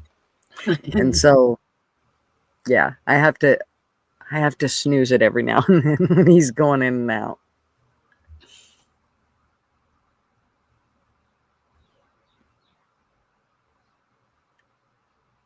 Right? That used to be our dinner was ready when our smoke alarm went off. I've got one that does that. I've taken it down since. I can't handle that. Every time I open the oven, it goes off. So when we first got together, Kayla told Marvin, when I would go in to cook, she would run in and say, "Dad." It was actually after we moved down here. Not when we first got together, but after we moved in together. She would run over and she'd say, "Dad, take the battery out of the fire alarm. Mom's cooking." So he'd go over and get their chair and take it out of the fire alarm. So that, because I did, let me just tell you that I cried through a few too many dinners due to burning shit. You know, you spend all day getting it done. You're dealing with kids and, it was a lot. I remember it being a lot back then. And then, you know, you burn it and you want to bawl, and you do bawl. And then he tells you it's okay. And he calls and orders pizza and everything's fine. Yeah. After you bawl and clean up your burnt mess. You will do it a few times. Mm-hmm. Yeah. For a long time, I had go ahead. I once flash fried a meatloaf because I forgot to put it back on bake from broil. Oh, 15 minutes, it was overdone. Mm-hmm. Yeah, and the inside was raw. It was black, just freaking black. And it was bad because it was his meatloaf. Yeah, I remember there for a little bit, I would have pan graveyards, I called them, because I would burn something. I'd put it outside because it would smoke, you know. Yeah, hurry up and run it outside. Yeah. I was like, are we gonna do something about those 3 pans sitting there? Yeah, I am. Just crying over it still 3 days later. Shut up. Yeah, I try not to do that much anymore. I try to pay attention now and actually stand there, not move. Just pay attention to it. Unless, of course, it's something that's baking. Or it's going to take a while, but.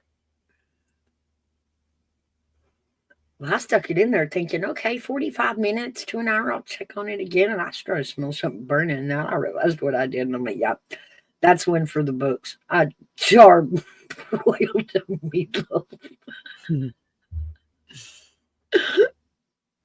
Oh, yeah. I remember one time making cinnamon rolls, and those fuckers. I had hockey pucks that were softer. Those fucking things. They were bad. Marv tried so hard. He even, like, Marv is a big, I'll soak it in milk. I can make the moistest cake ever, and he will soak it in milk. Pisses me off. But at least he doesn't put ketchup on a really good steak anymore. And I hide the steak sauce. If the steak comes out good, I hide the steak sauce. Nope, we're out, honey. Sorry. Not ruining it. Eat it. It's good. You're not ruining fucking steak with that shit. So I know. Call me bad. But he, tried to even pour milk on those cinnamon rolls, and they didn't soften. And I didn't overcook them. I think I overtouched them is what I did. Overtouched them, yeah. Busted them. Yeah, I overdid it with them. Anyway. Killed the yeast. Leather, like rocks had nothing on them. I should have saved them and let Sean use them in his slingshot. We got into a conversation when we were older kids running the neighborhood on their bikes. And the conversation was about the biscuits our mother made and whose was harder. And we actually played it, but we all brought a biscuit from home. I played baseball with them.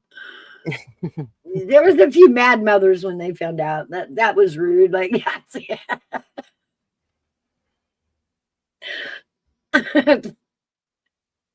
I used to get mad at the baseball games when the mothers would be like, no, we only want the kids to have vegetables.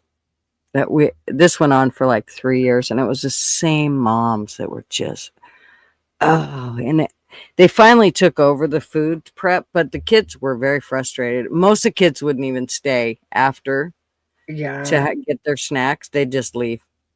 And the moms were like, they actually started bitching, and they decided to stop doing it because after the third time of them, everybody leaving and them being stuck with all this cut up vegetables, you can only eat so many celery sticks and carrot sticks. Sorry for your luck, ladies. Yeah. And so they finally stopped doing it. But I just thought, ladies, so they got mad at me because the second time they did it, I brought Rice Krispie treats. There you go. That's what we're talking. That's a snack. Well, here's what I always did before when the kids, I would actually do a little bit of fruit and a little bit of vegetables, a juice, and something maybe sugary. But I never just left them with vegetables. That's it. I mean, they didn't even bring them waters. I'm like, ew. Well, that's a hell of a snack, ladies. So, of course, after that, they learned not to do that because for about the next 3 times, I made sure to bring cookies. And that's when Krispy Kremes came out, too. I overloaded. That's probably why I don't like Krispy Kremes anymore because I overloaded those kids on Krispy. It was basically out of spite. It really was. Well, still, on a sports team, you need carbs. You're playing, you need carbs for those kids.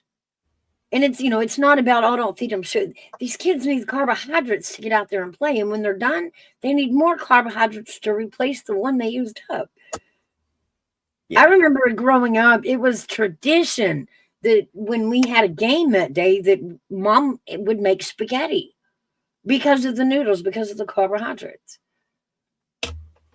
Yeah. Yeah. I mean, these ladies were like, they were awful. These are actually the same ladies that sat beside us on a set of bleachers, and me and another mom, we actually had to get up and walk away and talked about, they work at Nike. Oh, yeah. And they were telling each other how the one kid came into the kitchen the other day and he was getting ready to go over to his friend's house, and they were going to go somewhere with his friend's parents. And he had on Adidas, and she don't know where he got them. And he had on, there was something else. There was another brand, and he had on some Nike stuff. And she said, you are not leaving the house like that, son. You cannot leave the house like that. I work at Nike, and you cannot leave the house like that. I mean, it was, and the other woman that was sitting with her listening was like, oh my God, he didn't. And about the time she said that, both me and this other mom, literally, we got up and walked away. In fact, her parents were there. The other lady that got up and walked away with me, her parents were there, and they both looked at me and her as we got up and walked away, and they're like, what the hell happened? Like, we missed it. You're like, oh yeah, it was. Well, you can almost bet, Mom, that he traded his Nikes he was tired of looking at for something different. Mm-hmm. That's where he got them. Some other kids walking around school with those Nikes, but you know what? You work there, so it's okay. That's right. Go buy him another $100 pair. Yeah. Bag. Yeah, I couldn't believe it. I didn't deal well with stuff like that anyways. My kids weren't taught to be like that at all. I mean, we were taught to, we did let them pick out their clothes and stuff, but they weren't getting the latest and greatest, and it didn't matter what the name said on the side of it. If it looked good, then we would get it. And if it was, $10 cheaper than the other one, and they basically look the same, you're getting the $10 cheaper one. If you want the one that's more expensive, get a job. Dude, we raised boys. We were just glad their pants went all the way to their socks sometimes. Yeah, and so were the boys didn't give a shit either. But mom would outgrow pants so fast that I felt like it was always watching the bottom of that leg rise. And it was always, nope, new pants. I don't care what kind, but it's got to fit. Just make it fit. That's all I ask. Just make it fit. Exactly. Well, damn, we've done what? Over 4 hours. I said, I'm only going to do 2 because we're going to do it for hours tonight. All right. So I guess I can call it a day. And good morning, Kaya. Yes, good morning, Kai. We are getting ready to shut this baby down. It's been a great day. Thank you for having me up, Gigi. Thank you for hanging out with me, Mouse. MGTOW, I have that song ready for you. You guys just let me know where I need to send it. AV's already made it and sent it to me. So he's probably in another channel somewhere. I know. He's over there channel hoeing. He's double paneling on us, cheater. Panel hoeing.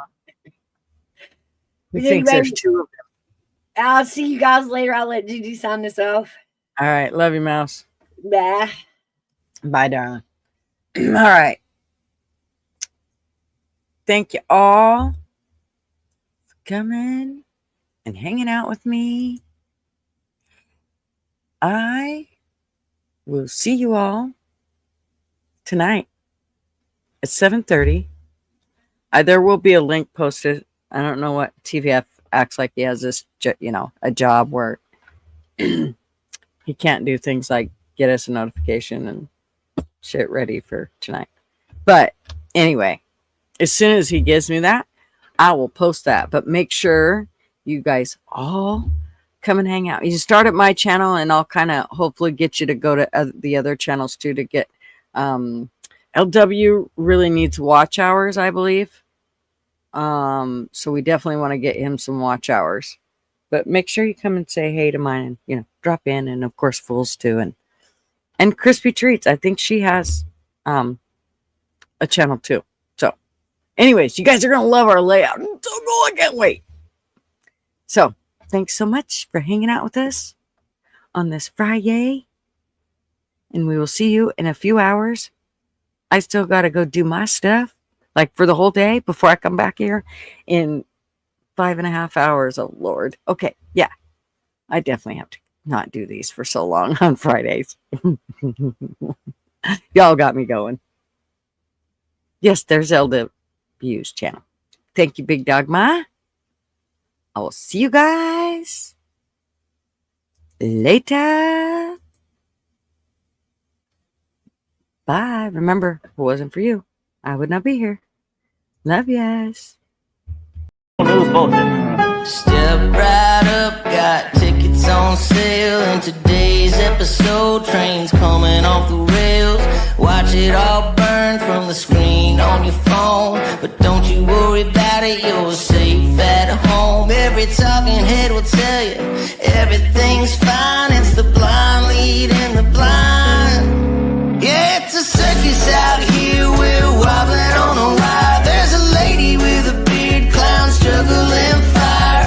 Elephants and donkeys got us jumping through hoops. Y'all wish that I was lying, but you know that it's the truth. Get your popcorn ready and pour you something strong. If the world's still spinning, the shit show goes on.